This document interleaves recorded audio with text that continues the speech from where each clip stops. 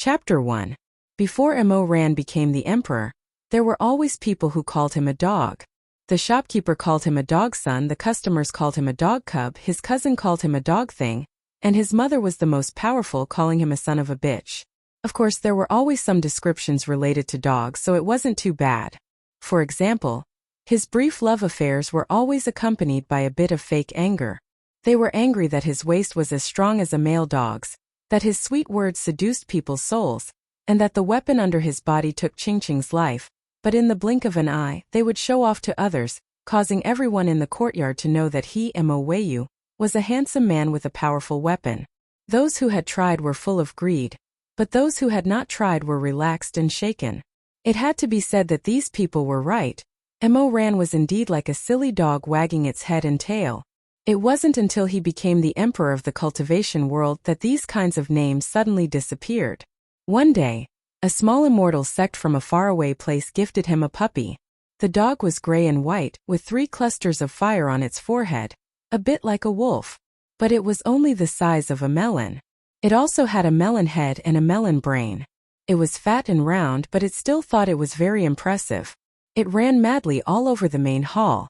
Several times it wanted to climb the high steps to see the person sitting calmly on the emperor's throne. But because its legs were too short, it failed every time. Mo Ran stared at the puppy that had strength but no brain and suddenly laughed. As he laughed, he scolded in a low voice, "Dog thing." The little puppy quickly grew into a big dog, the big dog became an old dog, and the old dog became a dead dog. Mo Ran closed his eyes, then opened them again. His life had been full of ups and downs, and 32 years had passed. He was tired of playing with everything, and felt bored and lonely. In these years, the people he was familiar with were getting fewer and fewer, and even the 3 fires had died. He felt that it was about time to end it. From the fruit platter he picked a sparkling and plump grape, and slowly peeled off the purple skin.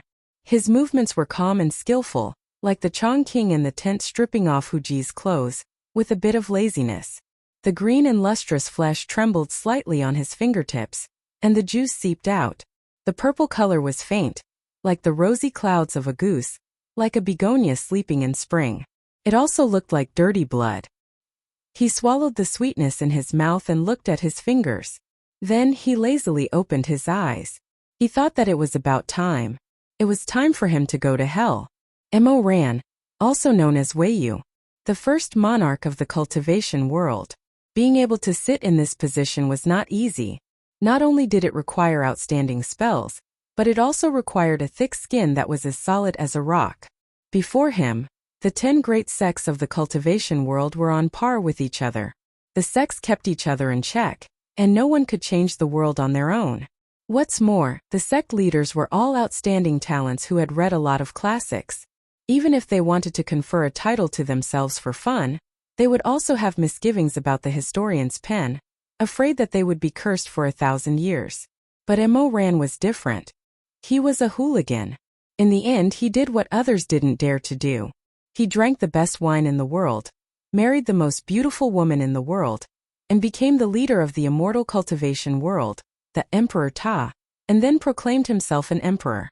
Tens of thousands of people knelt down. All those who were not willing to kneel were killed by him. During the years when he ruled the world, the cultivation world could be said to be filled with blood and grief. Countless righteous people met their deaths. One of the 10 great sects, the Confucian Wind sect, was completely annihilated. Later on, even Mo Ran's teacher couldn't escape the clutches of the devil. He was defeated in a duel with Mo Ran and was taken back to the palace by his beloved disciple. No one knew where he went. What was originally a peaceful country suddenly turned into a foul atmosphere. Dog Emperor Mo Ran didn't read many books, and he was a person who didn't care about taboos. Therefore, during his reign, absurd things happened one after another. Let's talk about the era name. During the first 3 years of his reign, the era name was Bastard. He thought of it while sitting by the pond and feeding the fish. During the second 3 years, the era name was Gua. It was because he heard the croaking of frogs in the courtyard in the summer. He believed that this was a heaven-sent inspiration that he couldn't waste. The knowledgeable people thought that there wouldn't be an era name more terrible than Bastard and Gua. However, they still didn't know anything about Mo Weiyu. During the third 3 years, the local areas began to stir. Whether it was Buddhist cultivators, Tao cultivators, or spirit cultivators, those Jianghu righteous people who couldn't stand Mo Ran's tyranny began to revolt one after another. Therefore, this time Mo Ran seriously thought for a long time. After countless drafts, an earth-shattering era name was born, Halberd End. The meaning was good. Shi Huang racked his brains to come up with these 2 words. They took the good intention of ceasing hostilities.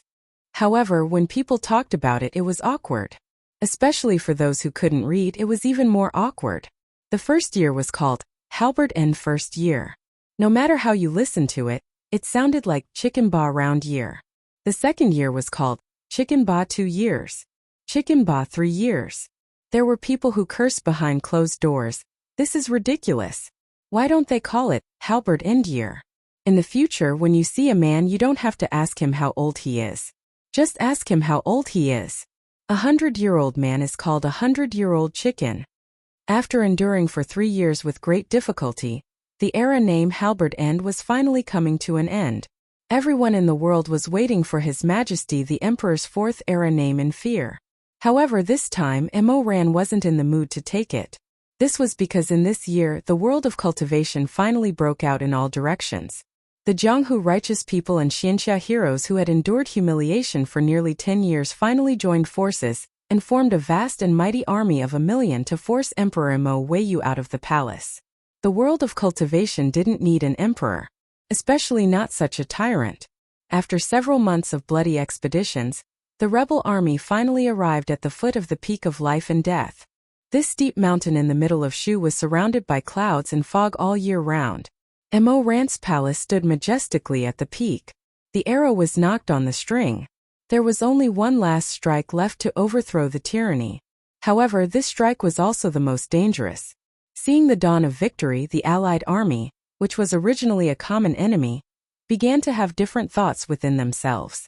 The old emperor had fallen, and a new order had to be established. No one wanted to waste their strength at this time, so no one was willing to be the vanguard and take the lead to attack the mountain. They were all afraid that this cunning and ruthless tyrant would suddenly descend from the sky and reveal his beast-like shining white teeth. He would rip open the stomachs of those who dared to besiege his palace and tear them into pieces. Someone's expression was solemn. He said, Mo Weiyu's mana is profound and his character is sinister. We should be cautious and not fall into his trap. All the generals agreed. However, at this time, an extremely handsome young man with an arrogant and extravagant face walked out. He wore a silver-blue light armor, a lion's head belt, a high ponytail, and an exquisite silver hairpin at the bottom. The young man's expression was very ugly. He said, "We're already at the foot of the mountain, and you're still dawdling here and not willing to go up. Don't tell me you want to wait for Mo Weiyu to climb down himself? What a bunch of cowardly trash." As soon as he said that, the people around him exploded. "Young Master Shui, what are you saying? What do you mean by cowardly? Every military strategist should be cautious. If we're all like you, who will take responsibility if something happens?" Immediately, someone mocked, "Haha, young Master Shui is the god's favored one, and we're just ordinary people. Since the god's favored one can't wait and wants to fight with the emperor of the human realm, then you might as well go up the mountain first. We'll set up a banquet at the foot of the mountain and wait for you to take Mo Weiyu's head. Wouldn't that be better?" These words were said more and more vehemently. An old monk in the allied army hurriedly stopped the young man who was about to explode. He changed into a gentleman's face and advised in a gentle voice, "Young Master Shui, please listen to this old monk. This old monk knows that you and Mo Weiyu have a deep personal grudge. However, the matter of forcing him to abdicate is very important. You must think for everyone and not let your emotions affect your decisions." The young Master Shui, who was the target of public criticism, was called Shui Meng. More than 10 years ago, he was a young talent who was flattered by everyone, a god's favored one. However, as time passed and circumstances changed, he had to endure these people's ridicule and mockery just to go up the mountain and see Mo Ran one last time. Shui Meng was so angry that his face twisted and his lips trembled. However, he still tried to restrain himself and asked, "Then how long are you going to wait?" "At least wait and see what happens." "That's right. What if Mo Weiyu has an ambush? The old monk who tried to smooth things over also advised, young Master Shui, don't be anxious. We're already at the foot of the mountain, so it's better to be careful. In any case, Mo Weiyu is already trapped in the palace and can't go down the mountain. He's now an arrow at the end of its flight and can't do anything. Why should we act rashly just because of a moment of urgency? There are so many people at the foot of the mountain and so many nobles. If they lose their lives, who will take responsibility? Shui Meng was suddenly furious. Responsibility? Then let me ask you, who can take responsibility for my master's life? Mo Ran has imprisoned my master for 10 years. A whole 10 years. My master is on the mountain right now, how can I wait? Hearing Shui Meng mention his master, everyone's expressions became somewhat unsightly. Some revealed ashamed expressions, while others glanced left and right in silence. 10 years ago, Mo Ran proclaimed himself Emperor Ta. Not only did he slaughter the 72 cities of the Confucian Wind sect, he also wanted to destroy the remaining 9 sections. Later on, Mo Ran declared himself emperor and wanted to exterminate all of you. Who stopped him in the end during these 2 calamities? If not for my master risking his life to protect you, would you still be alive? Would you still be standing here and talking to me? In the end, someone coughed dryly and said gently, young Master Shui, please don't be angry. We all feel guilty about Grandmaster Chu's matter, but we also feel grateful. But just as you said, he's been imprisoned for 10 years. If anything had happened to him, he would have long since. That's why you've waited for 10 years. Why are you in such a hurry? Don't you think so? Right? Go f*ck yourself. That person's eyes went wide. How can you curse us? Why shouldn't I curse you? My master didn't die because he wanted to save people like you. Like you? He couldn't go on. His throat was choked with emotion. I feel bad for him. At this point, Shui Meng suddenly turned his head away. His shoulders were trembling as he held back his tears. We never said we wouldn't save Grandmaster Chu. That's right. Everyone remembers Grandmaster Chu's kindness in their hearts. Young Master Shui, your words are really giving everyone an ungrateful label. We can't bear it. But then again, isn't Mo Ran also Grandmaster Chu's disciple? Someone said softly, if you ask me as the master, he should take responsibility for his disciples' wrongdoings. As the saying goes, it's the father's fault if the son doesn't teach properly. This is something to be blamed for, so what's there to complain about? This was a bit harsh. Someone immediately stopped him. What nonsense are you spouting? Watch your mouth.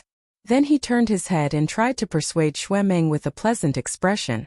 Young Master Shui, don't be anxious. Shui Meng abruptly interrupted him. His eyes were about to pop out of their sockets.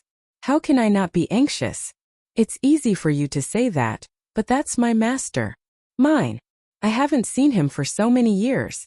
I don't know if he's dead or alive. I don't know how he's doing. Why do you think I'm standing here? He panted, his eyes red. Do you think that if you wait like this, Mo Weiyu will come down the mountain and kneel in front of you and beg for mercy? Young Master Shui, other than my master, I don't have anyone close to me in this world. Shui Meng broke free from the old monk's hold and said hoarsely, if you don't go, I'll go by myself. After saying this, he went up the mountain alone with his sword. The cold and damp wind was mixed with thousands of leaves and thousands of voices. In the thick fog, it was like countless ghosts whispering in the forest. Shui Meng walked to the top of the mountain alone. Mo Ran's majestic palace was lit with peaceful candlelight in the night. He suddenly saw 3 tombs erected in front of the Tower of Babel. When he walked closer, he saw that the first tomb was covered with grass. On the tombstone, the words Tomb of Empress Qingzhen Chuji were crookedly carved. Opposite this steamed empress was the second tomb. It was a new tomb that had just been covered. On the tombstone, the words Tomb of Empress Song were carved. If it was more than 10 years ago, Shui Meng would have laughed out loud when he saw this absurd scene. At that time, he and Mo Ran were under the same master. Mo Ran was the disciple who was the best at joking. Even though Shui Meng had long disliked him, he would still be amused by him from time to time. He didn't know what the hell this steamed empress and empress roasted empress meant. It was probably the tombstones that great scholar Mo set up for his 2 wives. The style was so similar to the words, tortoise, quack, and halberd. But why did he give his empresses these two posthumous names? He didn't know. Shuemeng looked at the third tomb. Under the night sky the tomb was open. There was a coffin lying inside, but there was no one in the coffin. The tombstone was also dark. In front of the tomb there was a pot of pear blossom white, a bowl of cold wontons in chili oil, and a few spicy side dishes. These were all Mo Ran's favorite dishes. Shuemeng stared blankly for a while. Suddenly he was shocked. Could it be that Mo Weiyu didn't want to resist and had already dug his own grave and decided to die? Cold sweat dripped down. He didn't believe it. Mo Ran was a person who always fought to the end. He never knew what exhaustion was, what giving up was. With his way of doing things, he would definitely fight to the death with the rebel army. How could he? In these 10 years, Mo Ran stood at the peak of power. What did he see and what happened? No one knew. Shuemeng turned around and disappeared into the night sky. He strode towards the brightly lit Wu Mountain Palace. In the Wu Mountain Palace, Missouri Ran's eyes were closed. His face was pale. Shuemeng guessed correctly. He was determined to die. The tomb outside was dug for himself. 2 hours ago. He used the teleportation technique to send away his servants. He took the poison himself. His cultivation was very high. The effect of the poison was very slow in his body. Because of this, the pain of his internal organs being eaten away was very clear. With a creak the door opened. Mo Ran didn't raise his head. He only said hoarsely, "Shuemeng. It's you, right? You came?" On the golden bricks in the palace, Shuemeng stood alone. His ponytail was scattered. His light armor flashed. His former sect mates were reunited. Mo Ran didn't have any expression. He sat on the side with his chin propped up. His thin and thick eyelashes drooped down in front of his eyes. Everyone said that he was a ferocious demon with 3 heads and 6 arms. But he was actually very good looking. The curve of his nose was gentle. His lips were thin and moist. He was born with a gentle and sweet appearance. Just by looking at his appearance, anyone would think that he was a good person. Shuemeng saw his expression and knew that he had taken the poison. He didn't know what to feel. He wanted to say something but stopped. In the end, he clenched his fists and only asked, "Where's Shizun?" "Oh, what?" Shuemeng said sternly, "I'm asking you, where's Shizun?" "Yours, mine, where's our Shizun?" "Oh." Mo Ran snorted softly. Finally, he slowly opened his black eyes that were tinged with purple. Through the years, he looked at Shuemeng. "Thinking about it, you and Shizun haven't seen each other in 5 years since we parted at Kunlun's Treading Snow Palace." As Mo Ran said this, he smiled slightly. "Shuemeng, do you miss him? Don't talk nonsense. Give him back to me." Mo Ran looked at him calmly. He endured the throbbing pain in his stomach and leaned against the back of the emperor's throne with a mocking smile on his face. His vision turned black, and he could almost clearly feel that his internal organs were twisting, dissolving, and turning into a foul, bloody water. Mo Ran said lazily, "Give him back to you? Stupid words. Why don't you use your brain? I have such a deep hatred for Shizun. How can I allow him to live in this world?" "You!" Shuemeng suddenly lost all color in his face. His eyes widened as he stepped back. "You can't. You can't." "I can't what?" Mo Ran chuckled. "Why don't you tell me? Why can't I?" Shuemeng said with a trembling voice, "But he's yours. He's your Shizun after all. How can you do this?" He looked up at Mo Ran, who was sitting high on the emperor's throne. There was Fuxi in the heavenly realm, Yama in the underworld, and Mo Weiyu in the human realm. But to Shuemeng, even if Mo Ran became the emperor of the human realm, he shouldn't have become like this. Shuemeng was trembling all over. He was so angry that tears rolled down his face. "Mo Weiyu, are you still human? He used to." Mo Ran looked up indifferently. "What did he do?" Shuemeng said with a trembling voice, "You should know how he used to treat you." Mo Ran suddenly smiled. "Are you reminding me that he used to beat me black and blue? And made me kneel in front of everyone to admit my guilt? Or are you reminding me that he used to stand in front of me for you, for someone unrelated to him, stopping my good deeds time and time again, ruining my great cause?" Meng shook his head in pain. No, Mo ran. Think about it carefully. Let go of your ferocious hatred. Turn back and look. He used to train you in martial arts and protect you. He used to teach you how to read and write. He used to teach you how to paint. He used to learn how to cook for you. He was so clumsy that his hands were full of injuries. He used to wait for you day and night. He waited alone from night to day. So many words were stuck in his throat. In the end, Meng could only choke. He has a bad temper and his words are unpleasant, but even I know that he treated you so well. Why did you? How could you bear to? Meng raised his head. He held back too many tears, but his throat was blocked. He couldn't continue. After a long pause, Mo Ran sighed softly. He said yes. But Meng, do you know? Mo Ran's voice sounded very tired. He used to kill the only person I loved. The only one. There was a long silence. His stomach hurt like it was on fire. His flesh was torn into thousands of pieces. But at least we were master and disciple. His corpse is in the Red Lotus Pavilion on the South Peak. It's very well preserved inside the lotus. It's like he's asleep. Mo Ran took a deep breath and forced himself to be calm. When he said this, his face was expressionless. His fingers rested on the long red sandalwood table. His knuckles were pale and blue.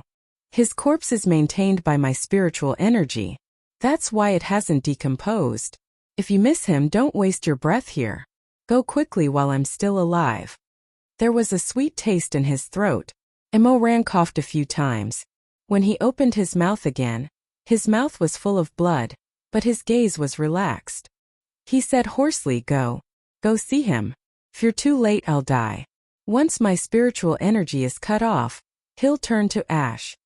After saying this, he closed his eyes dejectedly. The poison attacked his heart, and he was tormented by the raging fire.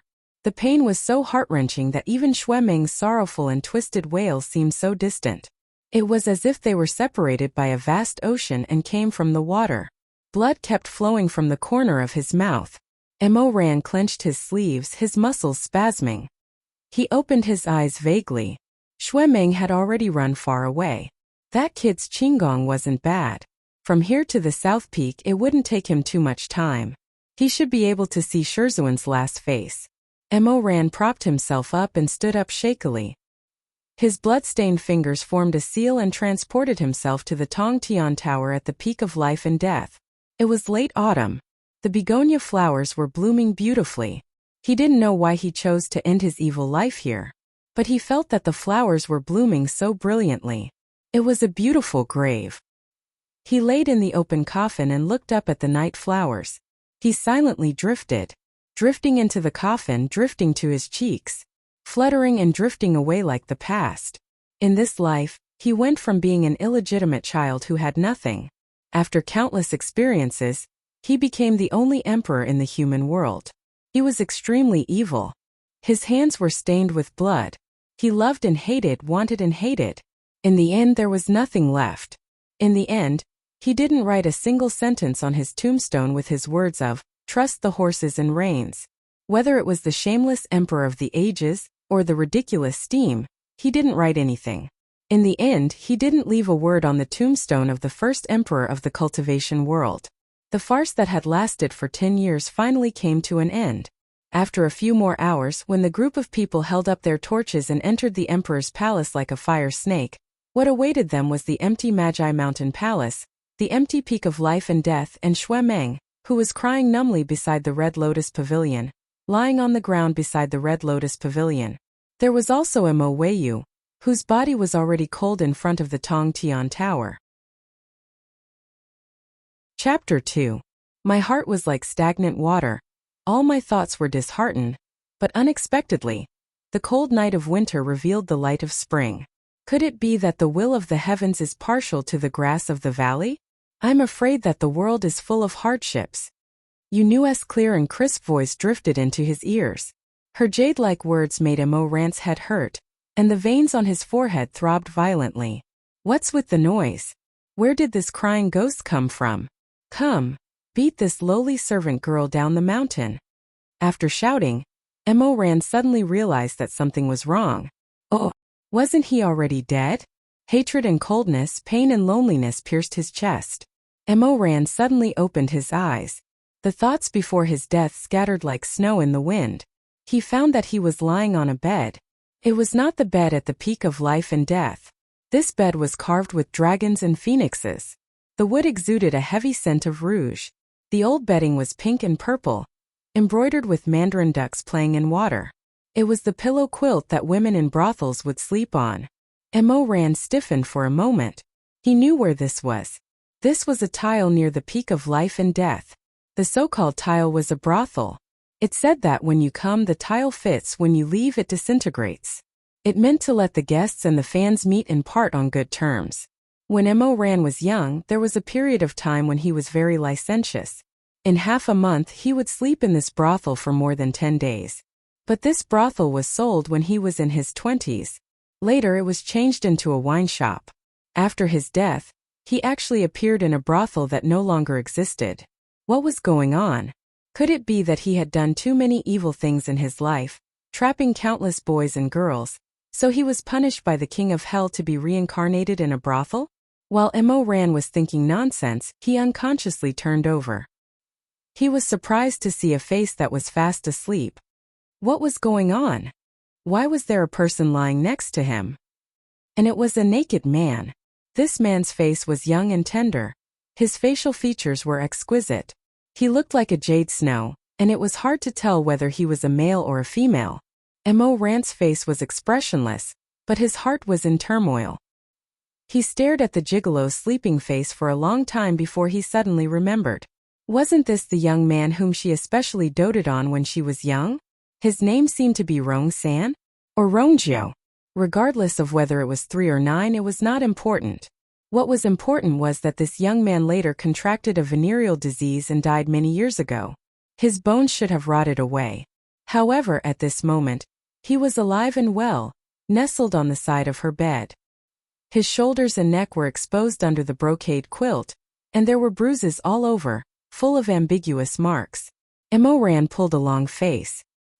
He lifted the blanket and looked down. Rongjiu didn't know if this Rongjiu was 9 or 3, but he could be counted as Rongjiu. The little beauty Rongjiu's body was full of whip scars, and his white jade-like thighs were carefully tied with several red ropes. Mo Ran stroked his chin and sighed to himself, how interesting. Look at this exquisite rope technique, this skillful technique, this familiar scene. Could it be that she was tied by herself? He was a cultivator, so he had dabbled in the matter of rebirth. At this moment, he couldn't help but suspect that he seemed to have returned to life. In order to further verify his thoughts, Mo Ran found a bronze mirror.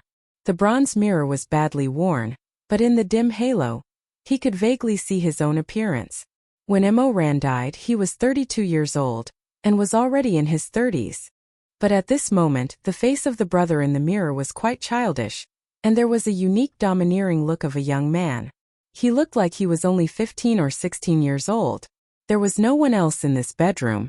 So, after a long silence, the tyrant of the cultivation world, the tyrant of Shu, the emperor of the human world, and the lord of life and death, the emperor Mo Ran honestly expressed his inner feelings. F***ck. This move woke up Rongjiu, who was in a daze from his sleep. The beauty sat up lazily, and the thin brocade quilt on his body slid down his shoulders, revealing a dazzling white body. He covered his soft long hair, and raised a pair of sleepy peach blossom eyes. The corners of his eyes were stained with residual red, and he yawned. Oh, young Master Mo, you woke up so early today. Mo Ran didn't say anything. More than 10 years ago, he did like Rongjiu, this kind of charming little beauty. But now, the 32 years old Emperor Ta, no matter how he looked at it, he couldn't help but wonder if his brain was called a donkey to think that this kind of man was good-looking.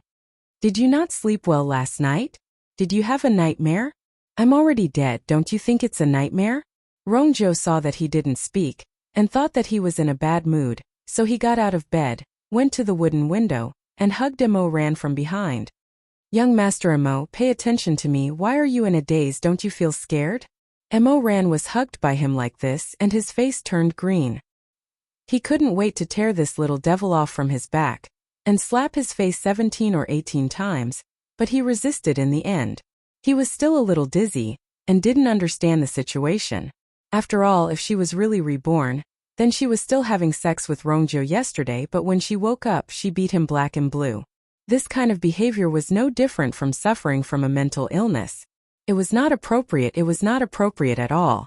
Mo Ran sorted out his emotions, and asked casually, "What month and day is it today?" Rongjo was stunned, and then smiled. May 4th, Bing Xinyan. That was last year, and this year is the year of Dingyu. Young Master Mo is really forgetful. The more time passes, the more backward you become. Dingyu. Mo Ran's eyes were filled with emotions, and his mind was spinning fast. Dingyu, he was 15 years old, and was just recognized as his long-lost nephew by the Lord at the peak of life and death, from a dog that could be bullied to a phoenix on a branch. Then was he really reborn? Or was it just a dream after death? Rongjo smiled. Young Master Mo, I think you've fainted from hunger, and can't even remember the day. Sit for a while, I'll go to the kitchen and bring you some food. What do you think of oil cake? Mo Ran had just been reborn and he didn't know how to deal with all this, but it was always right to follow the way he did in the past. So he recalled his flirtatious appearance in the past, held back his disgust, and smiled as he pinched Rongjo's leg. Very good. Give me a bowl of porridge, come back and feed me. Rongjo put on his clothes and left. After a while, he came back with a wooden tray, with a bowl of pumpkin porridge, 2 oil cake, and a plate of side dishes. Mo Ran was a little hungry, and was about to eat the pancakes, but Rongjo suddenly pushed his hand away, and said charmingly, "Let me feed you." Rongjo picked up a piece of pancake and sat on Mo Ran's leg. He was wearing a thin outer robe and was completely naked underneath. His soft and tender thighs were spread apart and pressed against Mo Ran's skin. He even rubbed against Mo Ran's skin ambiguously. His seductive intentions were self-evident. Mo Ran stared at Rongjo's face for a while. Rongjo thought he was lustful again and said, "Why do you keep looking at me like that? The food is cold." Mo Ran was silent for a moment, thinking of the good things Rongjo did behind his back in his previous life, and slowly rubbed the corner of his mouth into a sweet and intimate smile. The Emperor Ta had done many disgusting things. As long as he wanted to, he could do even more disgusting things. This was just a play, a child's trick. It was not difficult for him. Mo Ran leaned comfortably on the chair, and said with a smile, "Sit up." "I'm sitting. You know where I'm talking about sitting." Rongjo's face turned red, and he spat. "Why are you in such a hurry? Wait until you finish eating." Before he finished, he was forcibly pulled up by Mo Ran, moved forward and pressed down again. Rongjo's hand shook, and the bowl of porridge fell to the ground. He gasped in shock and did not forget to whisper, "Master Mo, this bowl. Don't worry. Then you eat something first. Am I not eating now?" Mo Ran held Rongjo's waist, his dark eyes shining brightly. His pupils reflected Rongjo's beautiful face as he raised his head. In his previous life, he was especially willing to kiss those bright red lips when they were in love. After all, this young man was beautiful, easy to please, and especially good at saying things that moved him. It would be a lie to say that he was not moved at all. However, after knowing what Rongjo's mouth did behind his back, Mo Ran felt that this mouth was stinky, and no longer had the interest to kiss it. The 32-year-old Mo Ran and the 15-year-old Mo Ran were different in many ways. For example, the 15-year-old Rongjo knew gentleness when he was in love. The 32-year-old Rongjo only knew violence. After that, he looked at Rongjo, who was on the verge of death, and had fainted. A pair of rippling eyes slightly narrowed, and there was a sweet smile on his face. He looked very good when he smiled. His eyes were extremely dark, and from certain angles, there was a layer of luxurious dark purple. At this moment, he was smiling as he grabbed Rongjo's hair, and lifted the unconscious person onto the bed, and picked up a piece of broken porcelain from the ground, and hung it on Rongjo's face. He had always been vengeful, and it was the same now. Thinking of how he took care of Rongjo's business in his previous life, and even wanted to redeem his freedom, and how Rongjo worked with others to set him up, he could not help but smile, and stuck the sharp piece of porcelain to Rongjo's cheek. This person was in the flesh business. Without this face, he would have nothing. This vulgar man would be like a dog on the streets, crawling on the ground, being kicked by boots, crushed, scolded and spat on. Just thinking about it made him happy. Even the disgusting feeling of king this person just now disappeared. Mo Rant's smile became more and more adorable. His hand tightened and a trace of blood seeped out. The unconscious person seemed to have felt the pain. Her hoarse voice softly moaned. Tears still hung on her eyelashes, making her look very pitiful. Mo Rant's hand suddenly froze. He thought of an old friend. Then he suddenly realized what he was doing. After being stunned for a few seconds, he slowly lowered his hand. He was really used to doing evil. He had forgotten that he had been reborn. Right now nothing had happened. The mistake had not been made. That person was not dead yet. Why did he have to cruelly walk down the same old path when he could clearly start all over again? He sat down and propped one foot on the edge of the bed, idly playing with the broken porcelain in his hand. Suddenly, he saw that there was still a greasy pancake on the table, so he picked it up, peeled off the oil paper and took big bites. His mouth was full of crumbs and his lips were oily. This pancake was the specialty of this tile. In fact, it was not very delicious. Compared to the delicacies he had tasted later, it was like chewing wax. But after this tile fell, Mo Ran never ate this oil rotary pancake again. At this moment, the familiar taste of the pancake returned to the tip of his tongue through the rolling past. Every time Mo Ran swallowed a bite, he felt that the unreality of his rebirth was reduced by a little. When the whole pancake was finished, he finally slowly recovered from the initial confusion. He was really reborn. All the evil in his life, all the things that he could not turn back from, had not started yet. He did not kill his uncle and aunt, did not slaughter the 72 cities, did not deceive his teacher and ancestors, did not get married, did not know one was dead yet. He smacked his lips and licked his white teeth. He could feel that the slight joy in his chest was rapidly expanding, becoming a kind of fanaticism and excitement like a stormy sea. In his life, he was all-powerful and had dabbled in the 3 great forbidden arts of the human world. He was proficient in the other 2 forbidden arts, but the last one, rebirth, even if he was very talented and intelligent, he could not do it. But he did not expect that what he wanted in his life would come true after he died. All kinds of unwillingness, depression, loneliness, and all these 5 feelings were still in his chest. The scene of the peak of life and death was still in front of him. At that time he really did not want to live anymore. Everyone said that he was a lonely ghost, deserted by everyone. In the end he felt that he was a walking corpse, bored and lonely. But he didn't know what went wrong. But a heinous person like him was given a chance to start all over again after his death. Why did he have to destroy Rongjio's face to avenge some old personal grudges?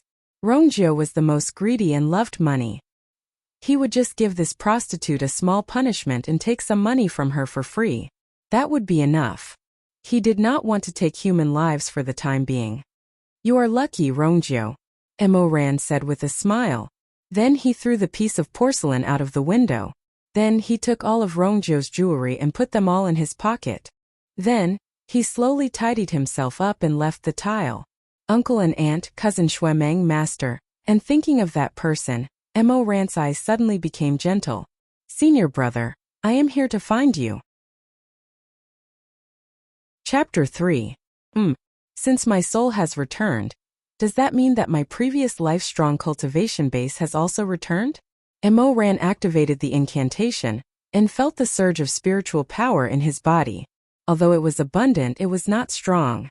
In other words, he did not inherit his cultivation base. However, this was not a big deal. He was talented and intelligent, and his perception was high. At worst, he could just cultivate from the beginning again. It was not a big deal. Moreover, rebirth was a joyous occasion. Even if there were some imperfections, it was still very normal. As Mo Ran thought this, he quickly retracted his darkness and fangs. He looked like a 15-year-old youth and happily prepared to return to the sect. The summer was strong in the suburbs. Occasionally a carriage would pass by, the wheels rolling. No one would pay attention to the 15-year-old Mo Ran. Occasionally, there would be village women who were busy in the fields. When they had time, they would look up and wipe their sweat. When they saw an exceptionally beautiful youth, their eyes would brighten and they would stare at him. Mo Ran also smiled and looked back at them without any trace of politeness. Those married women blushed and lowered their heads. In the evening, Mo Ran arrived at Wuchang town. This place was very close to the peak of life and death. In the twilight, the red sun was like blood. The burning red clouds set off the towering mountain range. Touching his stomach, he felt a little hungry. Thus, he familiarly entered a restaurant. Looking at the red and black signboard in front of the counter, he knocked on the counter and quickly ordered, "Shopkeeper, give me a stick chicken, a plate of husband and wife lung slice, 2 pounds of soju wine, and a plate of beef." At this time there were many people eating and it was very lively. The storyteller on the counter was waving a fan and telling the story of the peak of life and death. He was very excited and his saliva flew everywhere. Mo Ran asked for a private room by the window.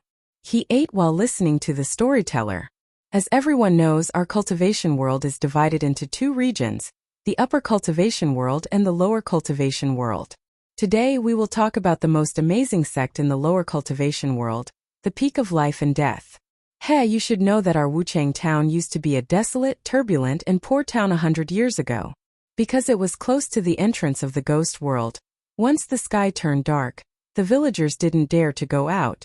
If they had to walk at night, they had to ring the exorcism bell, sprinkle incense ashes and paper money, and quickly pass through while shouting, "When people come, they are separated by mountains. When ghosts come, they are separated by papers." But today, it seems that our town is bustling with life and prosperity, no different from other places. This is all because of the care of the peak of life and death. This immortal residence, it was located precisely at the entrance of the gates of hell, between the 2 realms of yin and yang. Although it hasn't been established for long, but Mo Ran's ears were about to grow calluses from listening to this part of history. Thus, he began to lose interest and started to look out of the window in a daze. Coincidentally, there was a stall downstairs. A few outlanders dressed as Taoists were carrying a cage covered with a black cloth and performing tricks on the street. This was much more interesting than the old man's storytelling. Mo Ran's attention was attracted. Look, look, look, this is the ancient fierce beast Pishio cub subdued by us. Now it is as obedient as a child and can juggle and do arithmetic. It is not easy to be a chivalrous person. Everyone, if you have money, please come and support us. If you don't, please come and watch the first good show, Pishio's Abacus. The Taoist priest lifted the black cloth with a whoosh, and inside the cage were several demon beasts with human faces and bear bodies. Mo Ran.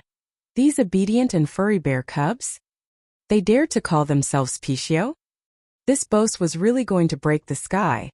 Whoever believed it was a donkey's brain. But Mo Ran soon opened his eyes. 20 to 30 donkeys gathered around them to watch the show, cheering and clapping from time to time. It was so lively that even the people in the restaurant couldn't help but stick their heads out to look, making the storyteller very embarrassed.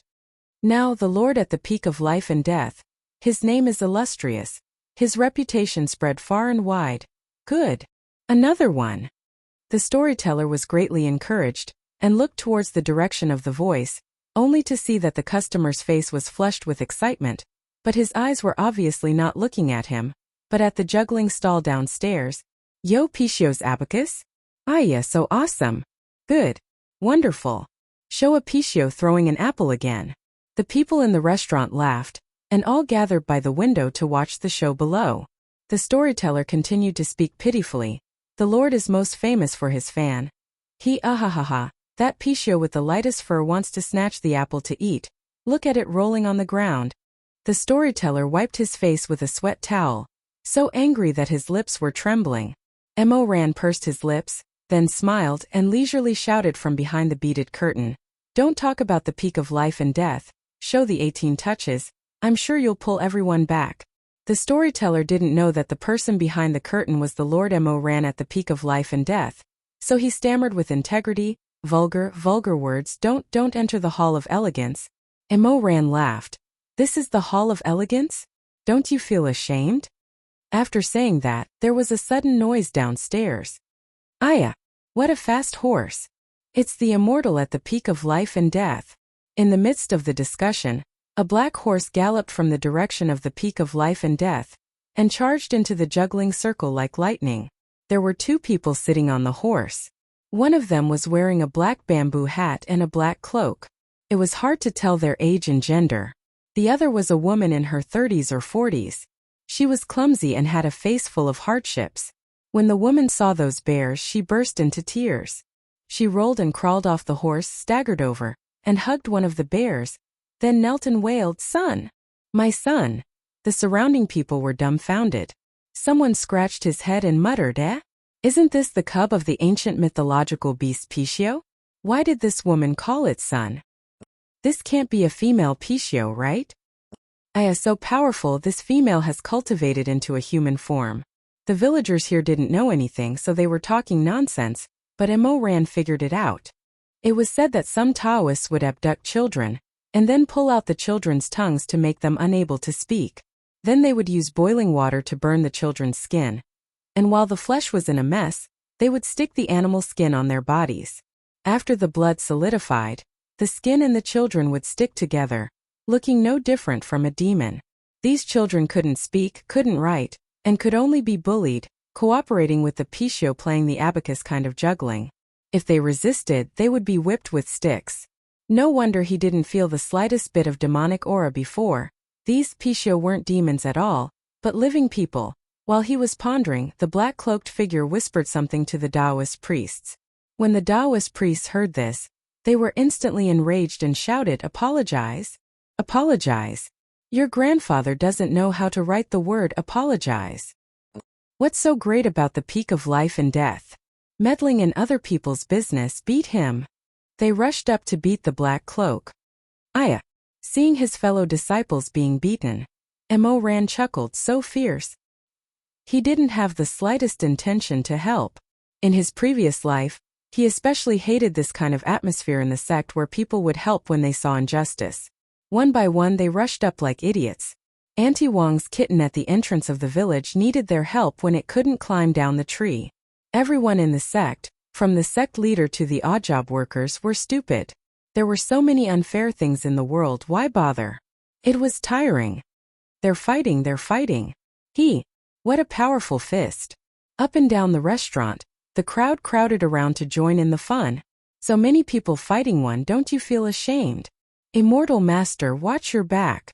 Aya, that was close. Wahahaha, that was a good dodge. These people like to watch fights, but Mo Ran didn't. He had seen too many bloody battles, and what happened right under his nose was like a fly buzzing around him. He lazily brushed the peanut crumbs off his clothes and got up to leave. Downstairs, the Taoist priests and the Black Cloak were locked in a fierce battle.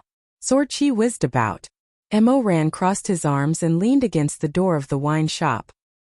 He glanced at them and couldn't help but click his tongue. How embarrassing. The peak of life and death were all fierce and brave, but this Black Cloak was not good at fighting. Seeing that he was being pulled down by the Taoist priests of Jianghu, he was surrounded and kicked in the middle, but he was not ruthless. Instead, he shouted weakly, "A gentleman uses his fists instead of his mouth. I'm trying to reason with you, why don't you listen?" The Taoist priests were speechless. Mo Ran. The Taoist priests were thinking, what? This person had already been beaten into such a pitiful state, yet he was still a gentleman who used his mouth and not his fists? This is the head of a steamed bun. There's no stuffing, right? Mo Ran's expression suddenly changed. For a moment he felt as if the world was spinning around him. He held his breath and opened his eyes wide in disbelief. This voice, sure may. Mo Ran bellowed and rushed forward. He infused his palm with spiritual energy and blasted the 5 evil Taoist priests away. He knelt on the ground and helped the Black Cloak up. His voice couldn't help but tremble slightly. "Sure may, is that you?" Chapter 4. This Sure May was not his junior sister. Sure May was a real man, and in terms of time he was Mo Ran's senior brother. The reason why he was given such an unlucky name was because the Lord, who was at the pinnacle of life and death, had no knowledge. Sure May was originally an orphan, and was picked up by the Lord in the wild. This child was weak and sickly since young, so the Lord thought that he should give this child a lowly name, which would make it easier to take care of him. This child was born with red lips and white teeth, and looked like a cute little girl, so the Lord racked his brains and thought of a name for him, Shueya. Shueya grew up and became more and more beautiful. Her face was smooth, and her eyebrows and eyes were flirtatious. She had the charm of a peerless beauty.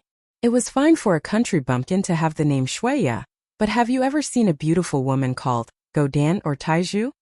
Her fellow disciples felt that it was inappropriate, so they gradually stopped calling her Shuya, but it was not good to change the name given by the Lord, so they half-jokingly called her Junior Sister. Junior Sister, Junior Sister, Junior Sister, Junior Sister. Later, the Lord simply waved his hand and said considerately, Shuya, why don't you change your name and call yourself Shirmei? What do you think? He had the nerve to ask. How could a normal person accept this name? However, Shirmei had a good temper. He looked up at the Great Lord and realized that the Great Lord was looking at him happily. It seemed that the Great Lord thought that he had done a good deed. Shirmei could not bear it, and felt that even if he was wronged, he could not embarrass the Lord. So he happily knelt down and thanked him, and changed his name from then on. Cough, cough. The black cloak coughed a few times, then recovered and looked up at Mo Ran. Mo Ran? Why are you here? Through the hazy veil, that pair of eyes were as soft as spring water, and as bright as the stars, directly cutting into Mo Ran's heart. With just a glance, the celestial treading monarch's tenderness and youthful thoughts that had been covered in dust for a long time were instantly unsealed. It was Shirmei. Couldn't be wrong. Mo Ran was a ruffian. In his previous life, he had played with many men and women. In the end, he didn't die of exhaustion. Even he himself was surprised. However, the only person he truly loved was someone he was very careful about, and he never dared to touch her easily. In those years, he and Shirmei had been flirting with each other. But when Shirmei died, Mo Ran had only held her hand and had only accidentally kissed her once. Mo Ran felt that he was dirty. Shirmei was too gentle and pure. He was not worthy of her. He already cherished this person so much when she was alive, let alone when she was dead. Then she would have completely become the white moonlight in the Emperor Ta's heart. No matter how much he scratches his heart and liver to think about her, she would have already become a handful of yellow earth. In the underworld, it would be difficult to find her. But at this moment, the living Shirmei appeared in front of him again. Mo Ran had to use all his strength to control his emotions. Mo Ran helped him up and brushed off the dust on his cloak. His heart ached so much that his flesh was about to fall off. If I wasn't here, wouldn't you have been bullied by them? Why didn't you fight back when they hit you? I want to reason with them first. What's the point of reasoning with these people? Are you hurt? Where does it hurt? Cough, cough, Mo Ran. I'm fine. Mo Ran turned his head and fiercely said to the Taoist priests, You dare to touch someone at the peak of life and death? You've got guts. Mo Ran, forget it, didn't you want to fight? Come on. Why don't you spar with me? After being hit by Mo Ran's palm, the Taoist priests knew that this person's cultivation level was much higher than theirs. They were all cowards and didn't dare to exchange blows with Mo Ran. They all retreated. Shirmei sighed repeatedly and advised Mo Ran, don't fight. Be lenient when possible. Mo Ran turned to look at him. He couldn't help but feel sad and his eyes were slightly hot. Shirmei had always been kind. When he died in his past life, he didn't have any resentment or hatred. He even advised Mo Ran not to hold a grudge against his master, who could have saved his life but chose to stand by and watch. But aren't I fine? Nothing's wrong with me. It's better to avoid trouble. Listen to senior brother. Ai, alright, we'll listen to you. We'll listen to you. Mo Ran shook his head and glared at the Taoist priests. Did you hear that? My senior brother is pleading for you. Why aren't you scramming? Do you still want me to send you off? Yes. We'll scram now. Shirmei said to the Taoist priests. Wait. The Taoist priests felt that Shirmei wouldn't let them off so easily after being beaten up by them. They knelt on the ground and kowtowed repeatedly. Immortal monarch, we were wrong. We didn't recognize Mount Tai. We beg immortal monarch to let us go. I told you nicely just now, but you didn't listen. Shirmei sighed. You kidnapped other people's children and caused them to suffer such a crime. Their parents are heartbroken. Do you have a conscience? We're sorry. Immortal monarch, we were wrong. We won't do it again. You have to be upright in the future. Don't do bad things. Do you understand? Yes. Immortal monarch is right. We've been taught. Since it's like this, please apologize to this madam and treat her children. This matter was settled. Mo Ran helped Shimei get on the horse and borrowed another one from the post house. The two of them rode side by side back to the sect. The Wugo hung high in the sky. The moonlight shone through the trees and scattered on the forest path. As they walked, Mo Ran gradually became happy. He thought that he would see Shimei again only when he returned to the peak of life and death. He didn't expect that Shimei would come down the mountain and he would bump into him.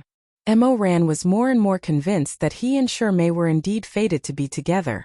Although Shimei wasn't with him at this time, he had hooked up with him in his previous life. In this life he was obviously familiar with it. The only thing he had to worry about was to protect Shimei. He didn't want him to die in his arms like he did in the past. Shimei didn't know that Mo Ran had been reborn. He chatted with him as usual. The two of them chatted until they arrived at the foot of the peak of life and death. Who would have thought that in the middle of the night, there would be a person standing in front of the mountain gate, staring at them like a tiger watching its prey? Mo Ran, you still know how to come back. Mo Ran looked up. Oh, what an angry god's favored son. This person was none other than the young Shui Meng. Compared to the Shui Meng he saw before he died, the 15 or 16 years old Shui Meng looked even more arrogant and handsome. He was dressed in a simple black armor with blue edges. He had a high ponytail, a silver hairpin, a lion's head belt and a slender waist. He had a pair of gauntlets on his back, and a thin curved blade shining with a cold light. The arrow box on his left arm shone with a silver light. Mo Ran sighed inwardly. He thought straightforwardly him coquettish. Shui Meng, no matter when he was young or when he grew up, he was really coquettish. Look at him, a good boy, but instead of sleeping in the middle of the night, he's wearing the full set of armor of the peak of life and death. What is he trying to do? Is he trying to act like a pheasant courting a mate and a peacock spreading its tail? However, even if Mo Ran didn't like Shui Meng might not like him either. Mo Ran was an illegitimate child. When he was young, he didn't even know who his father was. He spent his days doing odd jobs in a music hall in Xiangtan. It wasn't until he was 14 that his family found him and brought him back to the peak of life and death. Shui Meng was the young master of the peak of life and death. Technically speaking, he was actually Mo Ran's younger cousin. Shui Meng matured early when he was young. He was a genius and was known as the proud son of heaven, or Little Phoenix. Normally, it would take 3 years for a person to build their foundation and at least 10 years to form their spiritual core. Shui Meng was talented and intelligent. From the time he entered the sect to forming his spiritual core, it only took him 5 years. His parents were very happy and praised him everywhere. However, in Mo Ran's eyes, whether he was a phoenix or a chicken, a peacock or a duck, he was still a bird. The only difference was that his feathers were long and his feathers short. Therefore, Mo Ran looked at Shui Meng and said, "Bird thing." Shui Meng looked at Mo Ran and said, "Dog thing." Perhaps it was inherited in the family, but Mo Ran's talent was also very shocking. It could even be said that he was more shocking than Shui Meng. When Mo Ran first arrived, Shui Meng felt that he was especially noble and elegant. He was well cultivated, knowledgeable, strong in martial arts and handsome. He was completely different from his cousin, who didn't know how to read and acted like a sloppy hooligan. Therefore, the narcissistic little phoenix commanded her followers and said to them, "Listen carefully. Mo Ran is a person who idles around and doesn't learn anything. He's an out-and-out street hooligan. Don't pay attention to him. Just treat him like a dog."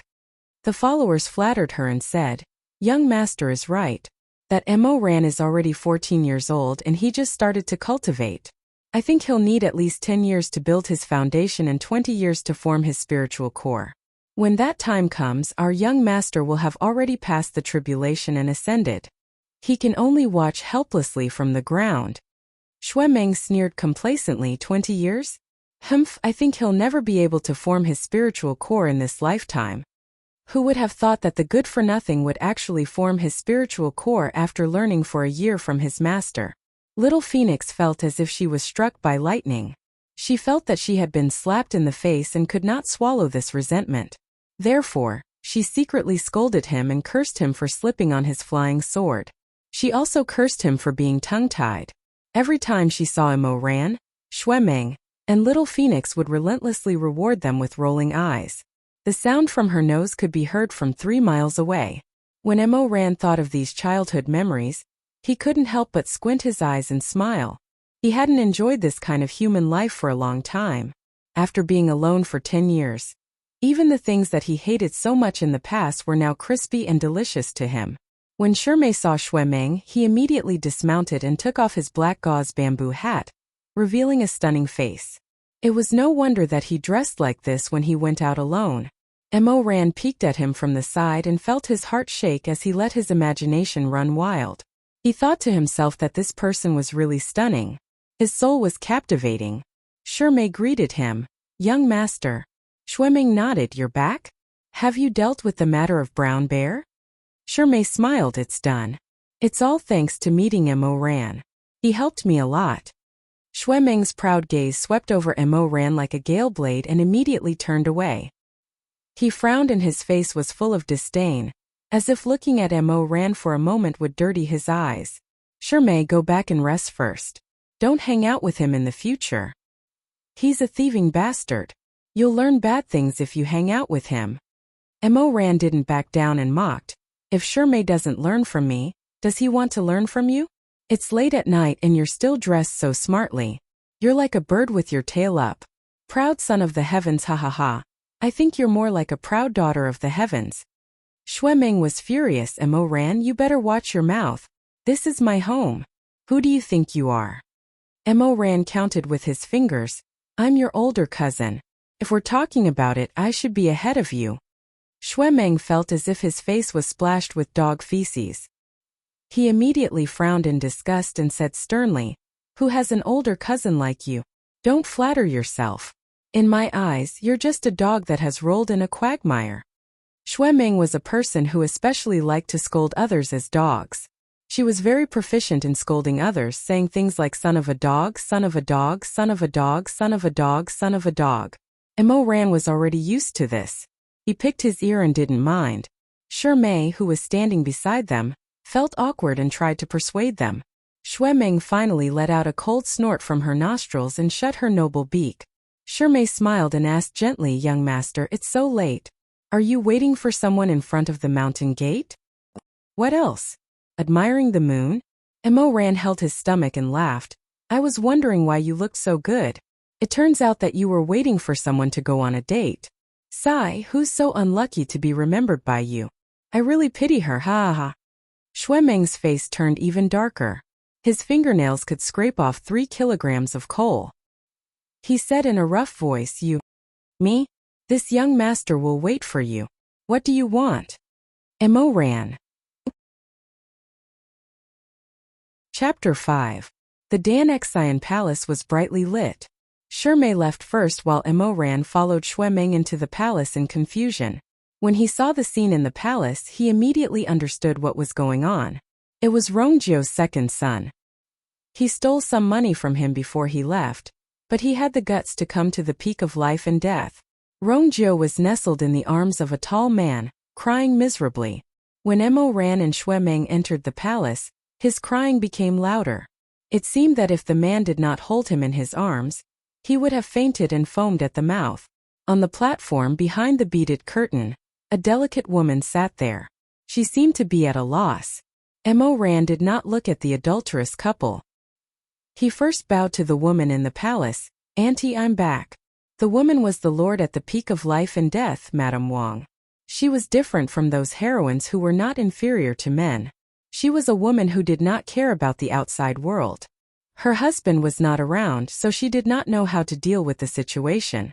She said timidly, "Mo Ran, you're finally here." Mo Ran pretended not to see the two people in the palace. He smiled and said, "It's so late, Auntie. Why are you not sleeping? Are you looking for me?" "Yes. Look, this young Master Rong said that you took his money." She was shy and did not want to say that Mo Ran was a prostitute. She could only avoid the topic. Mo Ran smiled. "What? I don't lack money. Why would I take their money? Moreover, these two people look unfamiliar. Do I know you?" The tall man sneered. "My surname is Chong. I'm the eldest in the family. Businessmen don't care about trifles. Just call me Changda. Mo Ran smiled and said Changda in reverse, so it's young Master Chang. I've heard so much about you. Sorry for the disrespect. Then the other one is. Young Master Da Chang said, haha, young Master Mo really knows how to play the fool. This is indeed the first time we met, but this month you slept in Zhou Er's room for 15 out of 30 days. Are you blind? How could you not recognize him? Mo Ran did not blush and looked at Rong Zhou with a smile. Why? Are you trying to blackmail me? I'm a decent person. I've never slept with a mistress.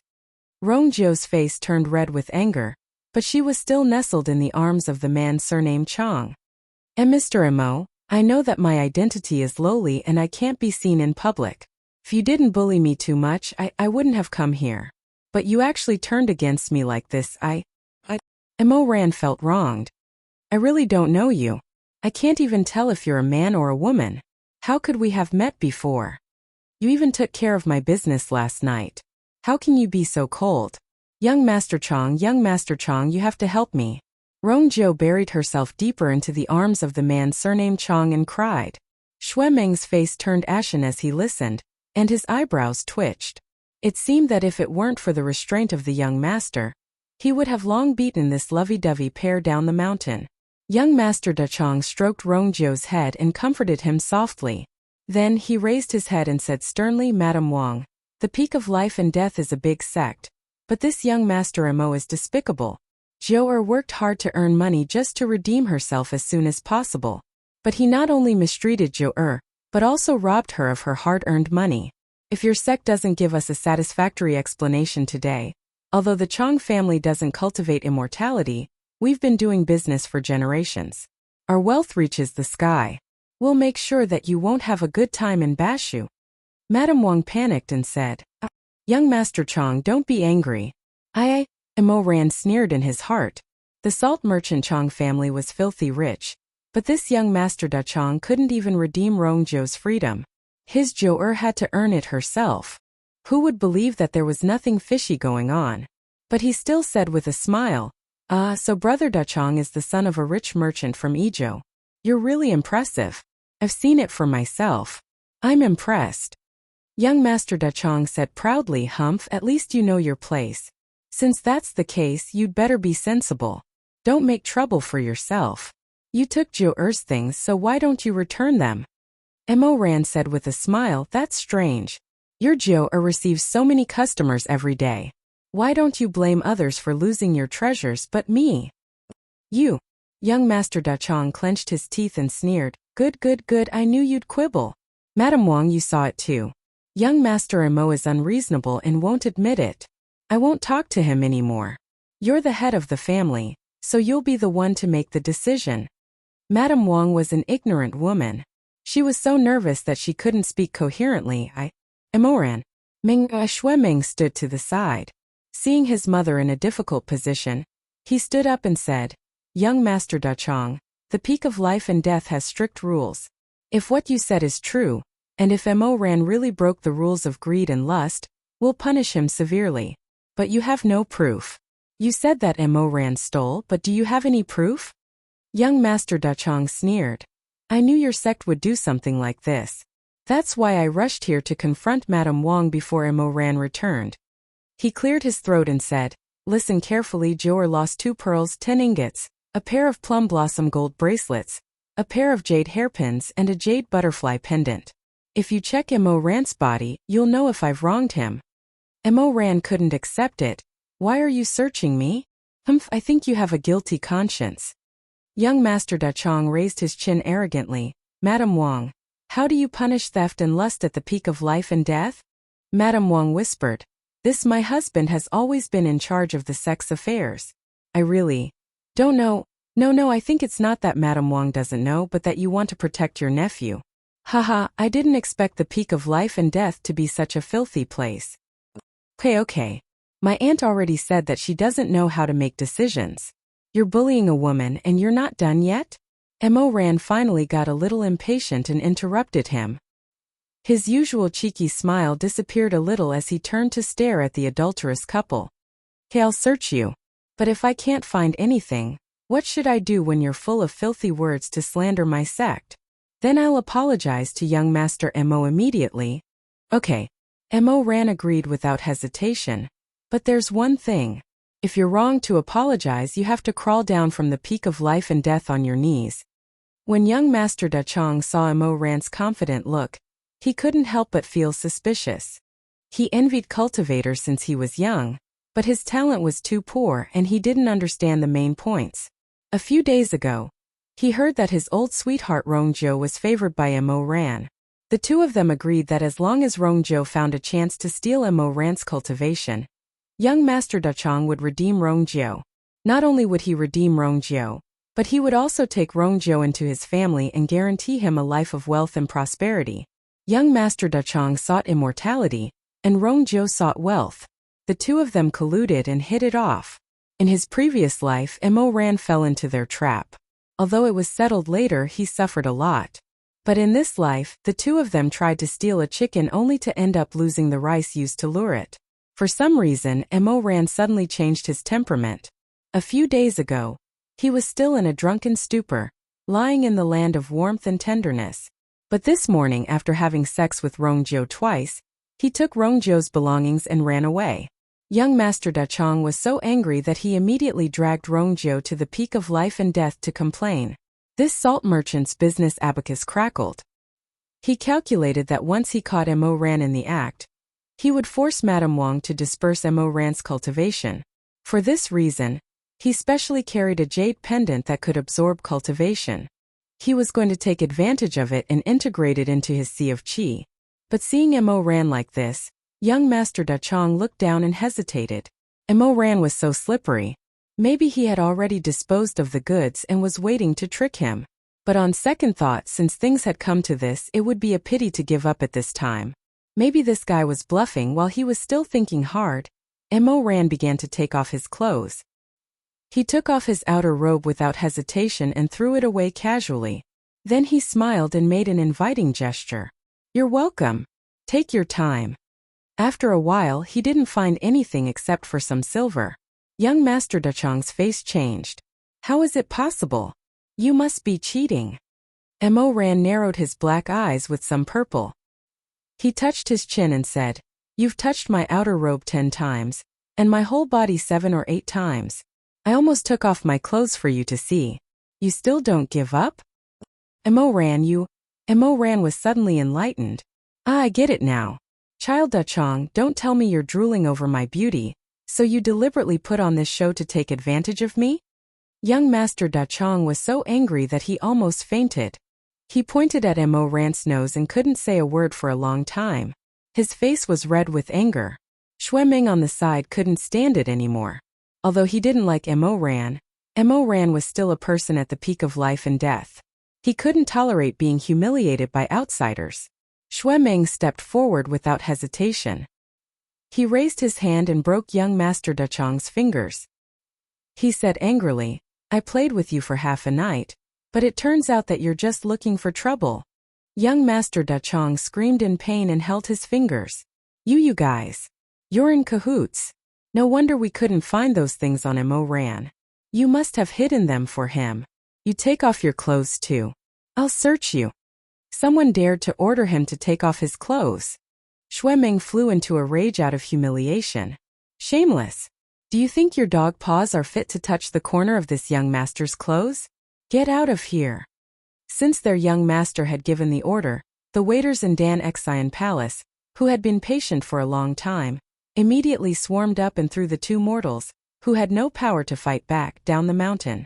Young Master Da Chong's angry shout came from afar. "Mo Ran, you wait. I'll never let you go." Mo Ran stood outside Dan Xian Palace and looked at the distant night sky. He squinted his eyes and sighed. "I'm so scared." Xue Ming looked at him coldly. "What are you scared of?" Mo Ran said with genuine worry. "His family sells salt. I'm afraid that I won't have enough salt." Xue Ming was speechless for a moment. He asked again, "You really didn't go whoring? Really? You really didn't steal? Really?" Xue Ming snorted. "I don't believe you."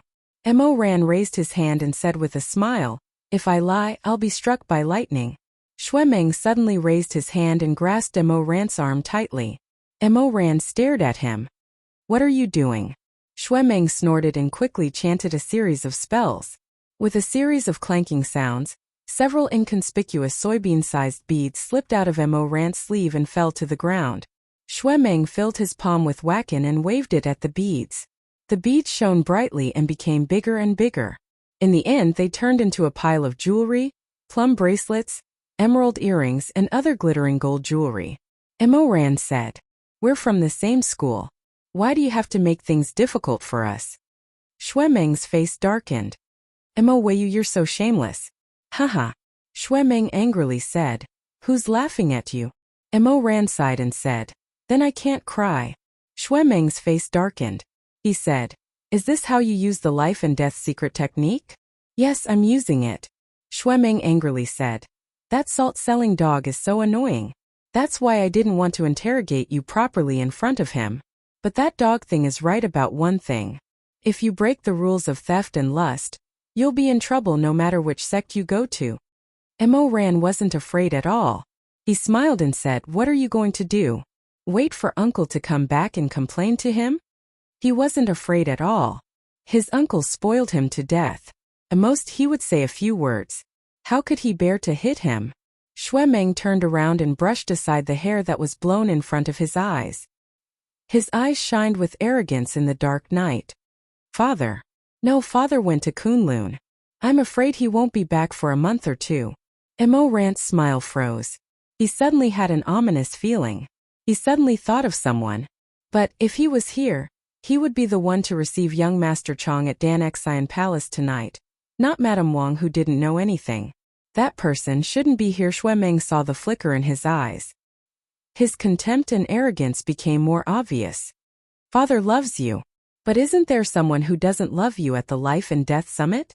Mo Ran slowly took a few steps back and forced a smile. "Brother, it's already so late.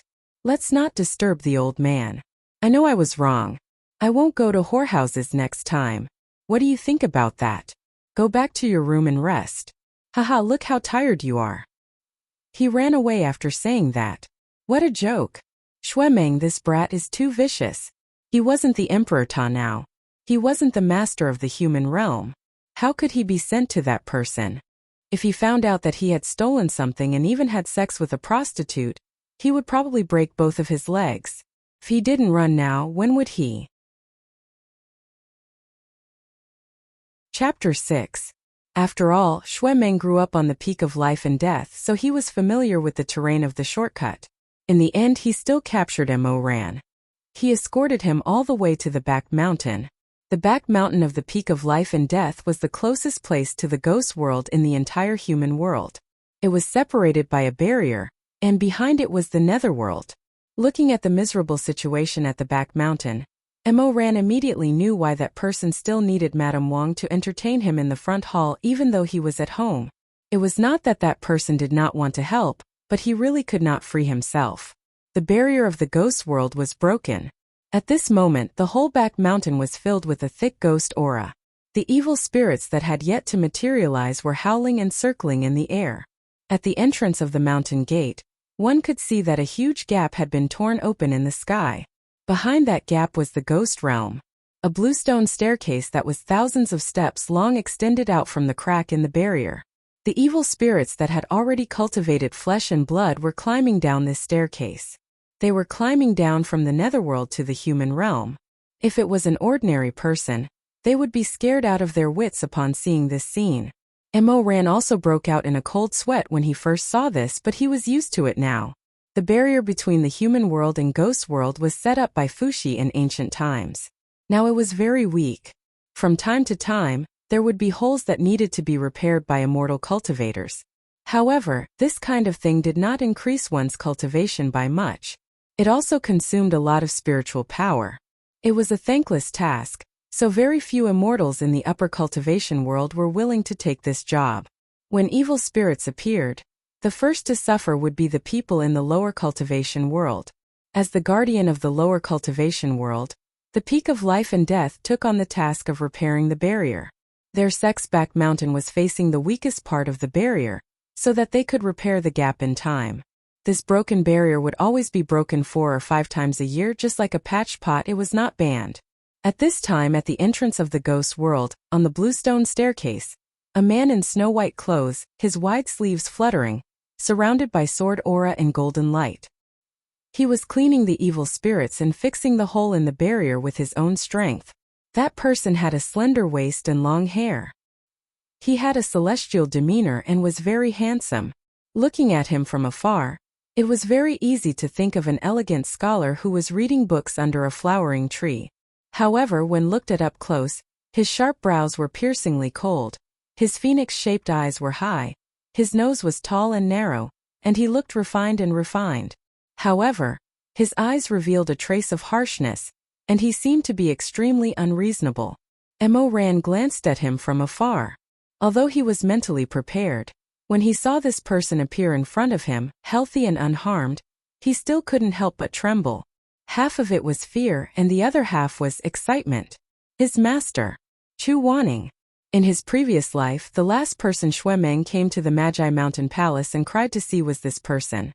It was this man who had ruined Mo Ran's grand plans, ruined Mo Ran's ambitions, and was finally imprisoned and tortured to death by Mo Ran. Logically speaking, defeating his opponent and taking revenge, Mo Ran should be happy.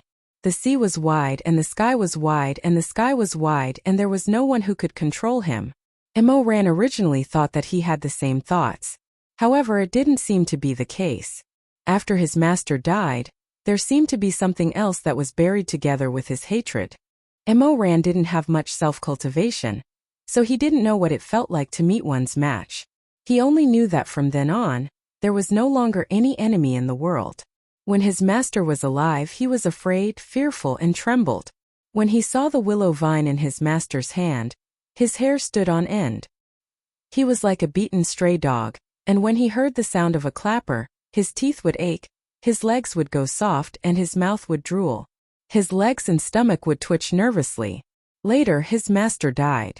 The person Mo Ran was most afraid of died. Mo Ran felt that he had improved, that he had finally done something that deceived his master.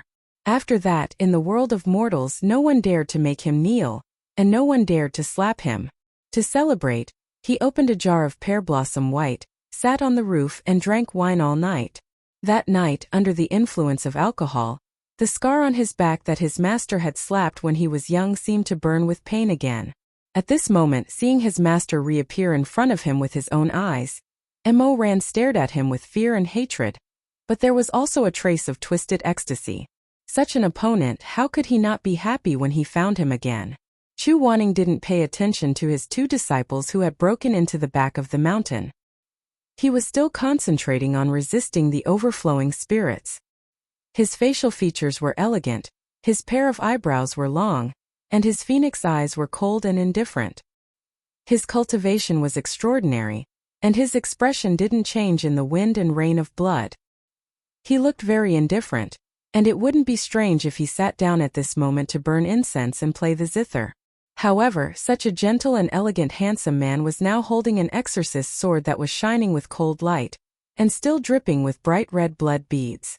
With a wave of his wide sleeve, the sword's aura cut the bluestone stairs in front of him to explode. Broken stones and broken bricks rolled down, all the way from the mountain gate to the bottom of the mountain. The thousands of stairs were split open in an instant, creating a bottomless chasm. It was too fierce. How many years had it been since he had seen his master's strength? This kind of familiar domineering strength made Mo Ran's legs go weak. He couldn't stand firmly, and with a plop he knelt on the ground. It didn't take long for Chu Wanning to exterminate all the ghosts and monsters, and to fix the holes in the world of spirits and souls. After doing all this, he floated down from midair and arrived in front of Mo Ran and Xue Meng. He first glanced at Mo Ran, who was kneeling on the ground, and then raised his eyes to look at Xue Meng. His phoenix eyes were cold. Got into trouble? Mo Ran was convinced. Shizun had the ability to immediately make the most accurate judgment of a situation. Shizun, Xue Meng said, Mo Ran went down the mountain and committed 2 crimes, theft and sexual assault. Shizun, please punish him. Chu Wanning was silent for a while with an expressionless face. Then he said coldly, got it, Mo Ran. Xue Meng. Both of them were dumbfounded. What happened next? There was no then? However, just as Mo Ran secretly felt lucky and raised his head to look at Chu Wanning, he suddenly caught a glimpse of a sharp golden light. It suddenly cut through the air, and with a whoosh it directly hit Mo Ran's face. Blood splattered everywhere. The speed of that golden light was too shocking. Mo Ran didn't even have time to close his eyes, let alone dodge. The skin on his face was cut open, and there was a burning pain. Chu Wanning stood with his hands behind his back, coldly standing in the cold night wind. The air was still filled with the foul smell of evil spirits, and now mixed with the smell of human blood, making the forbidden area in the back of the mountain seem even more gloomy and terrifying. The thing that hit Mo Ran was a bunch of willow vines that appeared in Chu Wanning's hand at some point in time. The vine was long and narrow, with green leaves growing on it, and it hung down to the side of his boots. It was obviously such an elegant thing, and should have made people think of poems like "Slender twists the willow, holding this to send to my lover." Unfortunately, Chu Wanning was not slender, and he didn't have a lover. The willow vine in his hand was actually a divine weapon, called Heaven's Inquisition. At this moment, Heaven's Inquisition was flowing with a golden red light, illuminating the darkness, and also reflecting Chu Wanning's bottomless eyes brightly. Chu Wanning's lips touched, and he said coldly, "Mo Weiyu, how dare you? Do you really think I won't control you?" If it was the real 15-year-old Mo Ran, he might not have taken these words seriously, and would have thought that Shizun was just scaring him.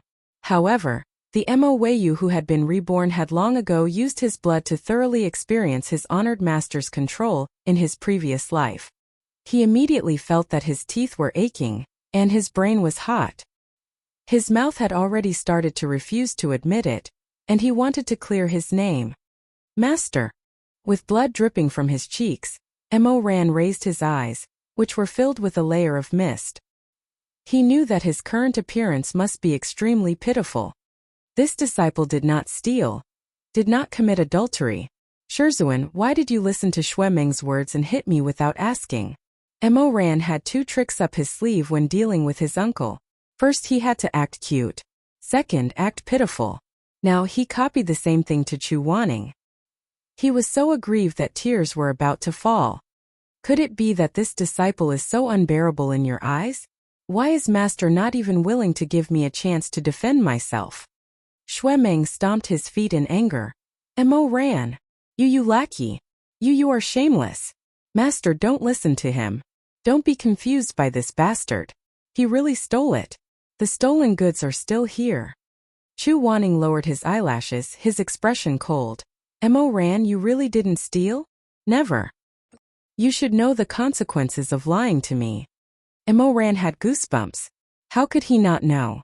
But he still stubbornly refused to admit. Master, please judge clearly. Chu Wanning raised his hand, and the golden vine swung again. This time it did not hit Mo Ran's face, but tied Mo Ran up tightly. This feeling was too familiar. The willow vine, Heaven's Inquisition, had another function besides whipping people. Chu Wanning stared at Mo Ran, who was firmly bound by Heaven's Inquisition, and asked again, "Did you steal?"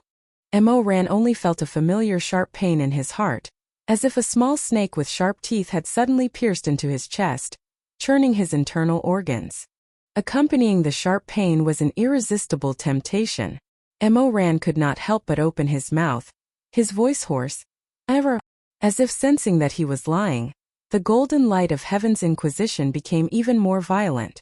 Mo Ran was in so much pain that he broke out in cold sweat, but he still resisted the torture with all his might. This was the second function of Heaven's Inquisition besides whipping people, to provide for interrogation. Once bound by Heaven's Inquisition, no one could lie in front of the master of Heaven's Inquisition.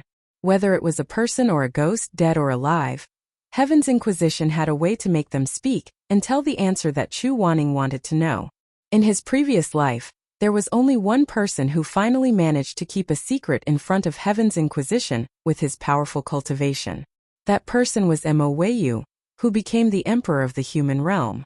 After his rebirth, Mo Ran held on to a glimmer of hope, thinking that he could still resist Heaven's Inquisition's interrogation like he did in the past. But after biting his lips for a long time, large beads of sweat seeped down his dark brows, His whole body trembled and finally, the pain made him kneel in front of Chu Wanning's boots, gasping for breath. I stole. The pain suddenly disappeared. Before Mo Ran could catch his breath, he heard Chu Wanning ask another question, his voice even colder. Did you commit adultery? A smart person would not do stupid things. Since he could not resist just now, it was even more impossible now. This time, Mo Ran did not even resist. When the pain hit him, he repeatedly shouted, Yes, yes, yes, yes. Master, don't want it anymore. Don't want it anymore. Shuemeng's face turned green at the side and said in shock, how can you? That Rongjiu is a man you actually. No one paid attention to him. Heaven's Inquisition's golden light slowly dimmed. Mo Ran gasped for breath. His whole body was drenched as if he had just been fished out of the water. His face was as white as paper, his lips were still trembling, and he fell to the ground, unable to move. Through his sweaty eyelashes, he vaguely saw Chu Wanning's elegant figure wearing a green jade crown, his wide sleeves reaching the ground. A strong sense of hatred suddenly surged in his heart. Chu Wanning. I was right to treat you like that in my previous life. Even if I were to live again, I still hate you. F***ck your 18 generations of ancestors. Chu Wanning did not know that this evil disciple was going to F***ck his 18 generations of ancestors. He stood there for a while with a gloomy expression, then said, Shuemeng. Although Shuemeng knew that men were popular among the rich and powerful nowadays, and that many people played with prostitutes just for the sake of novelty and not because they really liked men, he still found it hard to digest. After a while he said, Shizun disciple is here. Mo Ran has committed 3 crimes: corruption, prostitution, and fraud. Take him to the hall of hell to repent. Tomorrow morning, take him to the good and evil stage and punish him in public. Shuemeng was shocked. Wow, what? Punish him in public? Punish him in public means to take the disciple who has committed a crime in front of all the other disciples, and in front of everyone, including the cafeteria's auntie, convict him of a crime and punish him on the spot. Shameful, shameful. One must know that Mo Ran is a young master at the pinnacle of life and death. Although the sex rules are strict, because of Mo Ran's special identity, his uncle pitied him for losing his parents when he was young, and had been homeless for 14 years. Because of this, he could not help but protect him. Even if he committed a crime, he would only scold him in private and never hit him. But his master did not give him any face, and wanted to take his precious nephew to the good and evil stage. He was really going to punish young Master Mo in front of the entire sect, and make things difficult for him. This was also something that Shuemeng did not expect. To this, Mo Ran was not surprised at all. He lay on the ground with a cold smile on his face. This master of his was so great, so incorruptible and impartial. Chu Wanning's blood was cold. In his previous life, when Shirmei died in front of him, Mo Ran cried and begged him, pulling on his clothes, and kneeling on the ground to beg him for help. But Chu Wanning turned a deaf ear to his pleas. Thus, his disciple breathed his last breath in front of him, and Mo Ran cried his heart out beside him, but he just stood there and watched, not caring at all. Now, he was just sending him to the good and evil stage to be dealt with fairly. What was so strange about it? Mo Ran only hated that his cultivation was too weak now. He could not peel off his skin, pull out his tendons, drink his blood, pull his hair and humiliate him. He could not torture him, destroy his dignity, and make him wish he was dead. He couldn't hide the animalistic ferocity in his eyes, and Chu Wanning saw it. He glanced at Mo Ran's face. On his refined face, there was no expression. What are you thinking about? Damn it! Tianwen had not returned. Mo Ran felt the vines binding him constricting again, and his internal organs were about to be crushed. He cried out in pain and shouted out the thoughts in his mind. Chu Wanning, you are capable. I'll **ck you to death later. Absolute silence. Chu Wanning was speechless. Shuemeng was stunned. Heaven's Inquisition suddenly returned to Chu Wanning's palm and turned into specks of golden light before disappearing. Heaven's Inquisition was fused into Chu Wanning's bones and blood. It would appear and disappear at any time. Shuemeng's face was deathly pale. He stuttered, "Ma master." Chu Wanning didn't say anything. He lowered his long black eyelashes and stared at his palm for a while. Then he raised his eyes. Surprisingly, his face didn't collapse, but his expression became colder. He stared at Mo Ran for a moment with a look that said, "Evil disciple deserves to die." Then he said in a low voice, "Tianwen is broken. I'll go fix it." Chu Wanning threw down these words and turned to leave. Shuemeng was a stupid child. How can Heaven's Inquisition be broken? Chu Wanning heard him and glanced back at him with a look that said, "Evil disciple deserves to die." Shuemeng suddenly shuddered. Mo Ran lay on the ground dying. His face was dull. He was indeed thinking of finding an opportunity to *CK Chu Wanning to death.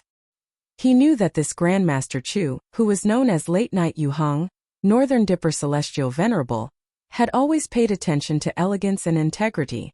What she couldn't stand the most was being sullied and crushed by others. But how could he let Chu Wanning know about this? Mo Ran whimpered like an abandoned dog and covered his face.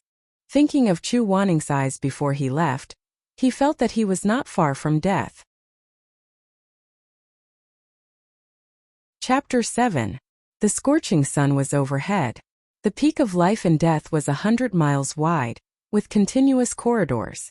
As a rising star among the various cultivation sects, it was quite different from the famous clans in the upper cultivation world.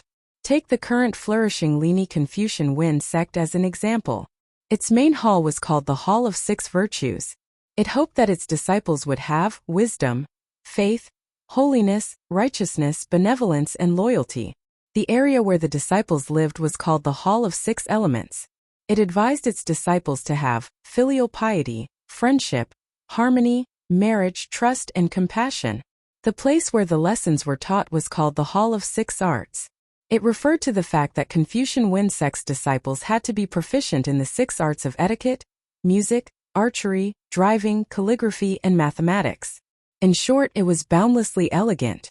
On the other hand, the peak of life and death was worthy of being born in poverty. The names it gave were difficult to explain in a few words. Core Heart Hall and Good and Evil Hall were both good names. It was probably because Mo Ran's father and uncle didn't study much that they couldn't think of more than a few words. They started to mess around, displaying a talent for naming things like Shueya. Therefore, the peak of life and death copied many of the names of the underworld. For example, the secret room where the disciples reflected was called Yama Hall.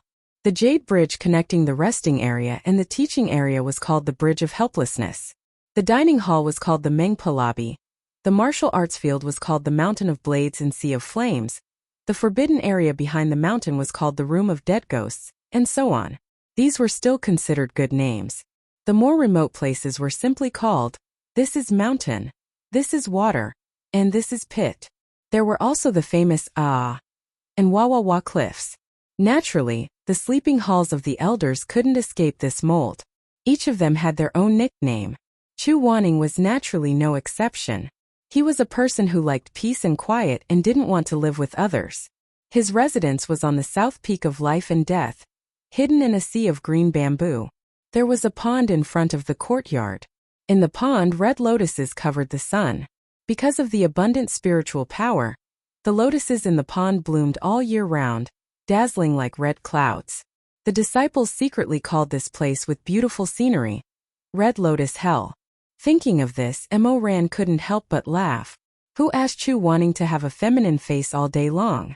When the disciples saw him, it was as if they had seen an Azura ghost. If the place where the ghost stayed was not called hell, then what was it called? Shuemeng interrupted his reverie. How can you still laugh? Hurry up and finish your breakfast. After that, follow me to the good and evil platform. Master will punish you in front of everyone today. Mo Ran sighed and touched the whip mark on his face. Ouch, it hurts.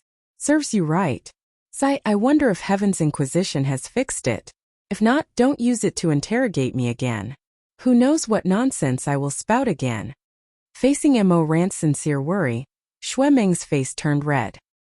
He said angrily, if you dare to say anything indecent to Master in front of everyone, see if I don't pull out your tongue. Mo Ran covered his face and waved his hand. He said faintly, you don't need to pull it out, you don't need to pull it out. If Master uses the willow vine to tie me up again, I will kill myself on the spot to prove my innocence. When the time came, Mo Ran was brought to the good and evil platform according to the rules. He looked around and saw a sea of deep blue people below. The disciples of the Life and Death Summit all wore the sex robes. They wore light armors that were so blue that it was almost black. They had a lion's head belt, and the silver edges of their arm guards and robes were shining brightly. The sun rose from the east. Under the good and evil platform there was a sea of light. Mo Ran knelt on the platform and listened to Elder CLV read out a long list of crimes in front of him. Elder Yu Heng's disciple Mo Weiyu has ignored the rules of the sect, ignored the teachings, did not follow the sect's rules, and has lost all morality. He has violated the 4th, 9th, and 15th commandments of the sect. According to the rules, he should be beaten 80 times, copied 100 times, and grounded for 1 month. Mo Weiyu, do you have anything to say? Mo Ran looked at the white figure in the distance. That was the only elder on the Life and Death Summit who did not wear the same blue robes with silver edges. Chu Wanning had a white satin robe and a silver mist silk cloth as a thin cover. It was as if he was covered with the frost of the 9th heaven, but he looked even colder than the frost. He sat there quietly some distance away. Mo Ran could not see the expression on his face clearly, but he knew that this person was unperturbed. Taking a deep breath, Mo Ran said, I have nothing to say. The disciplinary elder followed the rules and asked the disciples below, if there is anyone who is not satisfied with the verdict, or has a statement to make, you can speak now. The disciples below began to hesitate, looking at each other in dismay. None of them expected that Elder Yu Heng Chu Wanning would actually send his own disciple to the good and evil stage and punish him in public. To put it nicely, this was called being impartial. To put it bluntly, this was called a cold-blooded demon. The cold-blooded demon Chu Wanning indifferently supported his chin and sat in his seat. Suddenly, someone used the sound amplification technique to shout, Elder Yu Heng. This disciple is willing to plead for mercy for junior brother Mo. Plead for mercy? That disciple clearly felt that Mo Ran was the Lord's nephew. Even if he had made a mistake now, his future would still be bright. So he decided to use this opportunity to curry favor with Mo Ran. He began to talk nonsense. Although junior brother Mo has made a mistake, he usually loves his fellow disciples and helps the weak. Elder, please consider that his nature is not evil and give him a lenient sentence. Clearly, there was more than one person who wanted to curry favor with junior brother Mo. Gradually, more and more people spoke up for Mo Ran. There were all kinds of strange reasons. Even Mo Ran himself felt awkward when he heard them. When did he have a pure heart and care for the world? This was a punishment meeting, not a commendation meeting, right? Elder Yu Heng, junior brother Mo once helped me get rid of demons and killed troublesome fierce beasts. I am willing to ask for a reward for junior brother Mo. His merits offset his faults. I hope that elder can reduce his sentence. Elder Yu Heng, junior brother Mo once helped me remove my inner demons when I was suffering from qi deviation. I believe that junior brother Mo made a mistake this time because he was confused. I hope that elder can reduce junior brother's punishment.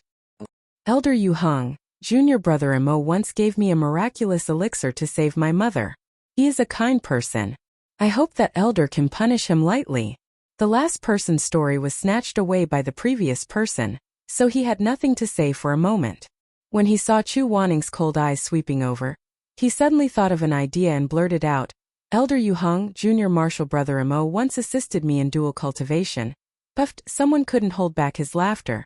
That disciple's face instantly turned red, and he retreated embarrassedly. Yu Heng, calm down, calm down. Seeing that the situation was not good, the disciplinary elder hurriedly tried to persuade him. Chu Wanning coldly said, I have never seen such a shameless person. What is his name? Whose disciple is he? The disciplinary elder slightly hesitated, then braced himself and said softly, My disciple Yao Lian. Chu Wanning raised his eyebrows. Your disciple? Shameless? The disciplinary elder couldn't help but feel awkward. He blushed and changed the topic. His singing is not bad. He can be of help when we take him in as a sacrifice.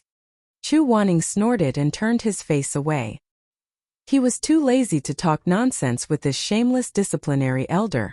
There were thousands of people on the Life and Death Summit. It was normal for there to be more than 10 lackeys. Mo Ran looked at the few brothers who were speaking so confidently. He almost believed them. So it turns out that he wasn't the only one who was good at lying with his eyes wide open. There were so many talents in the sect. Chu Wanning, who had been chanted Elder Yu Hong, please have mercy countless times, finally spoke to the disciples. Plead for Mo Weiyu? He paused and said, okay, all of you come up. Those people didn't know what to do, so they trembled and went up. Chu Wanning's palm flashed with a golden light. Heaven's Inquisition obeyed and came out. With a whoosh, it tied the dozen people into a ball and firmly tied them in place. Again. Mo Ran was on the verge of despair. His legs turned to jelly when he saw Heaven's Inquisition. He really didn't know where Chu Wanning got such an abnormal weapon. Luckily, he didn't marry in his previous life. Any girl who married him would either be whipped to death or interrogated to death. Chu Wanning's eyes were full of ridicule. He asked one of them, "Did Mo Ran help you get rid of demons?" That disciple couldn't resist Heaven's Inquisition's torture. He immediately shouted, "No, no." Then he asked another, "Did Mo Ran help you get rid of Qigong deviation?" "Ah. No, no. Mo Ran gave you elixirs." "Ah. Help. No, no, no. I made it up. I made it up." Chu Wanning loosened the ropes, but then he waved his hand fiercely. Sparks flew everywhere. Heaven's Inquisition was suddenly thrown out, hitting the backs of those lying disciples. In an instant, screams were heard, and blood splattered everywhere. Chu Wanning frowned and said angrily, "What are you shouting for? Kneel down. Discipline, master. Here. Punish them." Yes. In the end, not only did those people not get any benefits, but they also violated the rhythm of deception and were each beaten 10 times with the rod. In addition, Elder Yu Hung also gave them a willow vine. When night fell, Mo Ran lay on the bed. Although he had already applied medicine, his back was full of scars. He couldn't even turn over.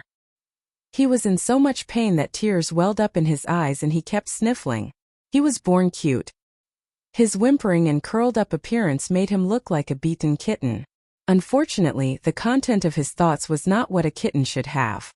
He grabbed the blanket and bit the bedsheets, imagining that this was Chu Wanning. He bit. Kick. Kick. Tear.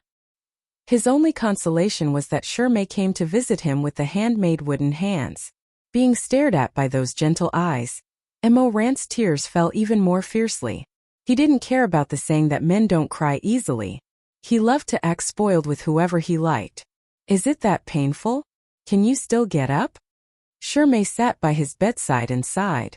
Shizun, he was too ruthless with his actions. "Look at you. There are a few wounds and the blood hasn't stopped yet."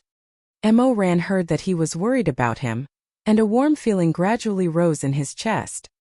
He lifted his bright eyes from the blanket and blinked. "Shirmei, since you care so much about me, I don't feel pain anymore." "Look at you, how can it not hurt? You know Shizun's temperament. Will you still dare to make such a big mistake in the future?"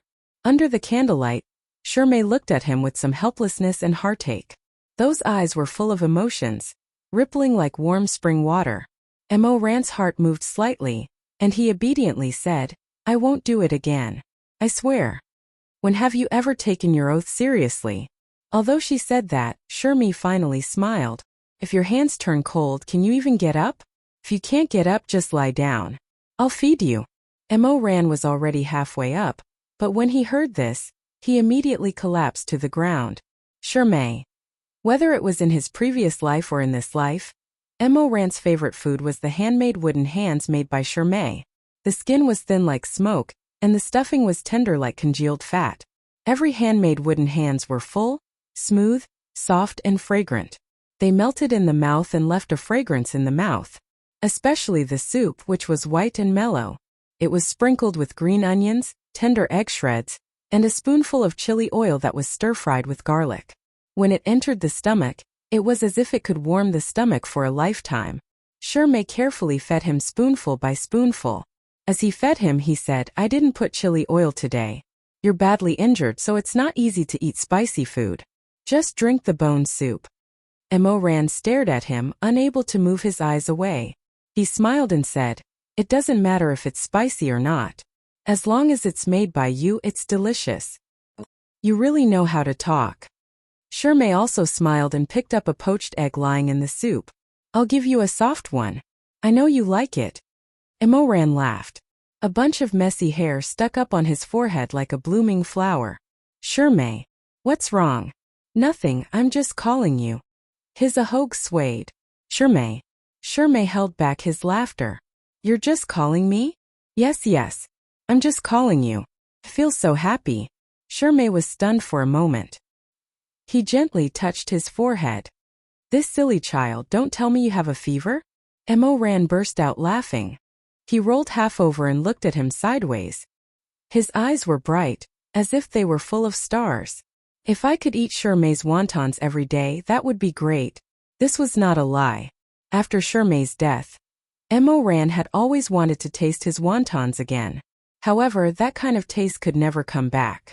At that time, Chu Wanning had not completely broken off with him. He did not know if it was because of guilt, but when he saw Emoran kneeling in front of Shirmei's coffin in a daze, Chu Wanning quietly went to the kitchen, kneaded the dough, and carefully wrapped a few wontons. But before he finished wrapping the wontons, Emoran saw it. Emoran, who had lost his love, could not bear it. He only felt that Chu Wanning's behavior was mocking him. It was a clumsy imitation. It was deliberately hurting him. Shirmei was dead. Chu Wanning could have saved him, but he refused to help. After that, he even wanted to wrap Shirmei's wontons for him to eat. Did he think that this would make him happy? He rushed into the kitchen and knocked over all the utensils. The snow-white wontons rolled all over the floor. He roared at Chu Wanning. Who do you think you are? Do you think you deserve to eat his things? Do you think you deserve to cook his dishes? Shirmei is dead. Are you satisfied? Will you only be satisfied after you drive all of your disciples to their deaths and drive them insane? Chu Wanning. There is no one else in this world who can make that bowl of wontons. No matter how much you try to imitate him, you won't be able to do it. Today he ate this bowl happily and emotionally. He slowly ate to the end. Although he was still smiling, his eyes were somewhat moist. Fortunately, the candlelight was dim, so Shirmei could not see his subtle expression. Emoran said, Shirmei. Yes. Thank you. Shirmei was stunned. Then he gently smiled. Isn't it just a bowl of wontons? You don't have to be so polite with me. If you like it, I'll make it for you often in the future. Emoran wanted to say, I'm not just thanking you for the bowl of wontons. I want to thank you. Whether it was in the previous life or in this life, only you really looked up to me. You didn't mind my background, nor did you mind my unscrupulous 14 years of climbing up the ladder. I also want to thank you. If it wasn't because I suddenly thought of you after my rebirth, I'm afraid I wouldn't be able to resist killing Rongjio. Then I'll make a big mistake and walk the same path as before. Fortunately, in this life before you die, I will definitely protect you well. If something happens to you and Chu Wanning, that cold-blooded demon, is not willing to save you, there's still me. But how could he say these words out loud?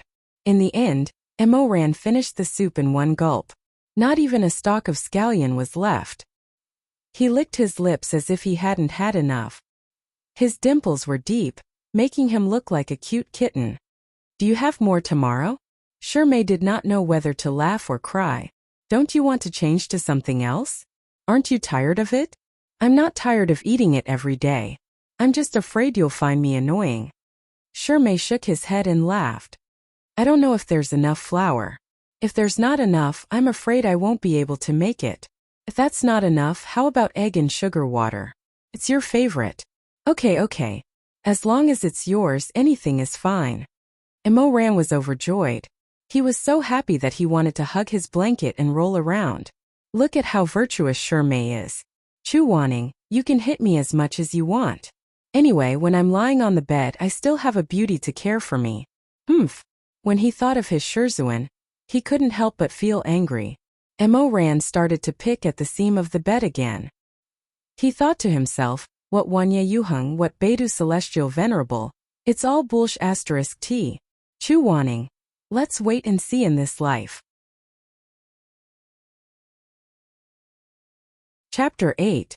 Emoran lay on the bed like a dead fish for 3 days. His wounds had just healed when he received a message telling him to go to the Red Lotus Pavilion to work as a laborer. This was also part of his punishment. During Mo Ran's confinement, he was not allowed to leave the mountain, but he could not be idle either. He had to help the sect with odd jobs and do some hard work. Generally speaking, these errands were, for example, helping the aunties at Granny Meng Hall wash dishes, scrubbing the 365 stone lions on the pillars of the Bridge of Helplessness, transcribing extremely dull archives, and so on. But what kind of place was the Red Lotus Pavilion? It was the residence of that grandson Chu Wanning. People called it the Red Lotus Hell's Azura Field. Not many people had been to the peak of life and death, and those who had come out either had their arms or legs broken. Therefore, other than the Red Lotus Hell, Chu Wanning's residence also had a more down-to-earth nickname: Broken Leg Waterside Pavilion. There was a joke in the sect: the Waterside Pavilion hides a beauty, and the beauty summons Ton. Enter my broken leg sect, and you will know the pain of my broken legs. Elder Yu Hung is the best choice to help you destroy your own meridians. There was once a female disciple who was not afraid of death, and was bold enough to drool over Elder Yu Hang's beauty. Taking advantage of the dark night, she secretly snuck to the south peak and clung to the eaves, intending to peep at the elder bathing and changing clothes. The result was obvious. That female warrior was beaten half to death by Tianwen. She cried for her father and mother and laid on the bed for over 100 days without getting up. Chu Wanning even said that if she dared to do it again, he would gouge out her eyes. See, what ungentlemanly words. What an unromantic behavior. What a hair-raising man. In the sect, there were originally some naive girls who thought that Elder Yu Hung would have protective feelings for the fairer sex. They always laughed and joked in front of him, vainly trying to attract the elder's attention. But after the elder killed that female rogue, no one dared to have any ideas about him. Elder Chu Wanning was a man and a woman. He was not a gentleman at all. Other than his good looks, he was not good at anything else.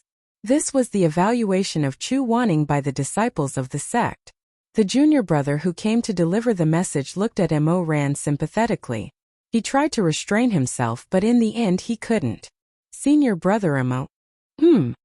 Elder Yu Hung's temper is so bad. None of the people who went to the Red Lotus Waterside Pavilion could come out standing.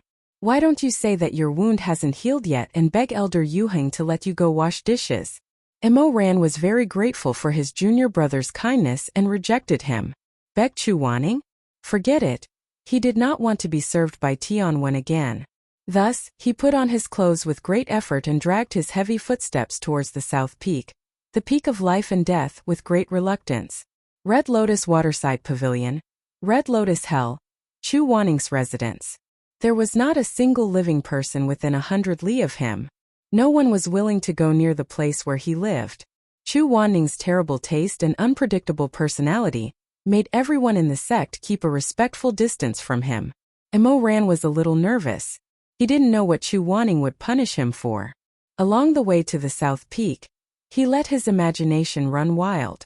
After passing through layers upon layers of bamboo forests, a large expanse of beautiful red lotuses came into view. It was early in the morning. The sun rose from the east, shining brilliantly on the horizon. The fiery red clouds and the red lotus leaves in the pond complemented each other. It was vast and mighty, and the waves of light flickered. The winding corridors and waterside pavilions on the pond were graceful and quiet. A curtain of water fell from the mountain. Tiny sparkling droplets of water knocked against the stone walls with tinkling sounds. The mist rose and the smoke condensed. There was a hint of enchantment in the tranquility. Mo Ran's feelings towards this were retch. No matter how beautiful Chu Wanning's residence was, he would still retch no matter what. Look how extravagant and extravagant. The disciples' residences were all closely connected. The rooms did not occupy a large area. Elder Yu Hung, on the other hand, occupied an entire mountain by himself. He even dug 3 large ponds and planted them full of lotuses. Fine, although these lotuses were special species and could be refined into holy-grade medicine, but, in any case, he just didn't like it. He hated that he couldn't burn down this waterside pavilion. Although he cursed in his heart, considering that he was 16 years old this year and couldn't compete with Grandmaster Chu, Mo Ran still came to Chu Wanning's residence.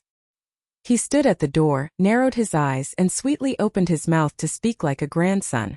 Disciple Mo Ran greets master. Come in. The room was a mess. The cold-blooded devil Chu Wanning wore a white robe. The lapels of his robe were folded high and tight, giving off a somewhat ascetic aura. Today, he wore a high ponytail and black metal gauntlets. He sat on the ground fiddling with a pile of mechanical parts. He even had a pen in his mouth. He glanced at Mo Ran expressionlessly. He bit the pen and said vaguely, "Come here." Mo Ran went over. This was really difficult because there was no place for one to stand in this room. Drawings and metal pieces were scattered everywhere. Mo Ran's eyebrows twitched. In his previous life, he had never entered Chu Wanning's room. He didn't know that this well-dressed handsome man's residence was actually so messy. It was hard to explain in a few words. What is master doing? God of Night. What? Chu Wanning was a little impatient. Perhaps it was because it was inconvenient to speak because of the pen in his mouth. God of Night. Mo Ran silently looked at the messy pile of parts on the ground. This master of his was known as Grandmaster Chu, and it was not an undeserved reputation. In all fairness, Chu Wanning was an extremely valiant man. Whether it was his 3 divine weapons, his spirit formation technique, or his mechanism creation technique, they were all worthy of the 4 words peak of perfection. This was also the reason why, even though his temper was so bad and he was so hard to please, all the major immortal cultivation sects still fought over him. Mo Ran, who had been reborn, was very clear about the God of Night. It was a type of mech that Chu Wanning made. It was cheap and its battle power was strong. It could protect ordinary people in the cultivation world at night and not be disturbed by ordinary ghosts. In his previous life, the well-made God of Night was an essential mech for almost every family. The price of one was equivalent to a broom, and its effect was much better than that of a grinning door god. After Chu Wanning died, these God of Night continued to protect those poor families who couldn't afford a Taoist priest. This compassion for the state of the universe and the fate of mankind, coupled with Chu Wanning's heartlessness towards his disciples, it really made Mo Ran despise him. Mo Ran sat down and looked at the God of Night, that was still just a pile of parts. Memories of the past slowly slipped from the bottom of his heart. He couldn't help but pick up a finger joint of the God of Night and hold it in his hand to examine it carefully. Chu Wanning finally had his hands free after buckling up the parts. He took down the pen in his mouth and glared at Mo Ran. That was just covered in tongue oil, you can't touch it. Oh. Mo Ran put down the finger joint and adjusted his mood. He still had a harmless and cute appearance. He asked with a smile, "Did Shizun call me over to ask me for help?" Chu Wanning said yes. "Do what?" "Tidy up the house." Mo Ran's smile froze. He looked at the quake-like room. Chu Wanning was a genius in immortal arts, but he was also an idiot in life. After cleaning up the 5th broken teacup, Mo Ran couldn't take it anymore. "Shizun, how long has it been since you cleaned up this room? Oh my god, it's so messy." Chu Wanning was looking at the blueprints. He didn't even raise his head. "About a year." Mo Ran. "Where do you usually sleep?" "What?" There might be a problem with the blueprint. Chu Wanning was disturbed, so he was even more impatient than usual. He rubbed his hair and angrily replied, "Of course it's to sleep on the bed." Mo Ran glanced at the bed. On top of it were piles of various mechas that were almost completed. There were also a series of tools like saws, axes, files, and so on. All of them gleamed coldly and were incomparably sharp. Amazing. Why didn't this person cut off his own head when he slept? After working for half a day, the floor was filled with wood shavings and dust, and the white towels on the bookcase were blackened by more than 10. By noon he was only halfway done. Fuck Chu Wanning. This person was even more poisonous than a poisonous woman. Tidying up the room didn't seem like a serious punishment, and it didn't sound like hard labor. But who knew that it was such a damned place that hadn't been cleaned for 365 days? Not to mention that he was full of scars. Even if he was healthy now, this kind of torment would be half dead. "Shizun, yes? Your pile of clothes." It had been piled up for about 3 months. Chu Wanning finally fixed one of God of Night's arms. He rubbed his sore shoulder, looked up at the clothes piled up like a mountain, and said coldly, "I'll wash it myself." Mo Ran sighed in relief and thanked the heavens. Then he was a little curious. Master knows how to wash clothes? Chu Wanning glanced at him. After a while he said coldly, "What's so difficult about that? Throw them into the water, soak them for a while, then scoop them up and dry them." She really didn't know how those young ladies who yearned for Grandmaster Chu would feel after hearing this sentence. Mo Ran deeply felt that this impressive-looking but useless man was really disgusting. If he were to speak of this, it would shatter a lot of romantic feelings. "It's getting late. Come with me to the dining hall. We'll deal with the rest when we get back." People were coming and going in the Mengpa lobby. The disciples of the Peak of Life and Death were eating in groups of 3 to 5. Chu Wanning took a lacquered wooden tray with a few dishes and silently sat in a corner. With him as the center, a 20-foot radius around him gradually became empty. No one dared to sit too close to Elder Yu Heng. They were afraid that if he was unhappy, he would throw Heaven's Inquisition out and beat them up. Chu Wanning was actually very clear about this, but he didn't mind. A cold beauty sat there, eating the food in his bowl in a refined manner. But today it was a little different. He was the one who brought Mo Ran here, so he naturally had to be by his side. Others were afraid of him, and Mo Ran was also afraid. But in any case, he was a person who had died once. His fear of Chu Wanning was not that strong, especially after the fear of meeting for the first time gradually disappeared. The hatred he had for Chu Wanning in his previous life slowly emerged. So what if Chu Wanning was powerful? Didn't he still die in his previous life? Mo Ran sat in front of him and calmly chewed the sweet and sour pork ribs in his bowl. Crunching sounds came out as he chewed. Soon the bones formed a small mountain. Chu Wanning suddenly threw down his chopsticks. Mo Ran was stunned. "Can you not smack your lips when you eat?" "I'm chewing bones. If I don't smack my lips, how can I chew?" "Then don't eat the bones." "But I like to eat bones." "Scram to the side to eat." The sound of the two quarreling grew louder and louder. Some disciples were already stealing glances at them. Mo Ran resisted the urge to dump the bowl on Chu Wanning's head and pursed his oily lips. After a while, he narrowed his eyes and smiled sweetly. "Master, don't shout so loudly. If others hear this, won't they laugh at us?" Chu Wanning had always been thin-skinned. As expected, he softened his voice and said in a low voice, "Scram." Mo Ran laughed so hard that he almost fell over. Chu Wanning was speechless. "Hey master, don't glare at me. Eat. I'll try to be quiet." After Mo Ran had enough of laughing, he began to pretend to be well-behaved again. As expected, the sound of him gnawing on the bone was much quieter. Chu Wanning was amenable to coaxing but not coercion. Seeing that Mo Ran was obedient, his expression softened. He lowered his head and ate his vegetables and tofu in a refined manner. After not being quiet for too long, Mo Ran began to act up again. He didn't know what was wrong with him. In short, in this life, whenever he saw Chu Wanning, he wanted to act up and make him angry. Thus, Chu Wanning found that although Mo Ran was no longer chewing loudly, he began to eat the ribs with his hands. His hands were greasy and the sauce was shiny. The veins on Chu Wanning's forehead bulged as he endured. He lowered his eyelashes and didn't look at Mo Ran. He ate by himself. Perhaps because Mo Ran was eating too happily and forgot himself, he accidentally threw the bone into Chu Wanning's bowl. Chu Wanning stared at the messy ribs. The air around him froze at a speed visible to the naked eye. Mo Ran. Shizun. Mo Ran was rather frightened. He didn't know how much of it was real and how much of it was fake. I didn't do it on purpose. As if. Don't be angry. I'll take it out for you. After saying that, he really reached out with his chopsticks and stuck them into Chu Wanning's bowl. He quickly took away the ribs. Chu Wanning's face was ashen. He looked like he was about to faint from disgust. Mo Ran's eyelashes fluttered. His delicate face looked rather pitiful. Is Shizun despising me? Shizun, I'm sorry. Forget it. Chu Wanning thought to himself. There was no need to argue with a junior. He gave up the impulse to summon Heaven's Inquisition to beat up Mo Ran.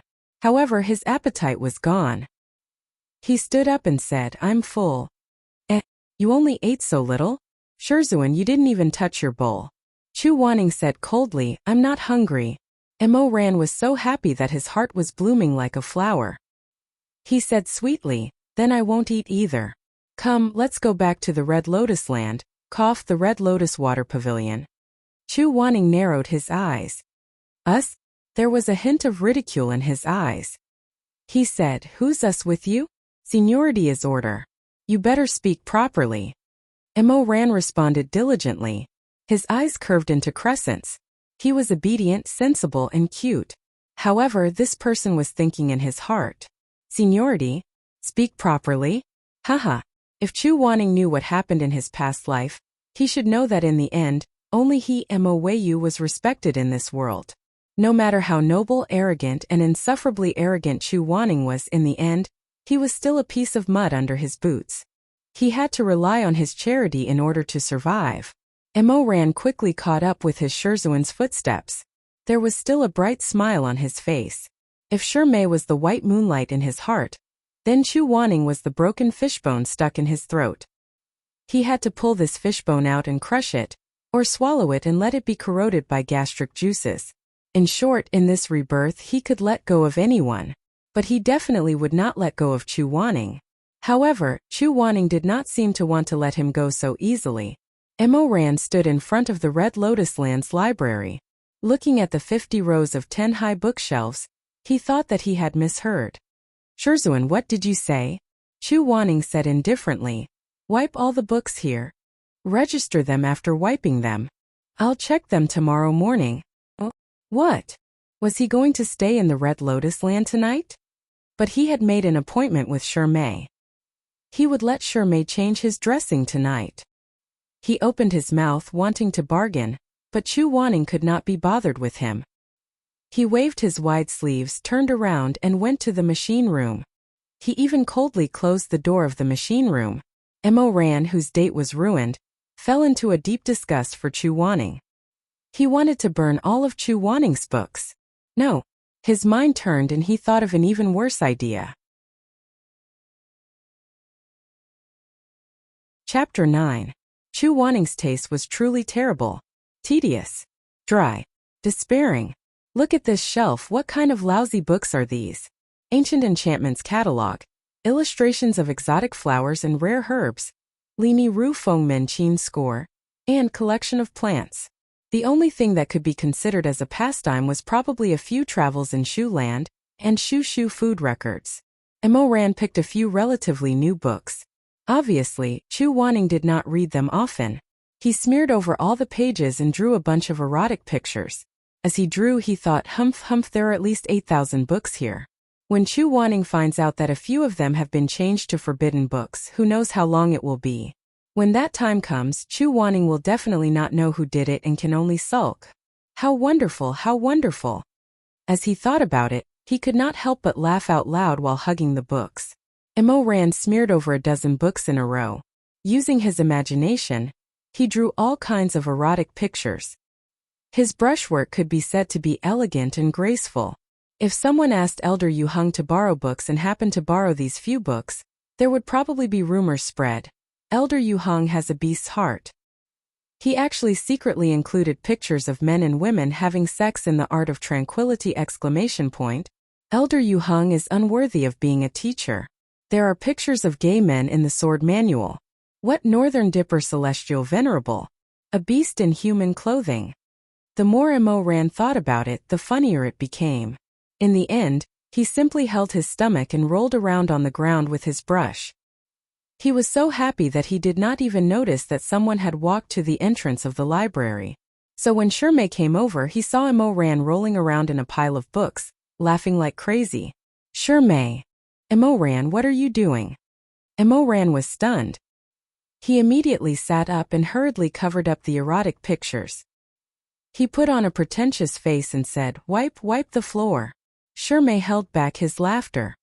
Wipe the floor with your clothes? Cough, I didn't find a rag. Let's not talk about this anymore. Shimei, why are you here so late at night? I went to your room to look for you, but I couldn't find you. I asked someone else and found out that you were with Master. Shimei entered the library and helped Mo Ran put away the books that were piled all over the floor. He smiled gently and said, I have nothing to do, so I came to see you. Mo Ran was very happy and flattered. He pursed his lips. He had always been a smooth talker, but he was at a loss for words. Then you sit. After running around excitedly for a while, Mo Ran said nervously, I'll go get you some tea. No need, I came here quietly. If master finds out, it'll be troublesome. Mo Ran scratched his head. That's true. Chu Wanning, that pervert. Sooner or later, I'll topple him and won't submit to his despotic power. You haven't eaten dinner yet, right? I brought some dishes for you. Mo Ran's eyes lit up. Dragon Swan show? You're really not sick of it. I didn't bring my Dragon Swan show. The Red Lotus Pavilion is far away, so I was afraid that it would get stuck if I brought it. Here's some stir-fried dishes. See if they're to your taste? Shirmei opened the food box on the side. Sure enough, there were several bright red dishes inside. There was a plate of wind ear, a plate of shredded pork with garlic sauce, a plate of chicken cubes, a plate of cucumber with garlic sauce, and a bowl of rice. Hey, did you put in chili? I was afraid you'd be hungry, so I put in a little bit. Shirmei laughed. He and Mo Ran both loved spicy food, so they naturally knew the principle of eating spicy food. But your wound hasn't fully healed yet, so I didn't dare to put too much. It's better to add a little bit of flavor than not having any red at all. Mo Ran happily bit his chopsticks. His dimples were as sweet as honey under the candlelight. Wow, I'm so moved I want to cry. Shirmei held back his laughter. By the time you're done crying, the food will be cold. Eat before you cry. Mo Ran cheered and swung his chopsticks quickly. When he ate, he was like a starving dog. Chu Wanning couldn't get used to seeing him eat like a ghost. But Shirmei didn't mind. Shirmei was always gentle. He smiled and told him to eat slowly while passing him a cup of tea. Soon the plate was empty. Mo Ran rubbed his stomach and sighed. He closed his eyes and sighed. Satisfied, Shirmei seemed to ask casually, is the Dragon Swan show better, or these dishes? Mo Ran was very infatuated with food, just like how he was with his first love. He tilted his head and looked at Shirmei with his black and soft eyes. He grinned. Dragon Swan show. Shirmei smiled and shook his head. After a while he said, Mo Ran, let me help you change the dressing. The ointment was made by Madame Wang. In her early years, Madame Wang was a disciple of the Lone Moon's Knight of the medicine sect. She was weak in martial arts and didn't like fighting and killing, but she liked to study medicine. There was a medicinal garden at the peak of life and death. She personally planted many precious plants there, so there was never a lack of medicine in the sect. Mo Ran took off his shirt and turned his back to Shirmei. The scar on his back was still aching, but Shirmei dipped his warm fingers in the ointment and rubbed it away. Gradually, he forgot about the pain and became restless. Okay. Shirmei wrapped a new bandage around Mo Ran's back and carefully tied a knot. Put on your clothes. Mo Ran turned his head and looked at Shirmei.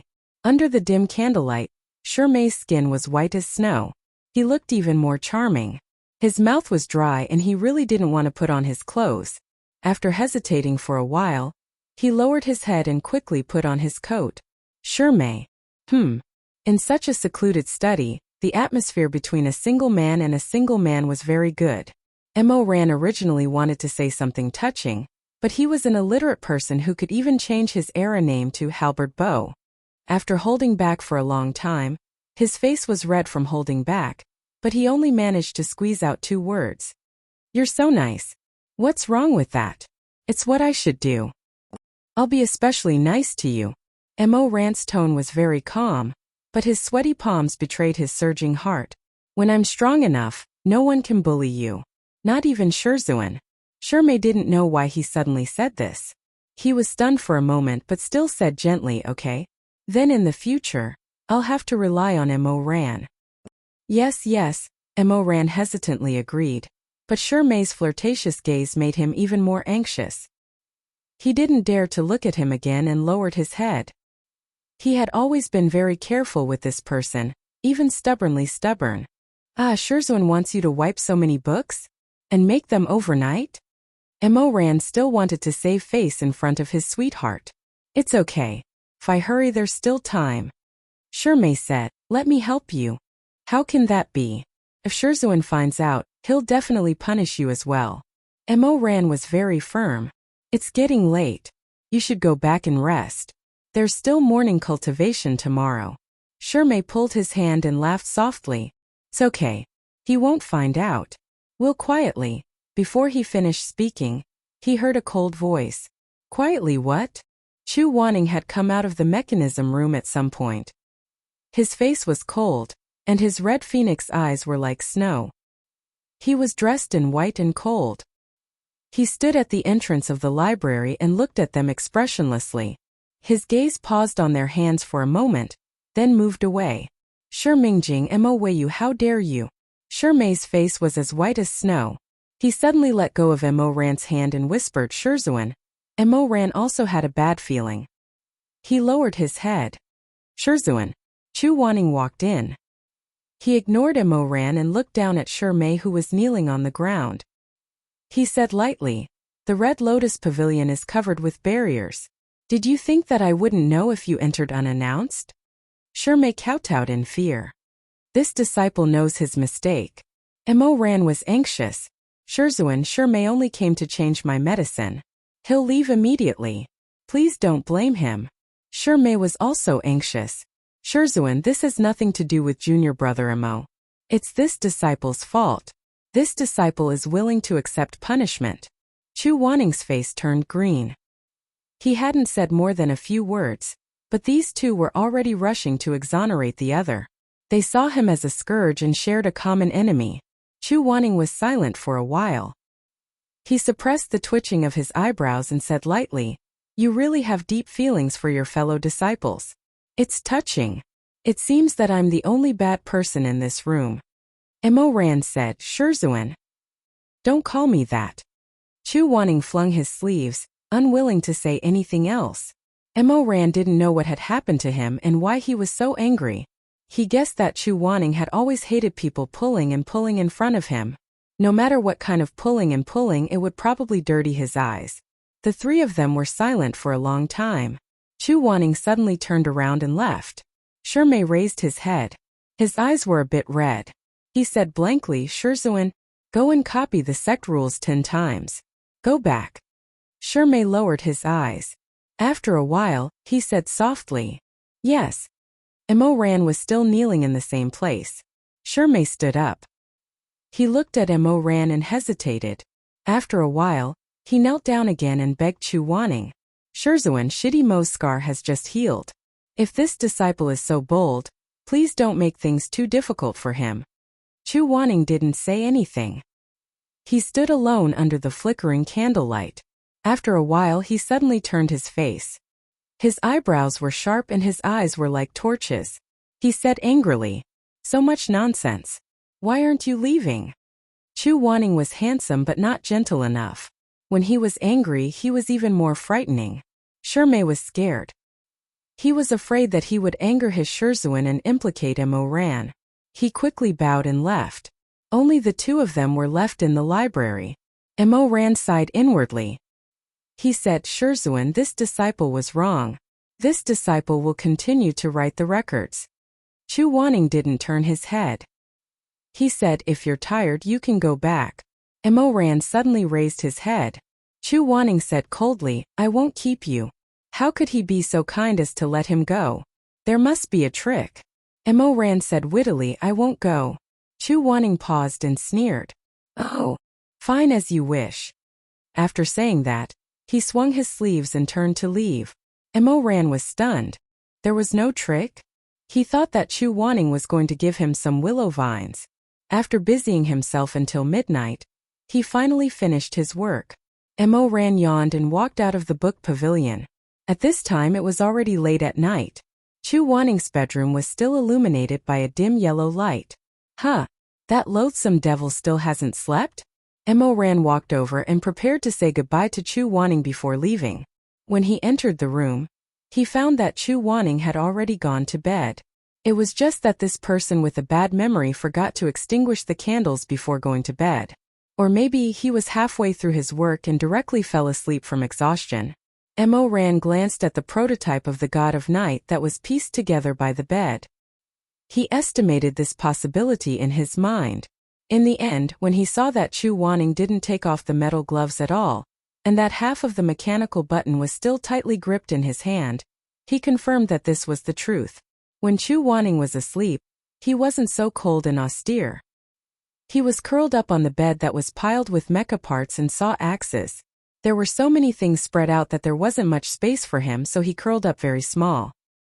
His body was arched, and his long eyelashes were drooping. He actually looked a bit lonely. Mo Ran stared at him in a daze for a while. Today Chu Wanning? What was he angry about? Could it be that he was angry at Shi Mei for trespassing on the Red Lotus Waterside Pavilion, and wanted to help him organize the books? Mo Ran walked over to the bed and rolled his eyes. He moved closer to Chu Wanning's ear and tried to call out in a very small voice, Shizun. Oh, oh. Chu Wanning softly groaned and hugged the cold mecha in his arms. He was in a deep sleep and his breathing was even. The metal gloves that he didn't take off had sharp teeth. They rested on the side of his face like the claws of a cat or leopard. When Mo Ran saw that he didn't look like he would wake up anytime soon, his heart skipped a beat. He narrowed his eyes and rubbed the corners of his mouth into a mischievous smile. He leaned close to Chu Wanning's ear and probed in a low voice, Shizun, wake up. Shizun? Chu Wanning. Hey, you're really in deep sleep. Mo Ran was amused. He leaned against the pillow and looked at him with a smile. That's great. I'll take this opportunity to settle the score with you. Chu Wanning didn't know that someone wanted to settle the score with him. He continued to sleep with his eyes closed. His handsome face was very peaceful. Mo Ran put on a dignified posture. Unfortunately, he was born in a music house and didn't study much. When he was young, he was exposed to street fights and storytelling. Therefore, the words that he pieced together sounded very clumsy and funny. How dare you, unruly people of the Chu family! You deceived the emperor and disrespected the emperor. You! He scratched his head and was a little speechless. After all, when he became the emperor, the words that came out of his mouth were either a lowly servant or a dog slave. However, these words didn't seem to be suitable for Chu Wanning. After racking his brain for a long time, he suddenly thought of a phrase that the girls in the music house often said. Although he didn't know what it meant, it seemed to be quite good. So Mo Ran frowned and said sternly, You heartless lowly donkey, do you know your crime? Chu Wanning. If you don't speak, I'll take it that you admit to your crime. Chu Wanning probably felt that it was a little noisy. He groaned and hugged the mecha to continue sleeping. You have committed such a big crime. According to the law, I will sentence you. Sentence you to verbal punishment. Eunuch Lu. After shouting out of habit, he realized that Eunuch Lu was already a person from his previous life. Mo Ran thought for a while and decided to play the role of a father-in-law. So he said flatteringly, Your Majesty, this old servant is here. Then he immediately cleared his throat and said solemnly, Carry out the sentence immediately. As Your Majesty commands. Okay, the sentence was over. Mo Ran rubbed his hands together and began to torture Chu Wanning. The so-called verbal punishment actually didn't exist. It was something that Mo Ran made up on the spot. Then how should this verbal punishment that he thought up on the spot be carried out? The tyrant of a generation, Mo Ran, solemnly cleared his throat. His gaze was cold and fierce. He slowly moved closer to Chu Wanning's face, which was as cold as a spring in a snowy valley. Little by little, he moved closer to those pale lips. Then, Mo Ran stopped. He glared at Chu Wanning and cursed word by word. Chu Wanning, *ck your mother. You peerless little. Mine. Slap. Slap. He slapped himself twice in the air. The sentence was a success. Awesome. Mo Ran was laughing when he suddenly felt a prickling sensation on his neck. He felt something strange and quickly lowered his head. He met a pair of cold and noble eyes. Mo Ran. Chu Wanning's voice was like a broken ice lake. It was hard to say whether it was more celestial or colder. What are you doing? Ba. This old servant. Ba. Fortunately, these two words were as soft as a mosquito's buzz. Chu Wanning frowned slightly. It seemed that he didn't hear clearly. Mo Ran had an idea. He raised his hand and slapped Chu Wanning's face twice. Facing his master's increasingly unfriendly expression, the former venerable lord of the human realm smiled obsequiously and said, This disciple is killing mosquitoes for the master. Chapter 10. Fortunately, Mo Ran's verbal torture was not completely heard by Chu Wanning. After spouting a bunch of nonsense, he barely managed to get away with it. When he returned to his bedroom, it was already very late. Mo Ran slept for a while and went to his morning cultivation as usual the next day. After his morning cultivation, it was time for his favorite thing in the morning, being too early. Breakfast was at the Mengpa lobby.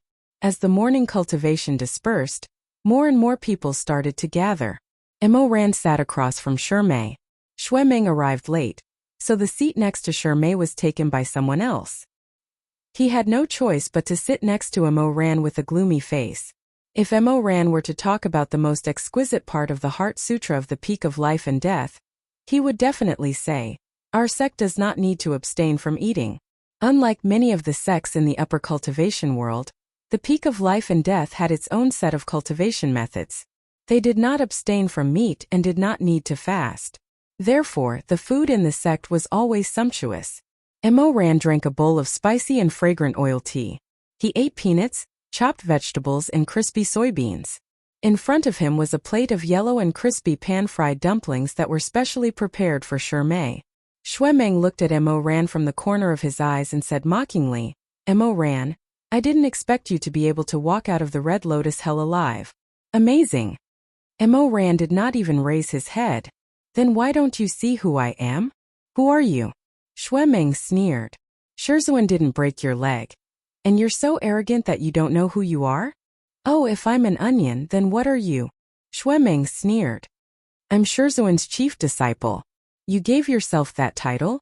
I suggest you ask Shizun to give you a seal and hang it on the wall. Otherwise, you're not worthy of the title of chief disciple. With a crack, Xue Meng broke the chopsticks in his hand. Shimei hurriedly tried to calm them down. Stop arguing. Let's eat. Xue Meng. Humph. Mo Ran giggled and imitated him. Humph. Xue Meng flew into a rage and slammed the table. How dare you? Seeing that the situation was not good, Shimei hurriedly pulled Xue Meng back. Young master, there are so many people watching. Let's eat, stop fighting. The two of them were at odds with each other. Although they were cousins, they quarreled whenever they saw each other. After Shimei persuaded Xue Meng, he had no choice but to sit in the middle and talk to both sides. After a while he asked Xue Meng, Young master, when will Madam's cat give birth? Xue Meng replied, Oh, you mean Ali? My mother made a mistake. It's not pregnant. It just ate too much and looks like it has a big belly. Shimei. And after a while, he asked Mo Ran, are you still going to work at Shizun's place today? I don't think so. Everything that needs to be done has been done. I'll help you copy the sect rules today. Shimei laughed. Why do you still have time to help me? You still have 100 times to copy. Xue Meng raised his eyebrows and looked at Shimei in surprise. Why do you want to copy the sect rules too? Shimei looked embarrassed. Before he could say anything, the chatter in the dining hall suddenly died down. The three of them turned around and saw Chu Wanning enter the Mengpa lobby in his white robe. He walked to the counter expressionlessly and began to pick out the snacks. With the addition of Chu Wanning, the dining hall with more than 1,000 people suddenly became as quiet as a graveyard. The disciples all buried their heads in their food. Even if they wanted to talk, they spoke very softly. Shimei sighed softly. He watched as Chu Wanning carried the tray and sat in the corner where he usually sat. She silently ate the porridge by herself. He couldn't help but say, Actually, I feel that sometimes Shizun is quite pitiful. Mo Ran looked up. What do you mean? Look, no one dares to go near where he sits. When he comes, no one dares to speak loudly. It was fine when the Lord was around, but now that the Lord isn't around, he doesn't even have someone to talk to. Isn't he very lonely? Mo Ran snorted. He asked for it. Xue Meng was angry again. You dare to mock Shizun? When did I mock him? I'm just telling the truth. Mo Ran gave Shimei another pan-fried bun.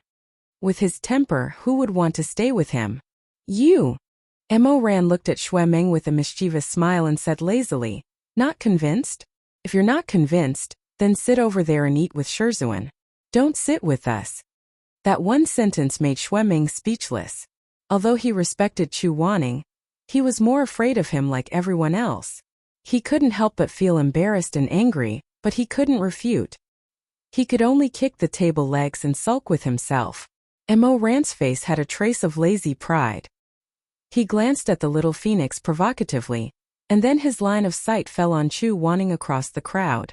For some reason, looking at the only white figure in the dark blue silver armor in the room, he suddenly thought of the person curled up in the cold metal and fell asleep last night.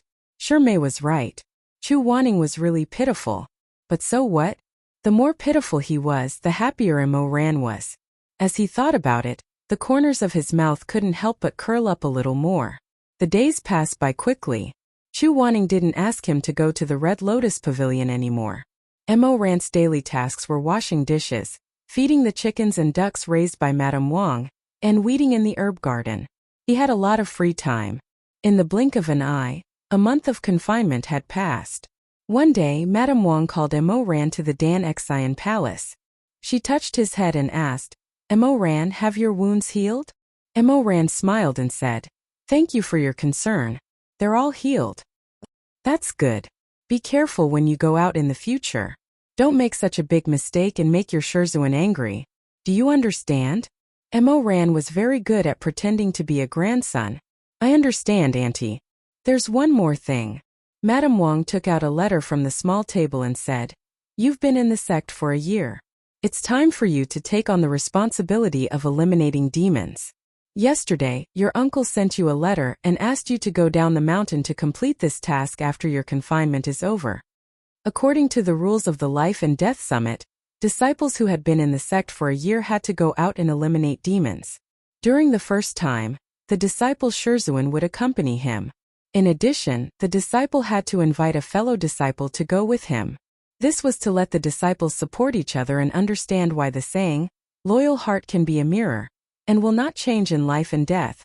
Mo Ran's eyes lit up. He took the letter and tore it open. After reading it, he grinned happily. Madame Wang said worriedly, "Ran, your uncle hopes that you can make a name for yourself in one battle, so he entrusted you with a heavy responsibility. Even though Elder Yu Heng's cultivation is profound, but in a battle blades and swords are merciless. He might not be able to protect you well.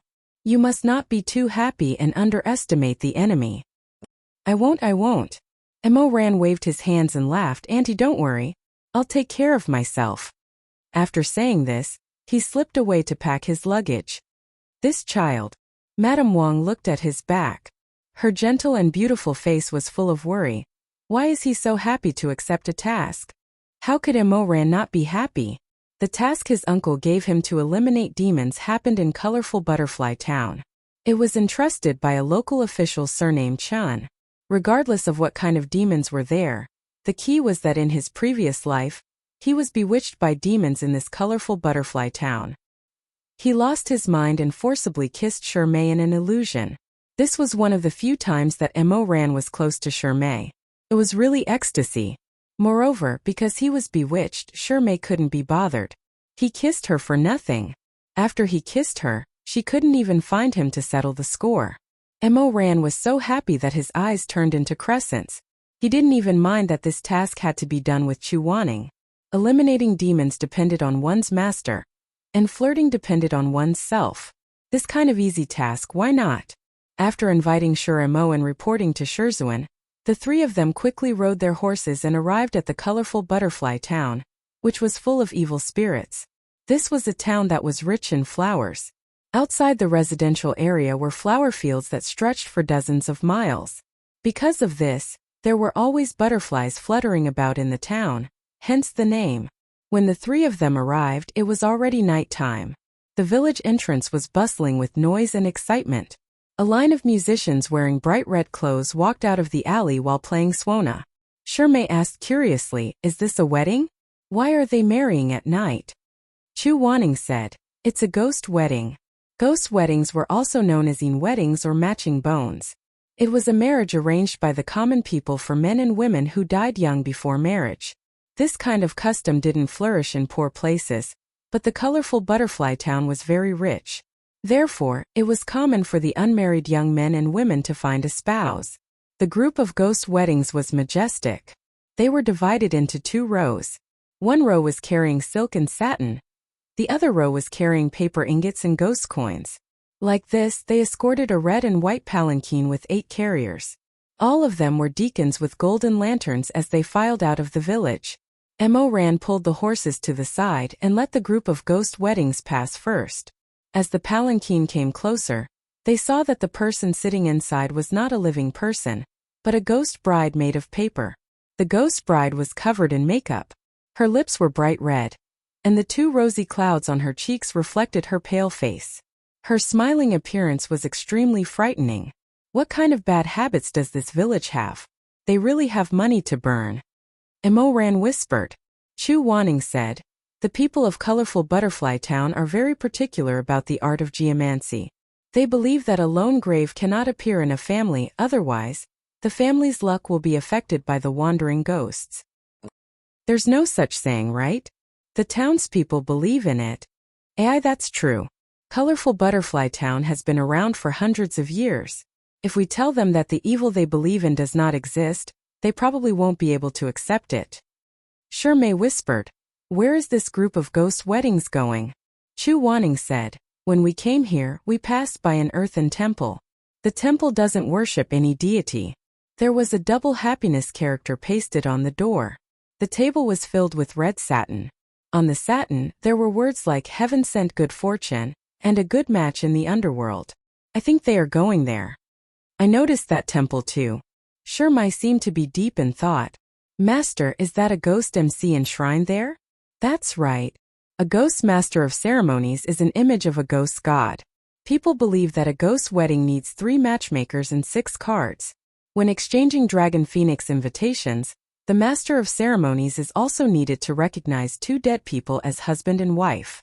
Because of the popularity of the ghost wedding in colorful Butterfly Town, naturally, a golden body was sculpted for the ghost master and placed in front of the graveyard outside the town. Before the people who carried out the ghost wedding were buried, they had to first carry the ghost bride to the temple to pay their respects. Mo Ran rarely saw such a ridiculous scene, so he watched with great interest. Chu Wanning only watched for a while before turning his horse around and said, let's go. We'll go take a look at the haunted house. 3 Taoists, my life is really bitter. You're finally here. If no one cares about this matter, I don't even want to live anymore. The person who entrusted the peak of life and death to eliminate the ghost was the town's richest merchant, Chan Yuanhua. The Chun family was in the fragrance powder business. There were 4 sons and 1 daughter in the family. After the eldest son got married, the wife didn't like the noise in the house, so the 2 of them thought about moving out and starting their own family. The Chun family was rich and overbearing, so they bought a large piece of land in a secluded area of the North Mountain. There was also a natural hot spring pool, so they were very good at enjoying themselves. As a result, on the day of the groundbreaking, the shovel hit a hard object after a few shovels. The eldest daughter-in-law went over to take a look and fainted. They dug up a new coffin painted red on the North Mountain. There was a mass burial ground in colorful Butterfly Town. After the townspeople died, they were all buried there. But this lone coffin inexplicably appeared on the North Mountain. Moreover, there was no tombstone, and the coffin was blood red. They didn't dare to move it again, so they quickly filled the hole with soil. But it was already too late. Since that day, strange things kept happening in the Chun family. First, it was my daughter-in-law. Chun Yuanwei cried. She was frightened, which affected the baby and caused a miscarriage. Then, it was my eldest son who went to the mountain to pick herbs for his wife to nourish her body. In the end, he slipped and fell down the mountain. When we went to save her, he was already dead. Sigh. He sighed deeply, choked with sobs, and couldn't continue. He just waved his hand. Madame Chan was also wiping her tears with a handkerchief. My husband was right. In the following months, our sons met with mishaps one after another. They either went missing or lost their lives. For sons, 3 of them are gone. Chu Wanning frowned, glanced at the Chun couple, and fell on the pale-faced eldest son. He looked about the same age as Mo Ran, about 15 or 16 years old. He had delicate features, but fear made his face somewhat distorted. Shimei asked, "Can you tell us how the other children died?" Sai Zhongzi was bitten by a snake when he was on his way to find his brother. That snake was just a normal grass snake. It wasn't poisonous. At that time no one paid much attention to it. But a few days later when he was eating he suddenly fell straight down and then, "Whoa, my child." Shimei sighed and felt bad. Then, did the body show any signs of poisoning? Sai, where did the poison come from? Our family must have been cursed. The first few sons have all died. And the next one is the youngest. The next one is the youngest. Chu Wanning frowned and his eyes fell on Mrs. Chun like lightning and asked, "How do you know that the youngest will be the next one? Why not yourself? Does this evil ghost only kill men?" The youngest son of the Chun family huddled there, his legs shaking and eyes swollen. When he opened his mouth, his voice was sharp and twisted. "It's me. It's me. I know it. The man in the red coffin is here. He's here. Taoist priest, save me. Taoist priest, save me." As he spoke, he began to lose control of his emotions. He rushed over and hugged Chu Wanning's leg. Chu Wanning didn't like to interact with strangers, so he immediately avoided him. He raised his head and stared at the couple. "What's going on?" The couple looked at each other and said in a trembling voice, "There's a place in this house we don't dare to go there again. Taoist priest, you'll know when you see it. It's really evil, really." Chu Wanning interrupted, "Where is it?" The couple hesitated for a while, and then reached out their hands and pointed to the ancestral room. "It's there." Chu Wanning took the lead, followed by Mo Ran and Shimei, and the Chens at a distance. When they opened the door, they saw that the room was very similar to the incense house where some big families worshipped their ancestors.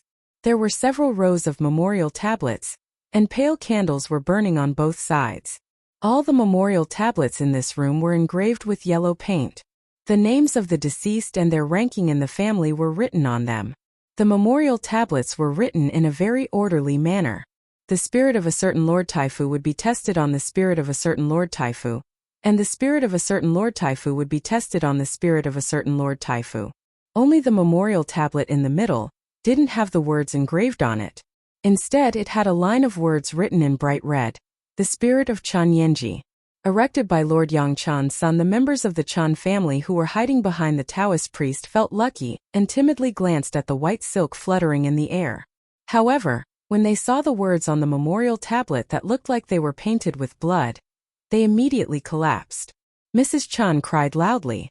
Her youngest son's face was so pale that he didn't look like a living person. First, the writing on the memorial tablet was not in accordance with the etiquette. Second, the words on the memorial tablet were crooked, like the scribbles of a sleepy person. It was so messy that it was almost unrecognizable. Shimei turned around and asked, "Who's Chun Yenji?"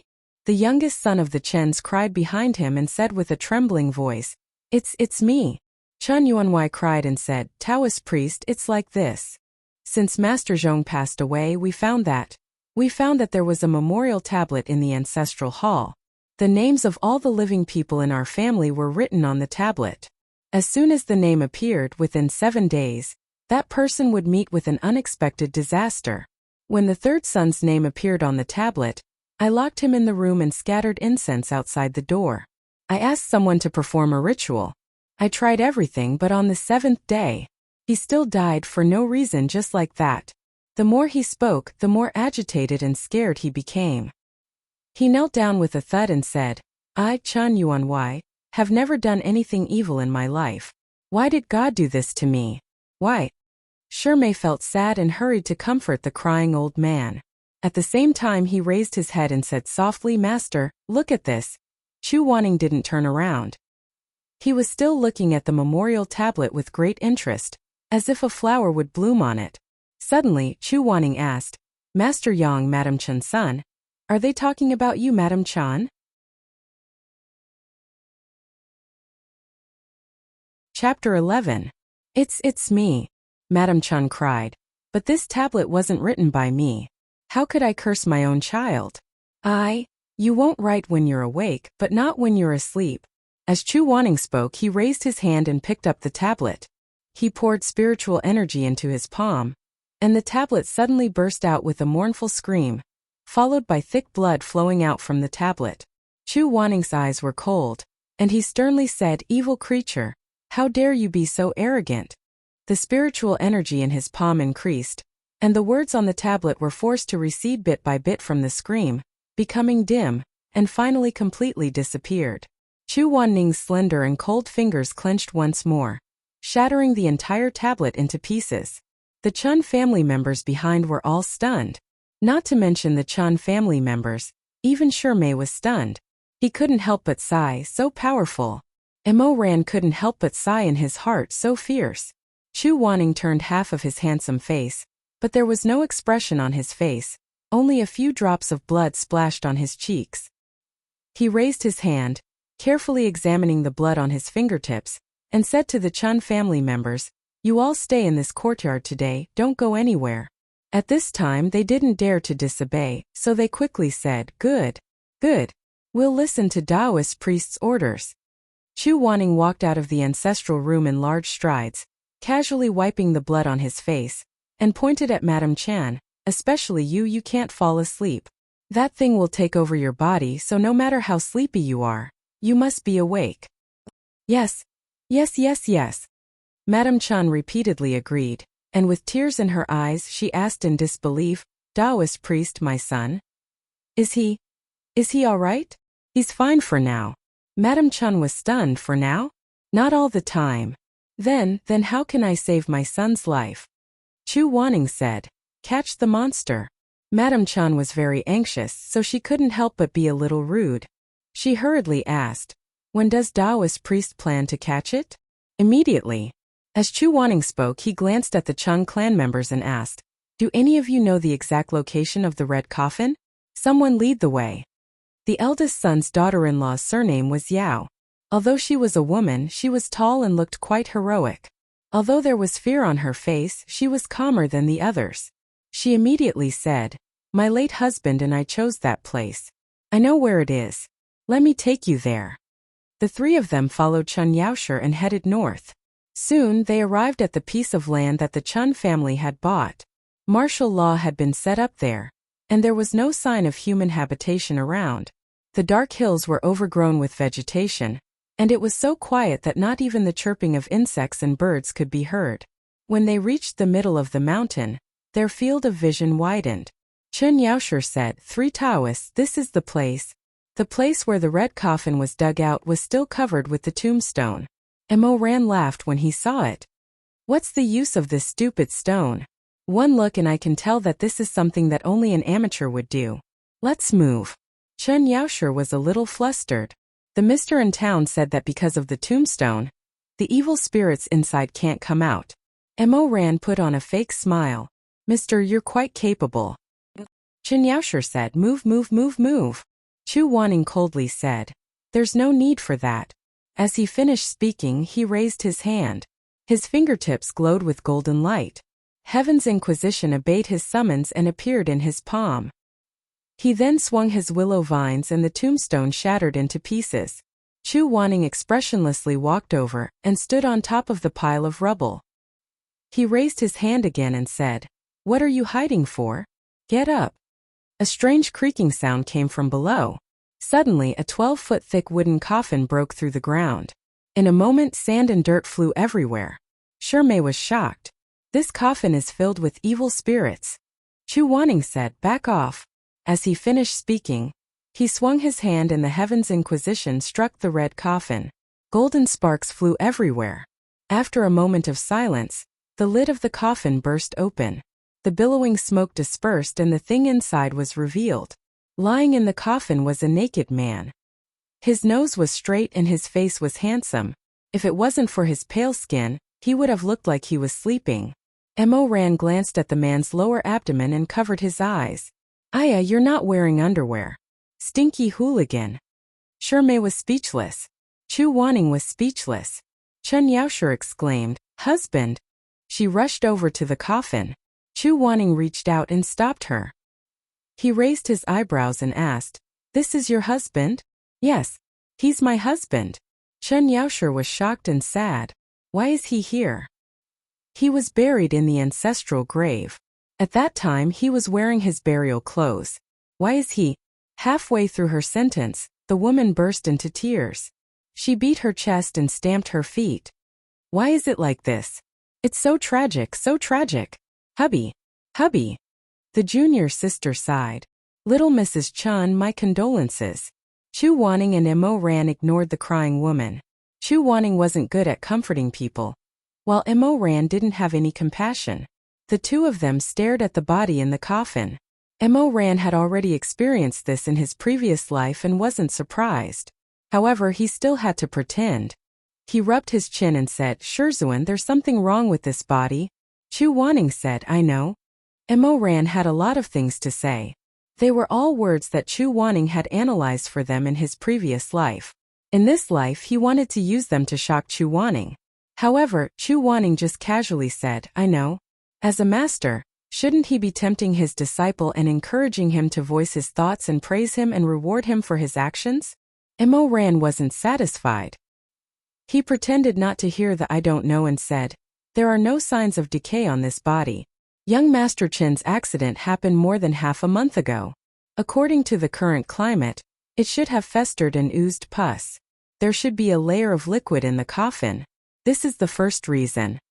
Chu Wanning looked at him coldly with a look that said, you can continue acting. The second reason. Mo Ran was unmoved. He continued to recite Chu Wanning's explanation from his previous life. Before the coffin was opened, the evil aura in this red coffin was very strong. However, after it was opened, it dissipated. Moreover, the evil aura in this body is very weak. This is also very abnormal. Chu Wanning. The third reason. Did you notice that from the moment the coffin was opened, there was a sweet fragrance in the wind? The fragrance was very faint. If one didn't pay attention, they wouldn't have noticed it at all. After Mo Ran said this, Shimei and Chen Yaoshe finally noticed that there was indeed a faint sweetness in the air. Shimei said, indeed. Chen Yaoshe sniffed and her expression changed. This fragrance. Shimei said, Mrs. Chen, what's wrong? Chen Yaoshe was so scared that her voice changed. This fragrance. It's my mother-in-law's 100 butterfly fragrance powder. For a moment no one said anything. The prophecy tablet in the shrine, made by Master Yang Chen Yaoshe, seemed to appear in front of them again. Shimei said, could this really be Mrs. Chen's doing? Mo Ran said, it doesn't look like it. Chu Wanning said, no. The two spoke at almost the same time. After they finished speaking, they looked at each other. Chu Wanning's expression didn't change at all. Go ahead. Mo Ran said bluntly, from what I know, the Chun family became rich because of the 100 butterfly fragrance powder specially made by the old madam. Although the formula of this powder is not leaked, the finished product is not difficult to obtain. 5 or 6 of the 10 girls in Rainbow Butterfly Town use this fragrance on their bodies. Not only that, before we came here, we found that young Master Chan seems to like the 100 butterfly fragrance powder very much. He often mixed it in his baths, so it's not strange that he has this fragrance on him. What's strange is, as he spoke, he turned his head again to look at the naked man in the coffin. He's already been dead for half a month, but this fragrance is still the same as if it was just applied. Am I right, Shizun? Chu Wanning. If you're right, then praise me. Chu Wanning. Mo Ran laughed. You really are a man of few words. Before he could laugh, his robe suddenly fluttered as Chu Wanning pulled him back several feet. The golden light of Heaven's Inquisition in her hand sparkled brightly as sparks flew everywhere. Be careful. The smell of the 100 butterfly perfume in the air suddenly thickened. As the fragrance drifted, white fog appeared between the plants and started to spread at an astonishing speed. In an instant, the entire mountainside turned into a sea of fog. Suddenly, it was so dark that one couldn't even see their own fingers. Mo Ran's heart skipped a beat. The illusion had been activated. Ah! In the thick fog, the first thing that came was Chen Yaoshe's scream. Taoist priest, save. Before the last word left her mouth, she suddenly went silent. Chu Wanning's fingertips lit up with a blue light. He placed a tracking talisman on Mo Ran's forehead and said, be careful. I'll go take a look. After that, he quickly disappeared into the thick fog. Mo Ran touched his forehead and laughed softly. Wow, even the location of the talisman is exactly the same as in my previous life. Chu Wanning, you really haven't changed a single bit. The fog dispersed as quickly as it came. Not long after, the fog disappeared without a trace. However, the scene in front of them was even more shocking than the fog. At least in his previous life, Mo Ran had a great shock. After the fog dispersed, the originally desolate, messy, and overgrown mountainside was gone. In its place was a vast and elegant garden. There were pavilions, winding corridors, rockeries, and cobblestone paths. There was no end in sight. When Mo Ran saw this place, he was so happy that he wanted to roll on the ground. This tyrant had always been thinking about this illusion. In his previous life, they were also lost in it. Mo Ran first met Shirmei. Under the influence of the illusion, he kissed Shirmei for the first and only time in his life. Unfortunately, at that time, Shirmei was probably too scared. When Mo Ran let go of his hand, he turned around and ran away. The swan that was in his mouth was taken away from him before he could even take a bite. This was not a good feeling. After the illusion was broken, Shirmei did not pursue the matter. The kiss in the illusion was like nothing had happened. No one mentioned it again. Sometimes in his dreams, Mo Ran would wonder if it was just a figment of his imagination due to his deep obsession. But whether or not it was his imagination, Mo Ran licked his lips. This time he would not let Shirmei get away so easily. He had to kiss him enough. Chapter 12. After walking for a long time in the illusion, he still could not find his way. Instead, the smell of the 100 butterfly perfume in the air was getting stronger and stronger. This smell would stimulate one's emotions and expand one's senses, causing one to do many unimaginable things. Mo Ran gradually began to feel restless, as if a small flame had ignited in his stomach, slowly heating up the blood in his body. Spring water. He needed to find a pool of spring water. Where was the spring water? He knew that there was a living spring in the illusion. In his previous life, when he walked to the spring, his mouth was dry and his eyes were blurred. He had no choice but to drink a few mouthfuls of the spring water, thinking that it was better to die from poison than from thirst. After drinking the spring water, he felt his consciousness become more and more blurred. In a daze, Shirmei came to find him. Shirmei was a medical practitioner, so he immediately detoxified him. At that time, the dizzy Mo Ran was bewitched by the poison and kissed Shirmei's lips. The former emperor of the mortal realm was eager to relive the dream of his lover, so he wandered around the illusionary land. After a long time, he finally heard the tinkling sound of spring water. He was so happy that he quickly ran over and drank to his heart's content. Sure enough, the restlessness brought by the fragrance became more obvious under the stimulation of the spring water.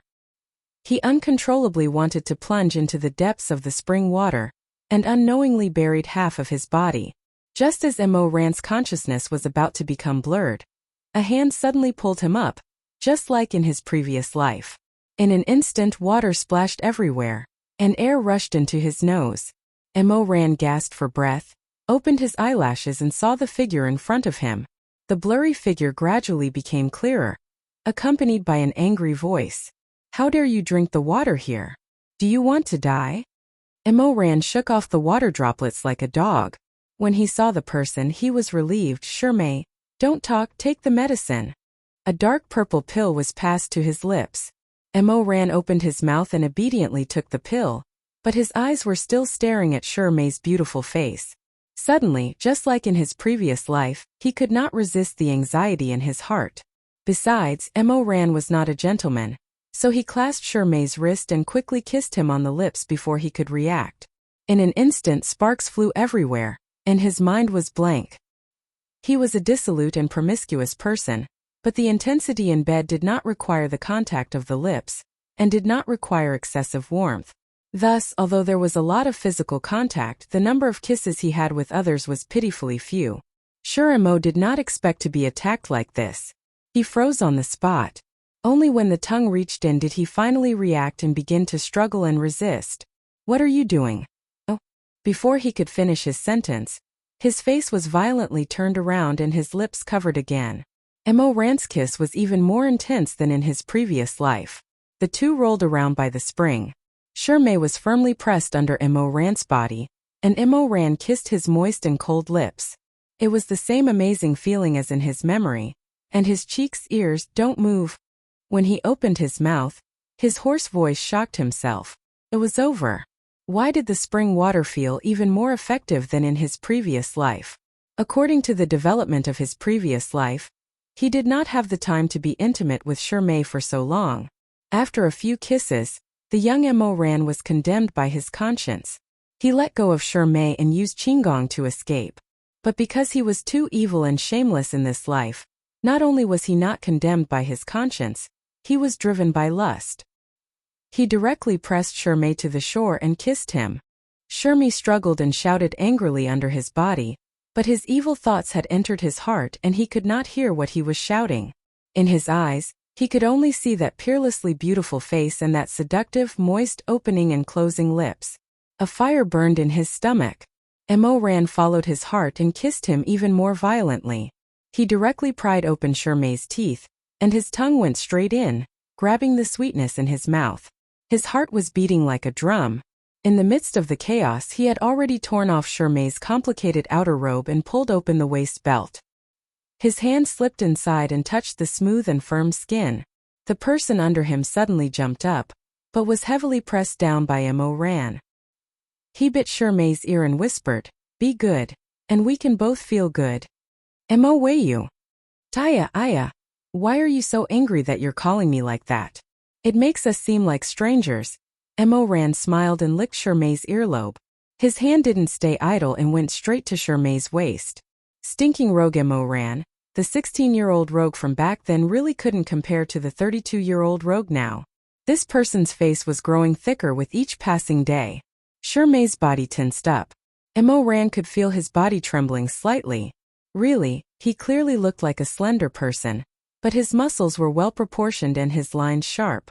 He couldn't help but pull at Shimei's underwear. Shimei finally couldn't bear it anymore and exploded. "Mo Wayu, you're courting death." With a bang, a burst of powerful spiritual energy fiercely repelled him. That spiritual energy was fierce and overbearing. Mo Ran was caught off guard and was knocked over onto a rock by the spring. He almost spat out a mouthful of blood. Shimei grabbed his messy clothes and stood up in a flustered and exasperated manner. Golden spiritual energy flowed wildly in his palms, and sparks flew everywhere. It reflected a red light in his eyes. Mo Ran felt dizzy and vaguely felt that something was wrong. Heaven's Inquisition, summon! With an angry shout, a golden willow vine shot out from Shimei's palm. Heaven's Inquisition came out. The willow vine was dazzling to the eyes. From time to time it would burst into flames and burst into golden light. Willow leaves fluttered in the air.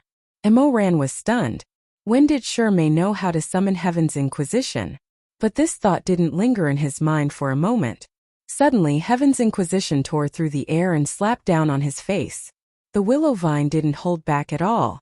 The stinky Emperor Ta was beaten until blood splattered everywhere. People like Rongjiu who had been beaten by Mo Ran would definitely clap and cheer when they saw this. They would shout, "Good hit! What a good fight! Another hit! Get rid of evil for the people! Do a good deed every day!" Mo Ran finally regained his senses after being struck by this torrential rain without any gap in between. Shimei was so gentle, how could he hit people like this? Who else could it be other than Chu Wanning to be so skilled at using the willow vine? Chu Wanning's hands were weak. He stopped to take a breath and rubbed his wrist. When he was about to hit again, Mo Ran suddenly leaned against the rock and coughed out a mouthful of blood.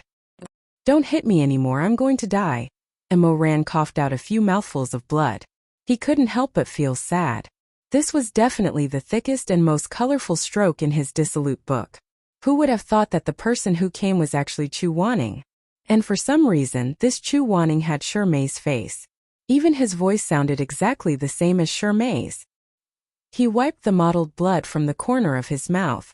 He gasped and looked up. Maybe it was because he was beaten up by the magical weapon, or maybe it was because the medicine that Chu Wanning gave him had taken effect. When he looked up, the person in front of him was no longer Shimei. Chu Wanning's face was gloomy. He stood under the tree with a fierce look. He was furious and his eyes were like lightning. He was angrily staring at Mo Ran. His ferocious appearance was truly frightening. But Mo Ran stared at him for a few seconds. He found that he was shamefully hard. Chu Wanning had always been meticulous. His white robe, which could be called ascetic, was now very messy. Only his slender white hands tightly grasped it to prevent it from slipping off his shoulders. His lips were red and swollen from being kissed. There were also scattered kiss marks on the side of his neck. Although his expression was fierce, it made people's hearts beat faster. In his previous life, the memories of Chu Wanning, the memories of madness, bloodshed, hatred, unscrupulousness, conquest, and pleasure were all piled up together. Those memories that Mo Ran was too lazy to think about, and originally didn't want to think about, were all in this air filled with the smell of blood and the scent of 100 butterflies. In an instant they became ghastly and difficult to hide. Like a tide they rushed to his heart. Damn it, he still couldn't look at Chu Wanning like this. Even if he hated him, even if he couldn't wait to cut him into pieces and wrap him in wonton wrappers to cook and eat, Mo Ran still had to admit. In his previous life, the most exciting love affairs, the most blood-boiling and scalp-numbing orgasms, were all obtained from Chu Wanning. Hating him was one thing. But for men, especially a particularly shameless and beastly man like Mo Ran, the instinctive reaction of the body was another thing. Chu Wanning breathed a sigh of relief. It seemed that he was really angry. His hand that was holding Tianwen was trembling slightly. Awake? Mo Ran swallowed a mouthful of blood. Yes, Shizun. Chu Wanning didn't seem to have enough. But he knew that there was something wrong with this illusion. He shouldn't blame Mo Ran. After hesitating for a while, he finally took back the willow vine. Today's matter. Before he could finish, Mo Ran interrupted him. Today's matter only the heavens, earth, you and I know. I definitely won't say anything. If I say anything, I'll be struck by lightning. Chu Wanning was silent for a while. Then he sneered. I've heard this curse of yours more than 100 times. Not one of them is true. This time it's definitely true. Although his body had a reaction, wanting to do Chu Wanning was like liking to eat stinky tofu. In Mo Ran's eyes, it wasn't something that could be shown in public. It was better to find a corner where there was no one around and eat stinky tofu so as not to smell others. Wanting to sleep with Chu Wanning was the same.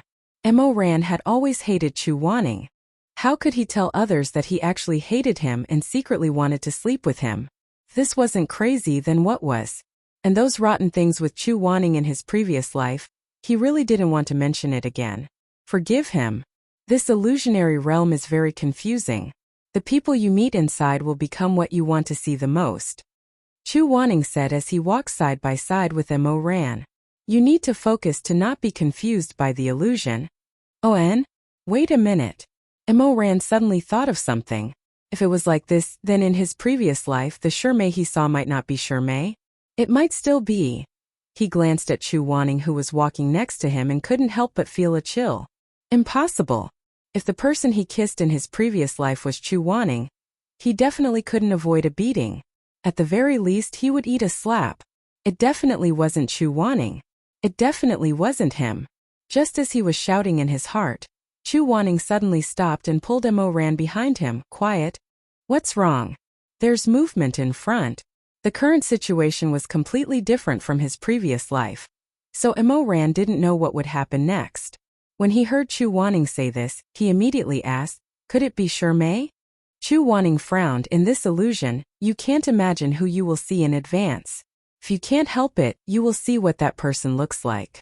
Eliminate all distracting thoughts. Mo Ran tried for a while but found that he couldn't do it. Chu Wanning glanced at him. He didn't know when, but a dagger formed from spiritual energy appeared in his hand and stabbed towards Mo Ran's arm. Ah! Don't shout. Chu Wanning had already expected this. His other hand directly touched Mo Ran's lips, and a golden light appeared on his fingertips. Mo Ran suddenly couldn't make any sound. Does it hurt? Nonsense. Just stab yourself and see if it hurts. Mo Ran held back his tears and nodded pitifully. It's good that it hurts. Other than this pain, don't think about anything else. Follow me, we'll go and take a look. Mo Ran cursed Chu Wanning the whole way, quietly following him along the winding path.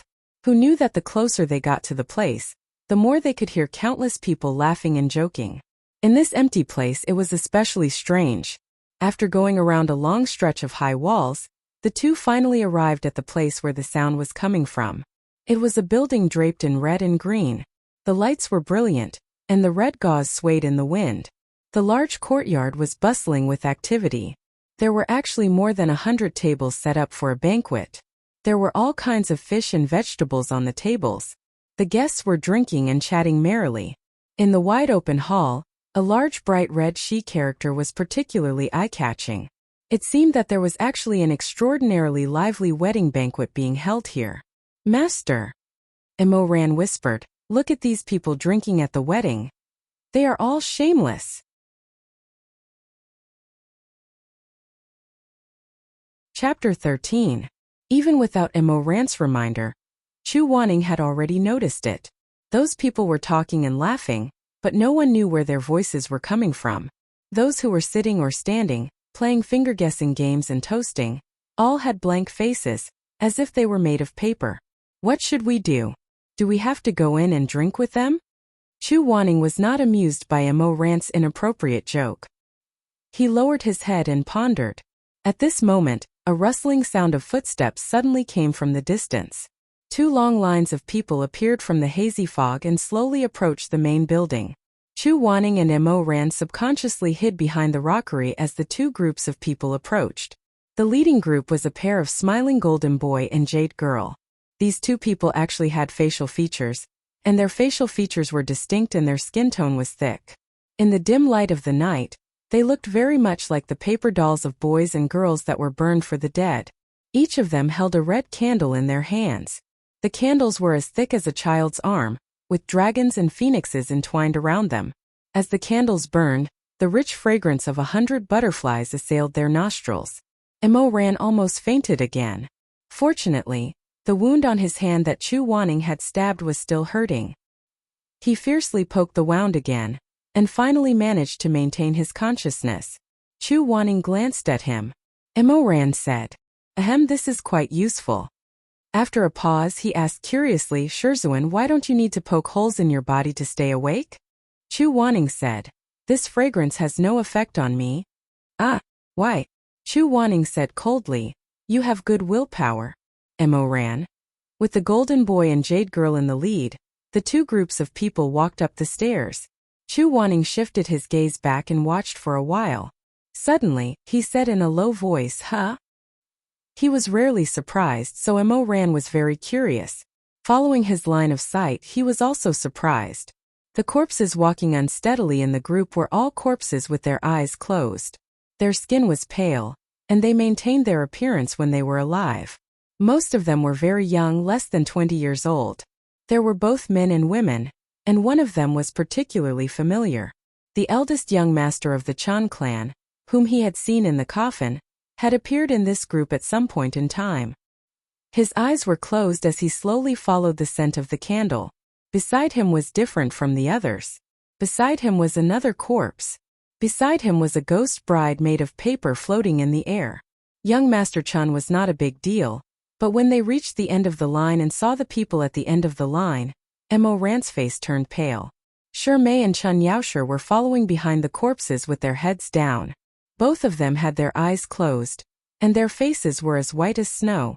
The way they walked was no different from the corpses in front of them. It was unknown whether they were still alive. Emo Ran's scalp exploded. He jumped up and wanted to rush forward, but Chu Wanning grabbed his shoulder and said, "Wait." "But Shi Mei." "I know." Chu Wanning stared at the group that was slowly moving forward and said softly, "Don't act rashly. Look over there, there's a barrier. If you rush over, the barrier will scream. I'm afraid that all the faceless ghosts in the courtyard will rush at you. The situation will get out of hand." Chu Wanning was a barrier master. He was good at setting up barriers and his eyes were sharp. Emo Ran looked over and saw that there was an almost transparent barrier at the entrance to the courtyard. The golden boy and girl walked to the front of the courtyard and gently blew on the candles, making the flames burn brighter. Then slowly, they passed through the barrier and walked into the courtyard. The men and women behind them followed them and passed through the barrier without any hindrance. The faceless people in the courtyard who were drinking wine turned their heads and looked at the men and women who entered one after another. They began to laugh and clap. Chu Wanning said, "Go, follow behind them." When you pass through the barrier, remember not to breathe and close your eyes. Also, no matter what happens, follow those corpses and do not speak." There was no need for him to say more. Mo Ran was eager to save people, so he followed Chu Wanning and blended into the crowd of corpses. The number of corpses in the two groups was equal. Chu Wanning stood behind Shirmei, so Mo Ran could only stand behind Chen Yaoshi. The group moved very slowly. Mo Ran looked at Shirmei a few times, but all he saw was a pale face and a snow-white neck that drooped weakly. With great difficulty, they finally arrived in front of the barrier. The two of them held their breaths and followed smoothly into the courtyard. After entering, he discovered that the interior was much larger than it looked from the outside. Other than the three-story main building that was decorated with lanterns and decorations, there were small rooms on both sides of the courtyard that were closely connected. There seemed to be at least 100 of them. The windows of each room were pasted with the big red word, "She," and hung with a red lantern. All the faceless guests suddenly stood up and saluted with the sound of firecrackers and trumpets. In front of the building, a faceless praising officer sang, "The auspicious hour has arrived. The bride and groom have entered the garden." Mo Ran was stunned. What? So the two groups of corpses were the bride and groom? He quickly turned his head to ask for help from Chu Wanning, but the Northern Dipper Celestial Venerable frowned and was immersed in his own thoughts. He did not even bother to look at Mo Ran. Mo Ran felt that his uncle's painstaking efforts were in vain. Going down the mountain to train, bringing this kind of master was more of a blow to his self-esteem than not bringing him along. Suddenly, a group of laughing children rushed out from the courtyard. They were wearing bright red clothes, but they tied their hair into small braids with white headbands. Like fish, they flocked to the two sides of the group and began to pull one person, leading them to the rooms on both sides. Mo Ran did not know what to do. He mouthed to Chu Wanning, "Master, what should we do?" Chu Wanning shook his head and pointed to the tide of corpses in front of them. His meaning was self-evident: follow them. Mo Ran had no choice but to let a child pull him and stumble into one of the rooms. As soon as he entered, the child waved his sleeve in the air, and the door slammed shut. Mo Ran stared at the child, not knowing what this faceless child wanted to do to him. In his previous life, Chu Wanning first rescued Shirmei, and then broke the illusion. He did not do anything during the whole process and easily got rid of the evil spirit. After that, he was only thinking about the wonderful aftertaste of kissing Shirmei. After that, he did not listen much to Chu Wanning's analysis. Therefore, now that the situation had changed, he had no idea what he would encounter next. He could only brace himself. In the room there was a dressing table and a bronze mirror. On a wooden frame there was a black and red auspicious robe embroidered with rui patterns. The child patted the stool, indicating that Mo Ran should sit over there. Mo Ran found that the ghosts here were not very smart. As long as they did not speak, they could not tell the difference between the living and the dead. Therefore, he sat in front of the dressing table as instructed by the child. The child came over and began to help him wash up and change his clothes. Suddenly, a begonia flower floated in through the window and slowly fell into the water in the bronze basin. Mo Ran's eyes lit up. The begonia flower was called Wanye Yuheng. It was Chu Wanning's special tool for silent communication. He picked up the begonia flower from the water. The begonia flower instantly bloomed in his palm, revealing a touch of light golden light in the stamen. He pinched the golden light between his fingers and put it to his ear. Chu Wanning's voice sounded in his ear. Mo Ran, I have used Heaven's Inquisition to confirm that this is an illusion created by the Ghost Master of the colorful butterfly town. It has been worshipped by the villagers for 100 years and gradually achieved a positive result. As long as there are more ghost weddings, its power will become stronger. Therefore, it is very fond of hosting ghost weddings. Those 2 rows of corpses should be the ghost couples that the people of colorful butterfly town had gathered under its witness over the past several hundred years. It likes this kind of liveliness.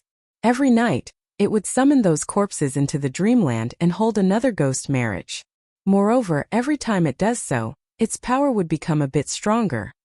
Mo Ran thought in his heart, what a freak! When other immortals were free, they would at most play matchmaking with young boys and girls. This ghost master of the colorful butterfly town. It said that it had an immortal body, but its brain had not grown out yet. Its only hobby was to matchmake male and female corpses. Not only did it do it once, but it also summoned the corpses of those ghost weddings from their graves every night and did it again, again and again and again. Was it so interesting to watch a group of corpses? This celestial bachelor was truly insane. Chu Wanning said, "Its true body is not here. Don't act rashly. In a while, follow the instructions of the golden boy and jade girl. Since it wants to absorb the power of the ghost weddings, it will show its true form in the end." Mo Ran wanted to ask, what about Shirmei? What happened to Shirmei? Don't worry about Shirmei. Like Madame Chan, he was confused by the powder and temporarily lost his consciousness. Chu Wanning was very thoughtful. He clearly explained what Mo Ran could do. Take care of yourself. I will handle everything. After saying that, the voice disappeared. At the same time, the apprentice finished dressing up Mo Ran. He looked up and saw a handsome face in the bronze mirror. The corners of his mouth were slightly raised, and his eyebrows were clean and fresh. His collars were crossed and his robes were red. However, his long hair was tied up with a white ribbon. He really looked like a groom of a ghost wedding. The apprentice made a pleased gesture, and the closed door of the room opened with a squeak. Under the cloister, there was a row of corpses wearing wedding robes. There were both male and female corpses. It seemed that this ghost master of the colorful butterfly town was really not enlightened. It just wanted to grab a couple and marry them. As for whether it was a man and a woman, a man and a man, or a woman and a woman, it did not matter. On this side of the cloister, there was only one row of corpses. The other row was on the opposite side. It was too far away for him to see if Chu Wanning and Shirmei had come out. The line was slowly moving forward. From time to time, he could hear the chanting of the ceremony in the building. One after another, the ghost weddings were being completed. Mo Ran glanced at Chen Yaoshe, who was in front of him, and felt that something was wrong. He pondered for a long time, and just as the line was getting shorter and shorter, the last few couples were about to get their turn. This stubborn hooligan finally got it. According to the group, wouldn't this woman in front of him be going through the ceremony of bowing to the heaven and earth with Shumi? Was he going to be a couple with that little bitch Chu Wanning? How could that be? At that moment, the former sovereign emperor of the human realm was unhappy. He pursed his lips and rudely pulled Chen Yaoshe to the front of the line. The little boy next to them was stunned, but Mo Ran soon put on a look of a half-paralyzed hanged ghost, hanging his head in the middle of the corpses. Those golden boys and girls with low cultivation were stunned for a while. They probably did not understand what was wrong, so they did not react. Mo Ran was happy. He followed the line excitedly. When he reached the end of the line, he would meet Shirmei, who was on the other side of the corridor. At the same time, Chu Wanning looked at Shirmei, who was standing in front of him, and thought for a while. He did not know what kind of danger they would encounter. He had always been tough on the mouth but soft on the heart. Although he was very harsh, in fact, as long as he was there, he would never let his disciple take risks. Hence, he pulled Shirmei and pulled the groggy little fellow to the back while he stood at Shirmei's original position. It was his turn. At the end of the corridor, the ghost hunter was holding a black and red tray. When she saw Chu Wanning coming, she chuckled. Her featureless face made a girl's voice. "Congratulations, my wife. Congratulations, my wife. You're like old friends." Chu Wanning's face darkened instantly. My wife? Don't you have eyes?" He looked at the blank face of the ghost hunter and held back. "You really don't have F***king eyes." The wandering ghost image giggled as she picked up the red veil from the tray. She raised her jade-like arms and covered Chu Wanning's face. Then she reached out her cold hands and gently supported Chu Wanning. She smiled and said, "My wife, please." Chapter 14. The red veil was thin and hung in front of his eyes. Although he could still see, he couldn't see clearly. Chu Wanning's eyes were hazy and his face was gloomy. He was brought to the parlor by the ghost. Opening his eyes and seeing the person standing there through the red veil, Chu Wanning felt the temperature around him drop by several degrees. Mo Ran was also stunned. No, shouldn't it be Shirmei who came out? The bride in front of him was wearing bright red makeup, and her face was covered by a thin veil. Although her facial features were slightly blurred under the veil, no matter how he looked at it, it was still Chu Waning's cold, handsome and murderous face. She was glaring at him unhappily, and that gaze was as if she wanted to kill someone. Mo ran. He was at a loss at first, then his expression gradually became complicated. All kinds of emotions flashed across his face like a merry-go-round. In the end it became a strange silence. He and Chu Waning looked at each other. The atmosphere was awkward to the extreme. However, the golden boy and jade girl following behind them giggled and clapped their hands, and began to sing in a crisp voice. White Disui, the waves are clear. Ghost Mandarin Duck, the flowers are welcome. Together in the coffin, lying in the same hole. The will before the body, the will after death. From now on, the two will accompany each other in the netherworld. Lonely souls will never leave each other. The song was ghostly, but it also revealed a lingering sadness. If he could speak, Mo Ran only wanted to say one word. Hey. But he couldn't speak. In front of the stage, there was a man and woman made of paper. Although they didn't have faces, they were dressed luxuriously. They were slightly loose and bloated. They should be representing the middle-aged parents. The officiant began to sing again. The bride is charming and shy. She lowers her head and her eyes are soft. The red veil covers her face and her smile. Please come and lift the veil. Mo Ran was very reluctant at first, but when he heard this he was about to go crazy from holding back his laughter. Ha ha ha ha, the bride is charming and shy. Ah ha ha ha ha. Chu Waning's face was ashen. He suppressed his anger and closed his eyes, as if he would lose his hearing if he did so. The wandering ghost smiled and handed a folding fan to Mo Ran.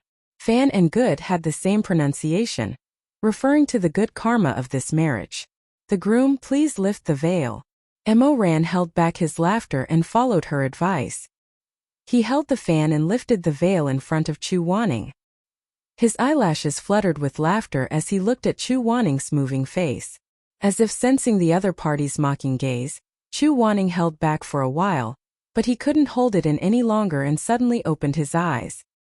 His pair of eyes flashed with lightning and were filled with murderous intent. However, when paired with the red veil on his hair and the fiery red wedding dress on his body, although the sharpness could not be reduced, the corners of his eyes, which were slightly red because of anger and grievance, actually had a unique charm. Mo Ran looked at such eyes and couldn't help but be stunned. His smile froze in an instant. The master in front of him suddenly overlapped with a moment in his previous life. For a moment he didn't know what was going on. Although it was only a short moment, it was enough to make Mo Ran break out in a cold sweat. He had done 3 ruthless things to Chu Waning. The first was to kill, and that was to use a killing move against Chu Waning. Second, humiliate, forcing Chu Waning to have sex with him. Third, it was the happiest thing he did in his previous life, and also the thing he regretted the most later. Of course, the emperor of the human realm would not admit that he regretted anything, but the torment in the depths of his heart could not be escaped in the end. Damn it! Why did he think of that crazy past again and think of Chu Waning at that time? Mo Ran shook his head and bit his lips, trying to get rid of Chu Waning's face in his memory, and looked at the person in front of him again. Chu Waning had been staring at him with an "I'll kill you" look. Mo Ran didn't want to provoke this thorn, so he had to pretend to be a grandson and smile with a helpless face. The officiant said, "The bride and groom wash and wash." The so-called wash and wash was that the newlyweds had to wash each other's hands after they had cleaned themselves. The ghost came with a porcelain pot full of water and asked the two to wash their hands. The water was collected by a basin below. Chu Waning's face was full of disgust, but he had to wash for the other after washing himself. Mo Ran was a little absent-minded, so he seemed to be restrained. He silently washed Chu Waning's hands. Chu Waning was not good-tempered, so he splashed the whole pot of water on Mo Ran, and half of his sleeve was wet. Mo Ran stared at half of his wet sleeve for a while. He didn't know where his mind was wandering, but there was nothing on his face.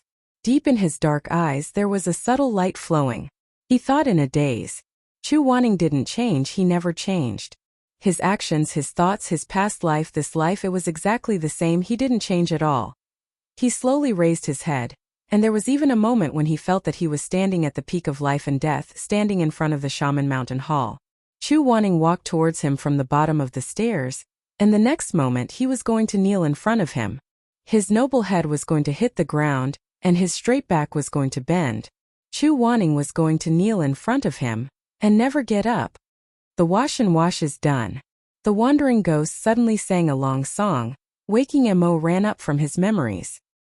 He abruptly regained his senses and met Chu Wanning's pair of eyes.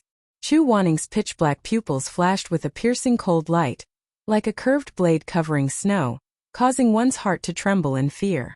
Mo ran. The previous life was still the previous life. He could only think about Chu Wanning kneeling in front of him in this life. If he wanted to make it happen, the price he had to pay was too great. After the washing ceremony, there was the ceremony of being in the same cell, and then the ceremony of being in the same position. The demonic spirit sang slowly, "Husband and wife drink a cup of wine together, never to leave each other."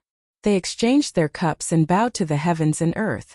Chu Wanning looked like he was about to go crazy from anger. His slightly raised slender phoenix eyes narrowed dangerously. Mo Ran reckoned that after he left, he would be considered light if he chopped that damned MC into pieces. But this kind of Chu Wanning really couldn't be scrutinized. Even if he took one more look, he would fall back into those messy and dirty memories, unable to extricate himself. First bow, kneel to the heavens and earth. Originally, he thought that even if it was just a show with Chu Wanning's arrogance, he would definitely not kneel. But he didn't expect that in order to complete this set of steps. His eyebrows twitched, and he closed his eyes and actually knelt down. The two of them kowtowed together. Second bow, kneel to the elders. Alright, I'll just kneel to those two faceless paper dolls. That can also be called elders. Third bow, kneel to the heavens. Husband and wife kowtow to each other. Chu Wanning lowered her deep eyes and didn't even look at Mo Ran. She turned around and with a clang she quickly bent over and gritted her teeth so hard that they almost broke. Who knew that the two of them didn't have a tacit understanding? When they got closer they bumped into each other with a bang. Chu Wanning sucked in a breath of cold air from the pain. He held his forehead, raised his teary eyes, and glared fiercely at Mo Weiyu, who was also rubbing his forehead. Mo Ran could only mouth, "I'm sorry." Chu Wanning didn't say anything. With a gloomy face he rolled his eyes. Then it was the hair-tying ceremony. The praising official sang, tying hair as husband and wife, loving each other without suspicion. The ghost handed over the golden scissors. Mo Ran couldn't help but shrink back, afraid that Chu Wanning would directly stab him to death if he was unhappy. Chu Wanning seemed to have this intention, but in the end, he only cut a bunch of each other's hair and put it in the brocade pouch presented by the golden boy and jade girl. The bride, Chu Wanning, kept it well. Mo Ran really wanted to ask him, "You won't take my hair in a fit of anger and use it to stab little people, will you?" The praising official sang, "Ceremony complete." Both of them sighed in relief and stood up from the ground. Who knew that in the next moment, the praising official leisurely shouted again, "The auspicious hour has arrived. Send them to the bridal chamber." What, the ghost? Mo Ran instantly froze. He almost spat out a mouthful of blood. What kind of joke was this? If he dared to enter the bridal chamber with Chu Wanning, this wedding would really become a F***king ghost marriage. Although dying under a peony flower and becoming a ghost was also romantic, but the person he wanted in this lifetime, the person he wanted in both lifetimes was the unsullied Shirmei who came out of the mud, and not this cold-blooded demon Chu Wanning who tied up all those who coveted him and threw them into the mud to be dyed red. Was it too late to run away now? Chapter 15. Of course, running away from the wedding was just a thought. After all, Shirmei was still here. No matter what, he couldn't leave first. But this ghost MC, isn't he too F***king responsible? Mo Ran's face was ashen, and his nose was about to become crooked. He thought to himself, forget about the wedding gift, why does he F***king care about other people's nuptial chambers? Moreover, he's F***king a corpse. His corpse is stiff. How can he still have a nuptial chamber? As for Chu Wanning's expression, he didn't dare to look. He just stared at the carpet and pretended to be stupid. At this moment he really wanted to grab the ghost MC who was hiding in some corner and roar at him. F***ck your mother, you're good. Let me see you dig a hole. The golden boy and jade girl crowded around the two of them and pushed them to the back hall. There was a coffin there. It was painted with bright red paint and was huge, twice the size of a normal coffin. It looked exactly the same as the coffin that was dug up outside. Chu Wanning pondered for a moment and understood. Mo Ran immediately understood the ghost MC's meaning, and immediately let out a big sigh of relief. Of course, the dead couldn't have a nuptial chamber. The so-called nuptial chamber should refer to being sealed in the same coffin and carried down to be buried together, completing the so-called death in the same grave. At this time, the golden boy and jade girl crisply confirmed their thoughts. First, let the wife enter the nuptial chamber. Chu Wanning waved his wide sleeves and laid down with a cold face. Then, let the husband enter the nuptial chamber. Mo Ran leaned against the coffin and blinked his eyes. He saw that Chu Wanning had already taken up most of the space. Although the coffin was spacious, it was still a little crowded with two men inside. When he laid down, he couldn't help but press down on Chu Wanning's loose clothes, causing the other party to glare angrily. The golden boy and jade girl walked around the coffin and started to sing again. It was the same gloomy but faintly sorrowful song from before. White emperor water, clear waves. Ghost mandarin duck welcoming flowers. Together in the coffin, lying in the same grave. Will before the body, will after death. From now on, the two will accompany each other in the netherworld. Lonely souls will never leave each other. After singing, the children slowly pushed the coffin lid up. One on the left and one on the right. With a muffled sound, the surroundings instantly turned pitch black. Chu Wanning and Mo Ran were sealed in the coffin. The coffin was made of extremely thick materials. If they spoke softly, no one outside could hear them. Chu Wanning raised his hand and set up a sound-blocking barrier to ensure that the sound inside would not spread to the outside. After doing all this, the first thing he said was. Even though Mo Ran complained in his heart, he still moved to the side. Mo Ran felt wronged. Master, I'm already plastered to the coffin. What else do you want? Chu Wanning finally snorted and stopped talking. Mo Ran curled up in the corner for a while. Suddenly he felt the coffin shake. The people outside lifted the coffin and began to slowly move in an unknown direction. Mo Ran listened attentively to the movements outside. Thinking that Shi Mei and that Chen Yaoshi should be in the same coffin, Mo Ran couldn't help but feel depressed. But there was nothing he could do. Chu Wanning's barrier was very powerful. The sounds inside couldn't be transmitted out, but the sounds outside could. Through the coffin lid, they could hear the sound of firecrackers and drums. Mo Ran asked, these demons and ghosts are really bored. Where are they going with the coffin? It was very dark inside the coffin. He couldn't see the other person's face. He could only hear the voice. It's the same as the custom of colorful butterfly town. They should be carrying the coffin to a temple outside the town. Mo Ran nodded and listened attentively for a while, then said, Shizun, the footsteps outside seem to be increasing in number.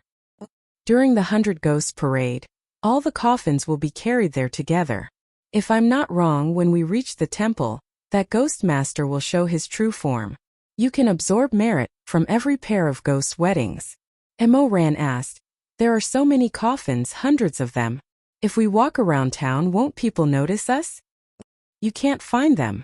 Chu Wanning said, the ones carrying the coffin are the ghost golden child and the ghost jade maiden. Normal people can't see the things on ghosts. Mo Ran asked again, how do you know so much? Chu Wanning replied, just now in the room, Heaven's Inquisition interrogated a ghost golden boy. Mo Ran.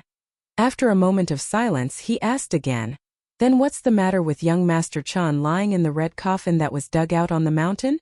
Why are people from the Chen family dying one after another? Chu Wanning, I don't know. Mo Ran was a little surprised. The ghost golden boy didn't tell you? Chu Wanning. The ghost golden boy said that he didn't know either. Mo Ran. After a moment of silence, Chu Wanning said, but I feel that there's something that the family didn't tell us. What do you mean? You have to remember, although the thing enshrined in this temple is very evil, in the end, it's already an immortal body. It needs people's worship to become stronger. Mo Ran didn't listen to Chu Wanning's lessons seriously in his previous life, so he always lacked the necessary knowledge. In this life, it was better to be humble and ask for advice, so he asked, So what if it's an immortal body? What were you doing last month when we talked about the difference between immortals, ghosts, gods, and demons? Mo Ran thought to himself, I'm reborn. How can I remember what I was doing in a class more than 10 years ago? But I was just scratching my feet under the table, watching up the 9 dragons and 1 phoenix bed, staring blankly at Shirmei, or staring at Chu Wanning's neck, secretly gesturing how to cut off this person's head without anyone noticing. Chu Wanning said coldly, go back and copy observation records of the 6 realms 10 times as punishment. Oh, the price of playing truant was painful. The immortals in the world are different from the gods. The gods are free, but the immortals are bound. They intervene in the affairs of the mortal world because of the will of humans. Mo Ran was stunned. So the murder case of the Chun family was done because someone begged it? Chu Wanning's voice sounded very cold in the darkness. I think that the person who begged it was not necessarily the person who was still alive. Mo Ran opened his mouth, but before he could ask again, the golden boy and girl carrying the coffin suddenly shook and tilted to the left, probably because they had encountered a steep slope. The sudden shaking, coupled with the smooth interior of the coffin, made it impossible to grab. Mo Ran lost his balance and rolled over, crashing into his master's arms. Ugh! Covering his sore nose, Mo Ran blankly raised his head. Just as he was about to figure out the situation, a faint begonia fragrance floated to the tip of his nose. This fragrance was as light as the morning mist, and it was still tinged with the coolness of the night. Many fragrances in the world made people confused, but this fragrance was clear and sharp, waking people up. Mo Ran was stunned at first, then suddenly stiffened. He couldn't be more familiar with this begonia fragrance. It was the smell of Chu Wanning's body, and for Mo Ran, this smell was always intertwined with desire. In an instant, some deep-rooted evil thought was like a fire in the forest, and with a bang it rushed to his brain.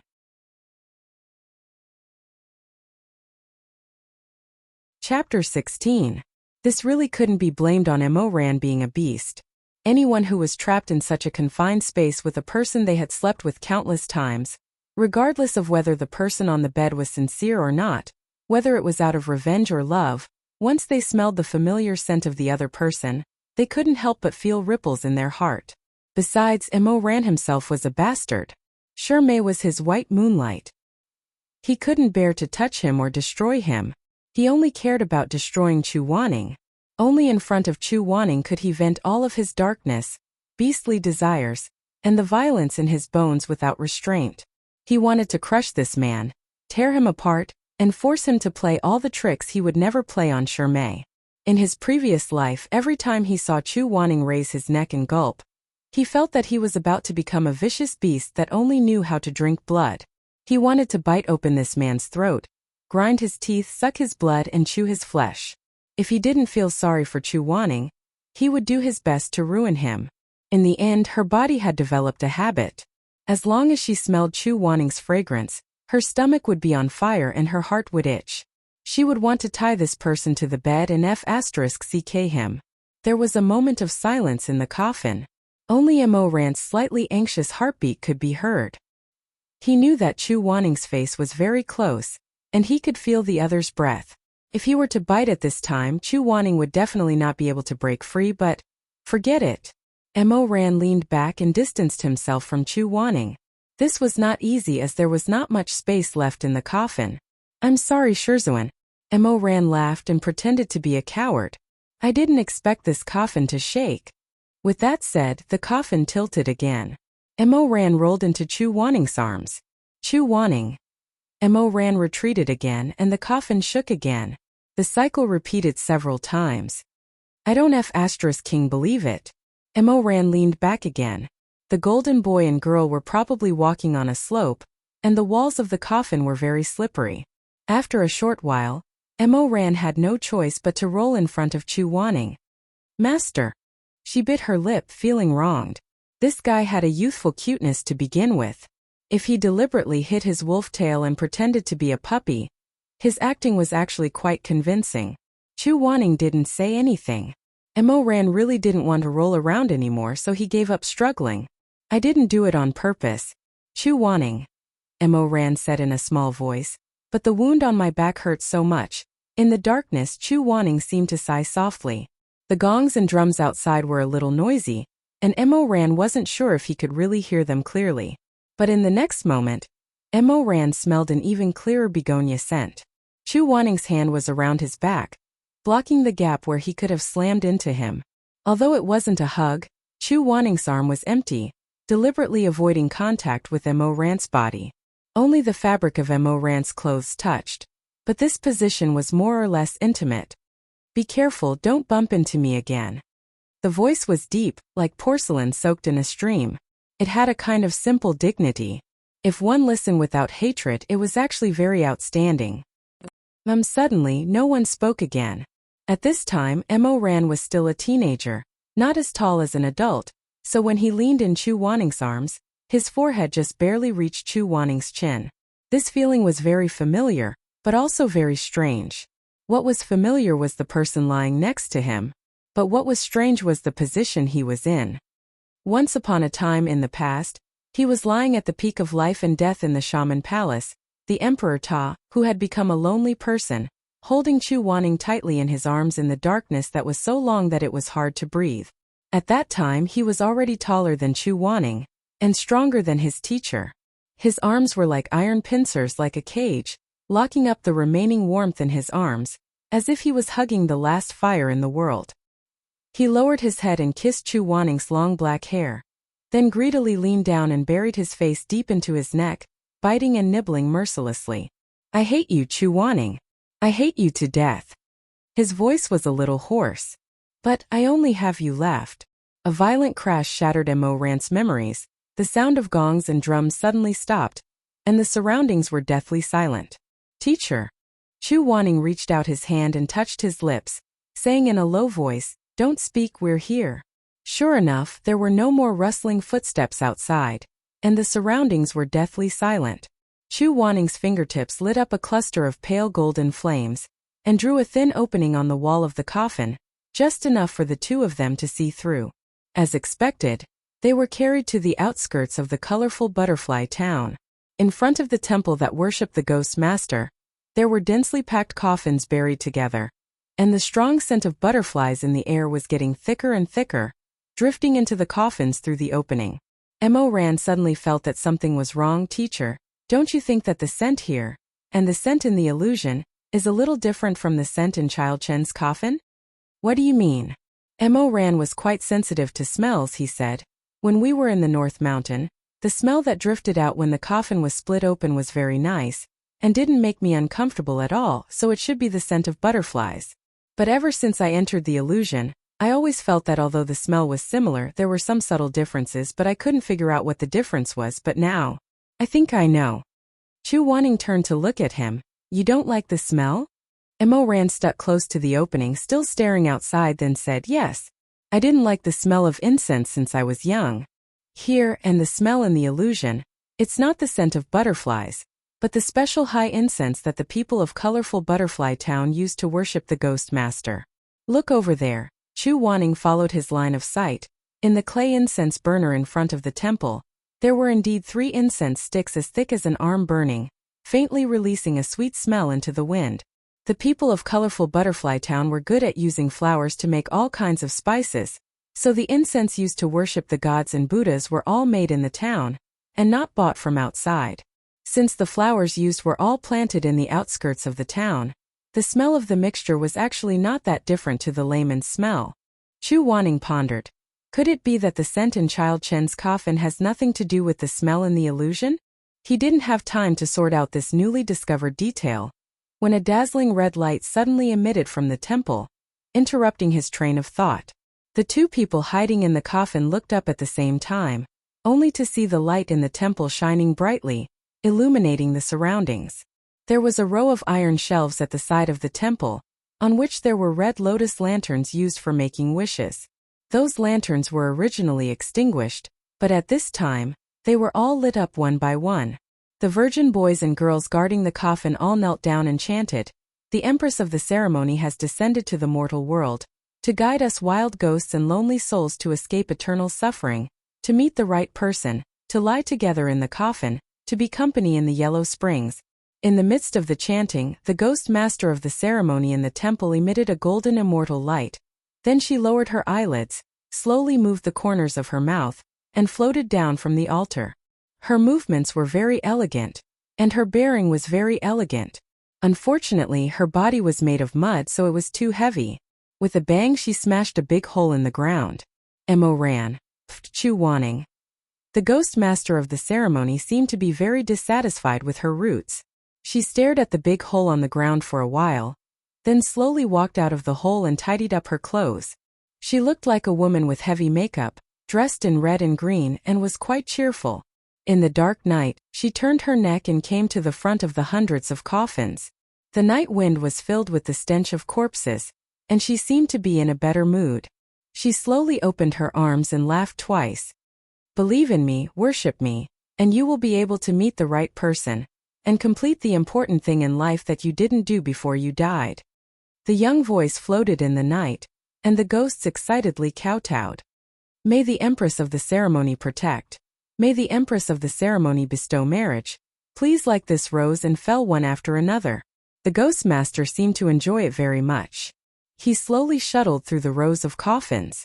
His long nails, which were painted bright red, scraped across the coffin lid, making an ear-piercing sound.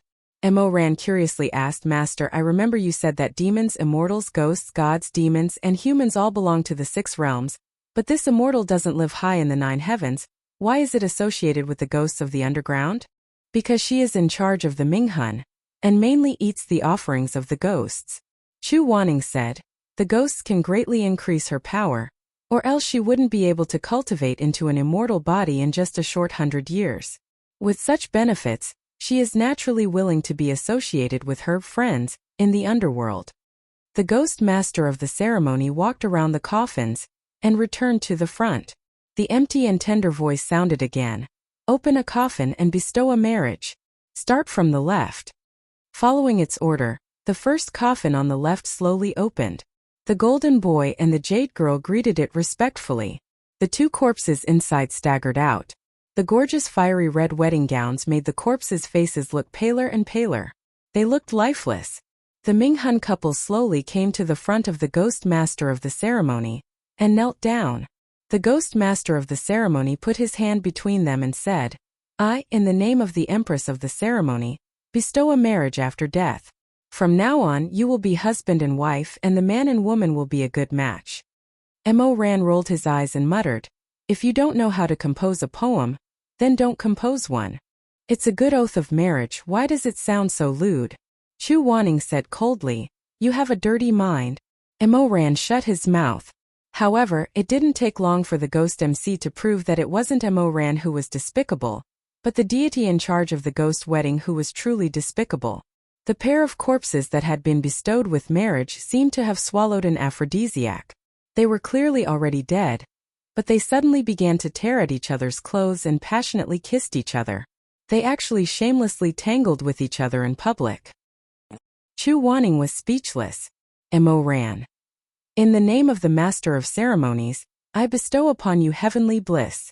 Yin and yang can be intertwined. So what if it's life and death? The ghost MC's shouts became sharper and louder. The movements of the 2 corpses became more and more exaggerated. After the male corpse took off his clothes, he was angry and energetic, no different from a living person. Mo Ran was stunned. Is F** King possible?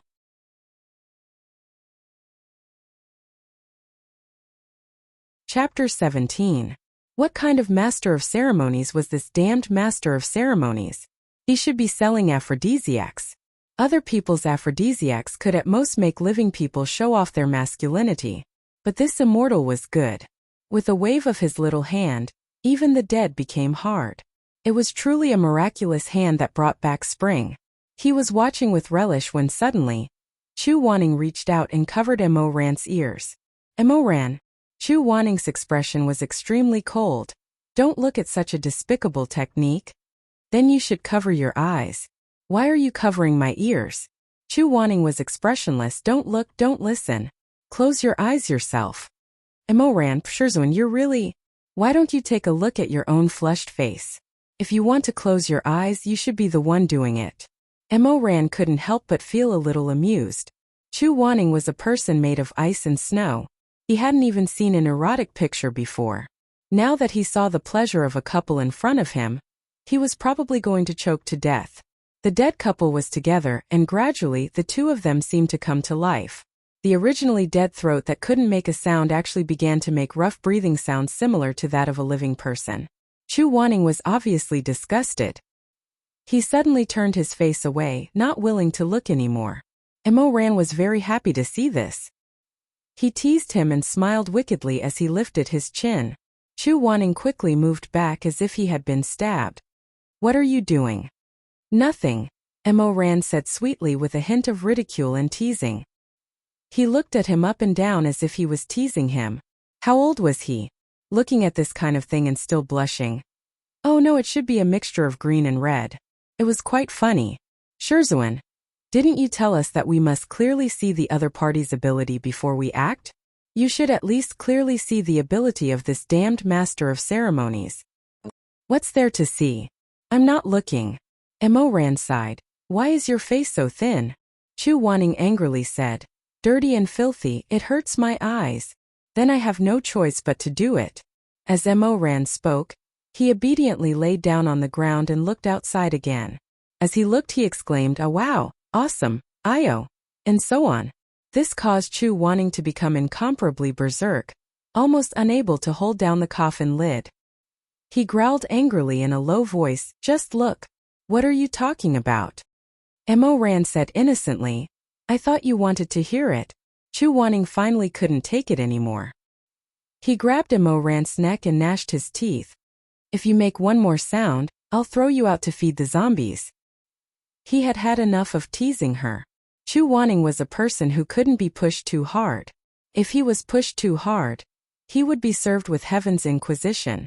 Thus, Mo Ran restrained himself and obediently laid down on the ground.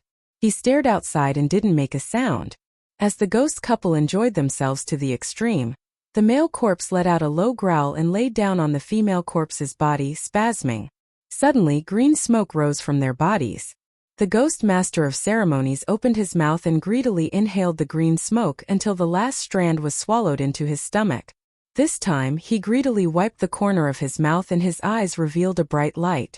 It seemed that this was the merit that the ghost couple gave him, which would increase his cultivation. Ha ha ha ha. The ghost MC tasted the sweetness, and his face glowed with radiance. When he opened his mouth again, his ethereal voice became clearer. He shouted and roared, and his sharp voice seemed to want to pierce through this endless night. "Rise, rise, you love-struck men and resentful women. I grant you the grace of fish and water. You provide me with the virtue of worship. Rise, rise, all rise." Mo Ran's heart skipped a beat. It's over. What is it trying to do? The hundreds of coffins around them trembled at the same time, confirming Mo Ran's thoughts. This ghost master of ceremonies wanted to summon all the corpses in the coffins to have sex and absorb the merit in one go. No longer in the mood to joke, Mo Ran pulled Chu Wanning. "Shizun, what now? Quick, get out.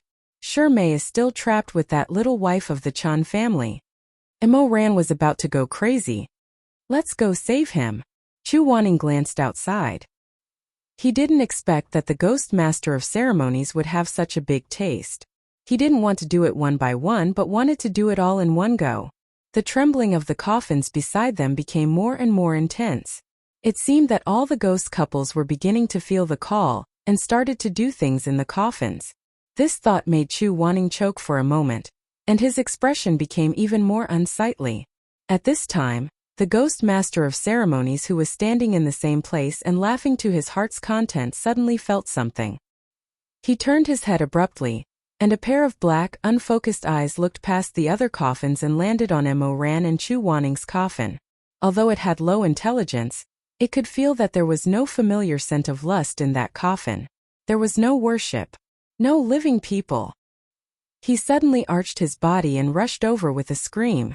The ghost master of ceremonies' robes fluttered, and a pair of bloody red claws pierced through the thick coffin. Its attack was too sudden, and Mo Ran didn't have time to retreat. Besides, the space in the coffin was very small, so there was no way for him to retreat. Just as his head was about to be pierced by the 9 white bone claws, His body suddenly fell. Chu Wanning quickly protected him in his arms and blocked in front of him. The ghost master of ceremonies' 5 sharp claws suddenly pierced into Chu Wanning's shoulder. It was so deep that it touched the bone. Chu Wanning let out a muffled groan, but he endured it and didn't shout out. The other hand that was not injured was still burning with a silencing spell. It tapped Mo Ran's lips, blocking the sound that Mo Ran was about to make. The ghost master of ceremonies' claws fiercely clawed at Chu Wanning's flesh. It had a brain made of mud, so it could only determine whether a person was dead or alive by sound. Chu Wanning actually really didn't make a sound under such circumstances. Blood flowed down his shoulder. Mo Ran was pressed in his arms so he couldn't see his injuries, but he could clearly feel that Chu Wanning was slightly trembling. A living person, or a dead person? A living person couldn't be like this and still not make a sound. The ghost master of ceremonies couldn't tell for a moment. Its sharp claws tore at the flesh on Chu Wanning's shoulder and scratched. Chu Wanning was in so much pain that he trembled and convulsed. Cold sweat soaked his clothes, but he still bit his lips tightly and protected his disciple in his arms. It was as if he had really become a corpse, a dead person. He pressed against the edge of the coffin, like the iron cast on the coffin wall. The ghost master of ceremonies seemed to have finally confirmed that the person inside was not a living person. It suddenly pulled out its hand, and blood splattered everywhere. One could even hear the sticky sound of fingers digging into flesh and bone, which made one's hair stand on end. Chu Wanning's tense body seemed to have suddenly lost its strength. He let go of Mo Ran and panted softly. A strong smell of blood flowed in the coffin. Mo Ran raised his head. With the light leaking in through the hole, he could see Chu Wanning's drooping eyelashes and the moist but stubborn and silent eyes under the eyelashes. That pair of slightly raised phoenix eyes were blurred with pain. But more than that, there was ruthlessness and stubbornness. A mist filled the air. Mo Ran wanted to speak, but Chu Wanning shook his head. He didn't remove the silence spell on his lips. After a while he took a deep breath and wrote on the back of Mo Ran's hand with trembling fingertip, "The enchantment has been damaged. You can't speak." The ghost master of ceremonies outside tilted its head, as if it didn't understand why the person inside didn't listen to its instructions and couldn't feel any worship. Chu Wanning raised his head and looked at it through the gap. His uninjured hand shone with a golden light, and a willow vine with a flowing luster of flames was summoned. He held Heaven's Inquisition and narrowed his eyes. The next moment, it broke out of the coffin. The coffin exploded. Chu Wanning flew up like lightning. Heaven's Inquisition was accurate and fast. It suddenly strangled the ghost master of ceremonies' neck. The ghost master of ceremonies let out an ear-piercing howl. "Who are you? How dare you?" Chu Wanning's reply was only one word: "Get lost." His red robe fluttered like the clouds. He had been waiting for a long time for a sure kill attack. He immediately made a move with one hand. Heaven's Inquisition strangle. He broke the ghost master of ceremonies' neck. A thick red mist mixed with a strange fragrance gushed out from the broken neck. Chu Wanning quickly retreated to avoid the mist. He shouted, "Mo Ran! 1,000 kills !" Mo Ran was already on standby. When he heard the order, he took out the dark sword sheath in his sleeve and poured spiritual energy into it. He threw it at the broken body that was groping for its head. The clay body split open, revealing its translucent body with flowing red light. Chu Wanning raised Heaven's Inquisition again, and forcibly pulled out the ghost master of ceremonies' immortal body. The headless immortal body screamed from its body, "How dare a mortal! How dare a mortal! Get up! Get up! Kill them! Kill them!" The originally featureless golden boy and jade girl suddenly lit up with a pair of blood-red eyes. Hundreds of them screeched as they pounced towards Mo Ran and Chu Wanning. The coffins on the ground also shattered. The corpses lying inside stood up and rushed towards the two like a tide. Mo Ran's gaze quickly swept through the crowd to find Shirmei's figure. Chu Wanning shouted, "Why are you looking at those zombies so affectionately? Why aren't you taking them down?" The two of them and the ghost master of ceremonies had already been sent flying and stood on top of a coffin. The slow-moving corpses slowly gathered around them. Mo Ran raised his hand and lit up an exorcism talisman. He threw it in all directions and detonated it. However, there were too many ghosts. As soon as one wave went down, another wave quickly came over. Mo Ran was about to go crazy. So many people died in this rainbow butterfly town? How many ghost married couples are there? Chu Wanning angrily said. Look at this ghost master of ceremonies cultivation. How many young men and women died of natural causes? It's very likely that he's also tempted those unmarried people to commit suicide. Hit this side. Mo ran through another exorcism talisman at the direction Chu Wanning indicated. It exploded into white bones and flesh. Why isn't this ghost master of ceremonies killed? Normal weapons can't hurt him. What about Tianwen? Chu Wanning was furious. Didn't you see that Tianwen was chasing after him? This ghost master of ceremonies is very fast. If I let go of him, I'm afraid he'll escape before I hit him again. More and more corpses piled up. Mo Ran drove them away while paying attention to whether or not Shermay was in the crowd. He didn't want to accidentally injure him. A golden boy pounced over and fiercely bit his leg. He cursed and threw an exorcism talisman at the golden boy's face. He then kicked it into the crowd of corpses, causing it to explode. Chu Wanning said, "Do you see Shermay and Madame Chan?" Mo Ran was frantically searching for them when he suddenly saw two swaying figures in the distance. He happily said, "I see them. Get over there and pull them apart. Stay away from here." "Okay," Mo Ran replied. He was stunned. "What are you going to do?" Chu Wanning angrily said, "I can't raise my other arm, so I can't summon other weapons. I can only rely on Tianwen. When I release this ghost master of ceremonies, I'll destroy this whole place. If you don't want to die, you better get out of here."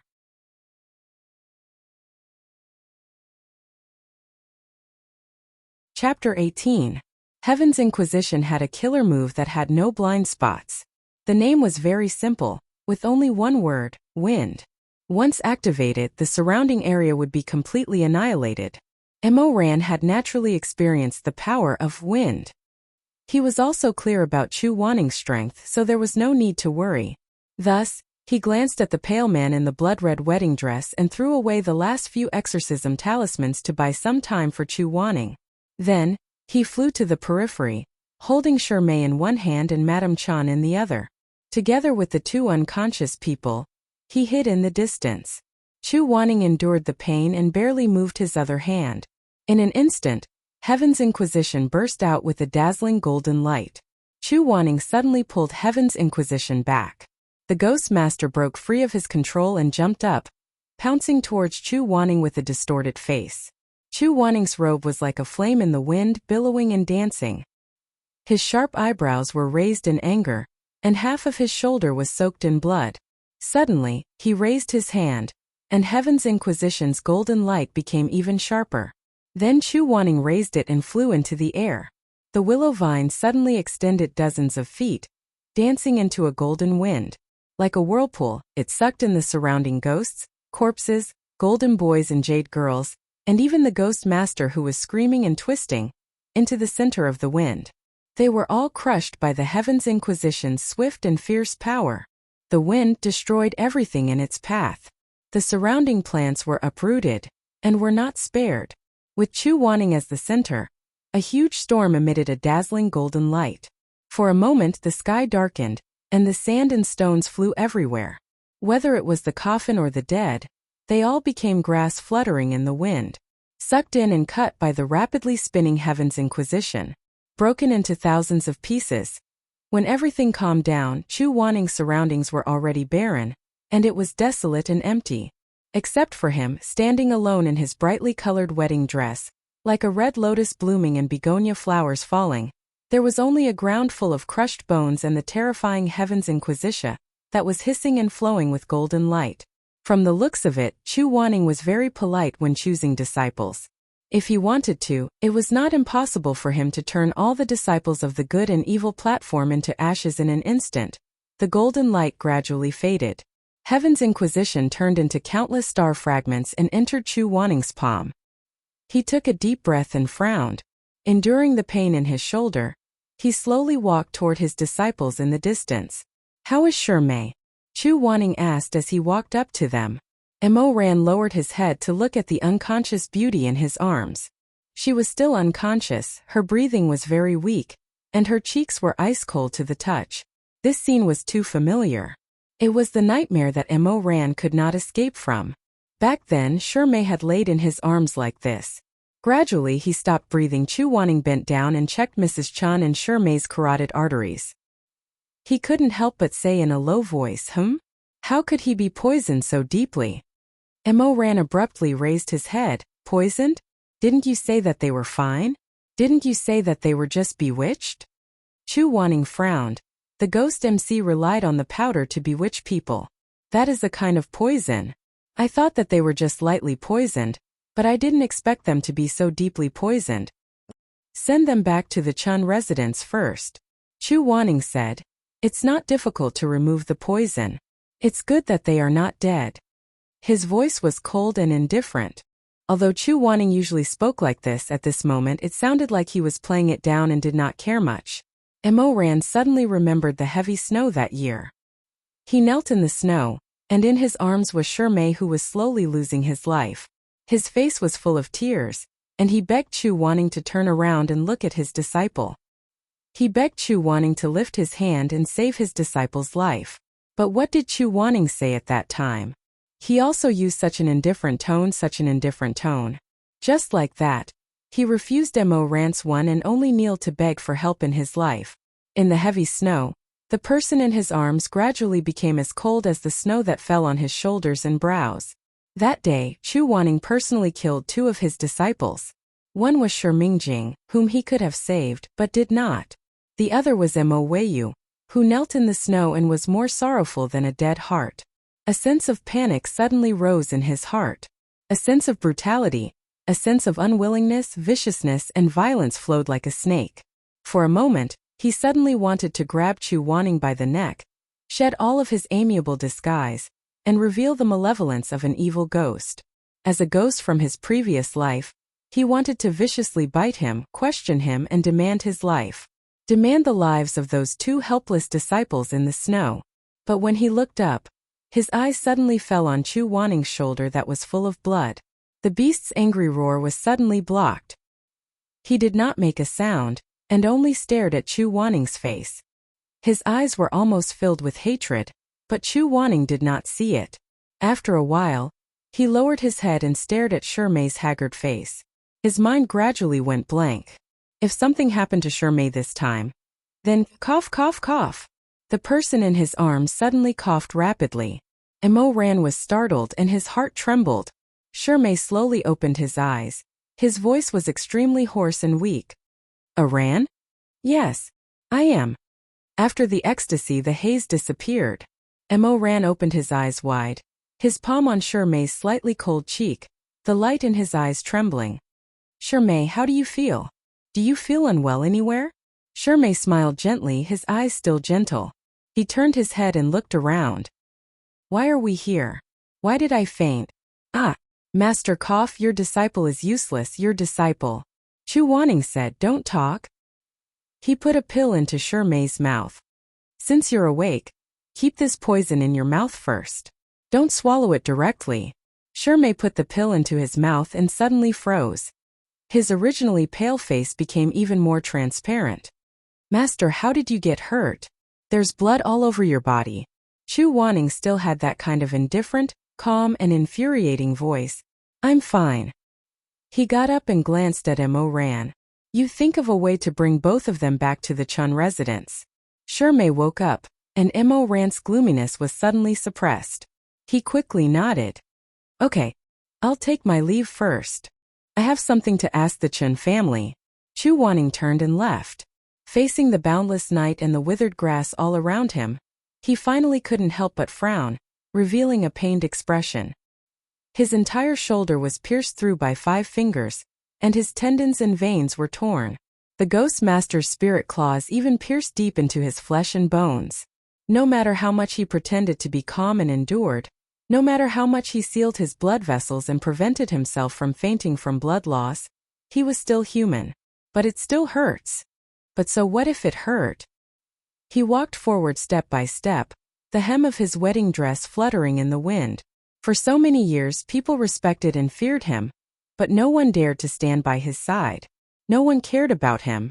He had long since gotten used to it. Wanya Yuheng, the Northern Dipper immortal. No one liked him from head to toe. No one cared about life, death, illness, or pain. He seemed to have been born without the support of others, without any support, and without any companionship. So there was no need to shout in pain and even less of a need to cry. When he returned, he would bandage his wounds, cut off the festering flesh, and apply some medicine. It didn't matter if no one cared about him. In any case, he had come here alone. For so many years he had been fine. He could take care of himself. When he arrived at the door of the Chun family's house, he heard a heart-wrenching scream before he entered the courtyard. Chu Wanning didn't care about his wounds and immediately rushed in. He saw Mrs. Chun with disheveled hair and closed eyes, chasing her son and husband all over the hall. Only the youngest daughter of the Chun family was ignored. She stood aside in fear, curled up and couldn't stop trembling. Seeing Chu Wanning come in, Lord Chun and his youngest son screamed and rushed to him. Taoist priest! Taoist priest, help! Chu Wanning blocked them behind him, glanced at Mrs. Chen's closed eyes, and said angrily, "Didn't I ask you to watch her and not let her sleep? We couldn't watch her. My wife's health is not good, so she usually goes to bed early. After you left, she was still holding on, but then she started to doze off and then she started to go crazy. She was yelling. Lord Chun shrank behind Chu Wanning and trembled. He didn't notice that the Taoist priest was wearing an auspicious robe, and he didn't notice the hideous wound on Chu Wanning's shoulder. Chu Wanning frowned. What are you yelling about? Before Counselor Chun could say anything, the crazy woman rushed over with her teeth bared. She screamed in a shrill voice. It was actually the voice of a young woman. Heartless! Heartless! I want you to pay with your lives. I want all of you to die, Chu Wanning said. Evil ghost possession. He turned to Lord Chun and said, Are you familiar with this voice?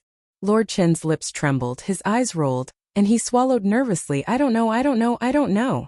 Taoist priest, help! Taoist priest, kill the evil spirit. At this time, Madame Chun had already rushed over. Chu Wanning raised his uninjured arm and pointed at Madame Chun. A thunderbolt struck down and trapped Madame Chun in the wizardry barrier. Chu Wanning turned back and looked at him coldly. You really don't know? Lord Chun said repeatedly, I really don't know. I really don't know. Chu Wanning didn't say anything more. He threw out Heaven's Inquisition and tied up Madame Chun in the wizardry barrier. He should have tied up Lord Chun, which would be more convenient and easier to interrogate. However, Chu Wanning had his own rules. His Heaven's Inquisition wouldn't easily interrogate ordinary people.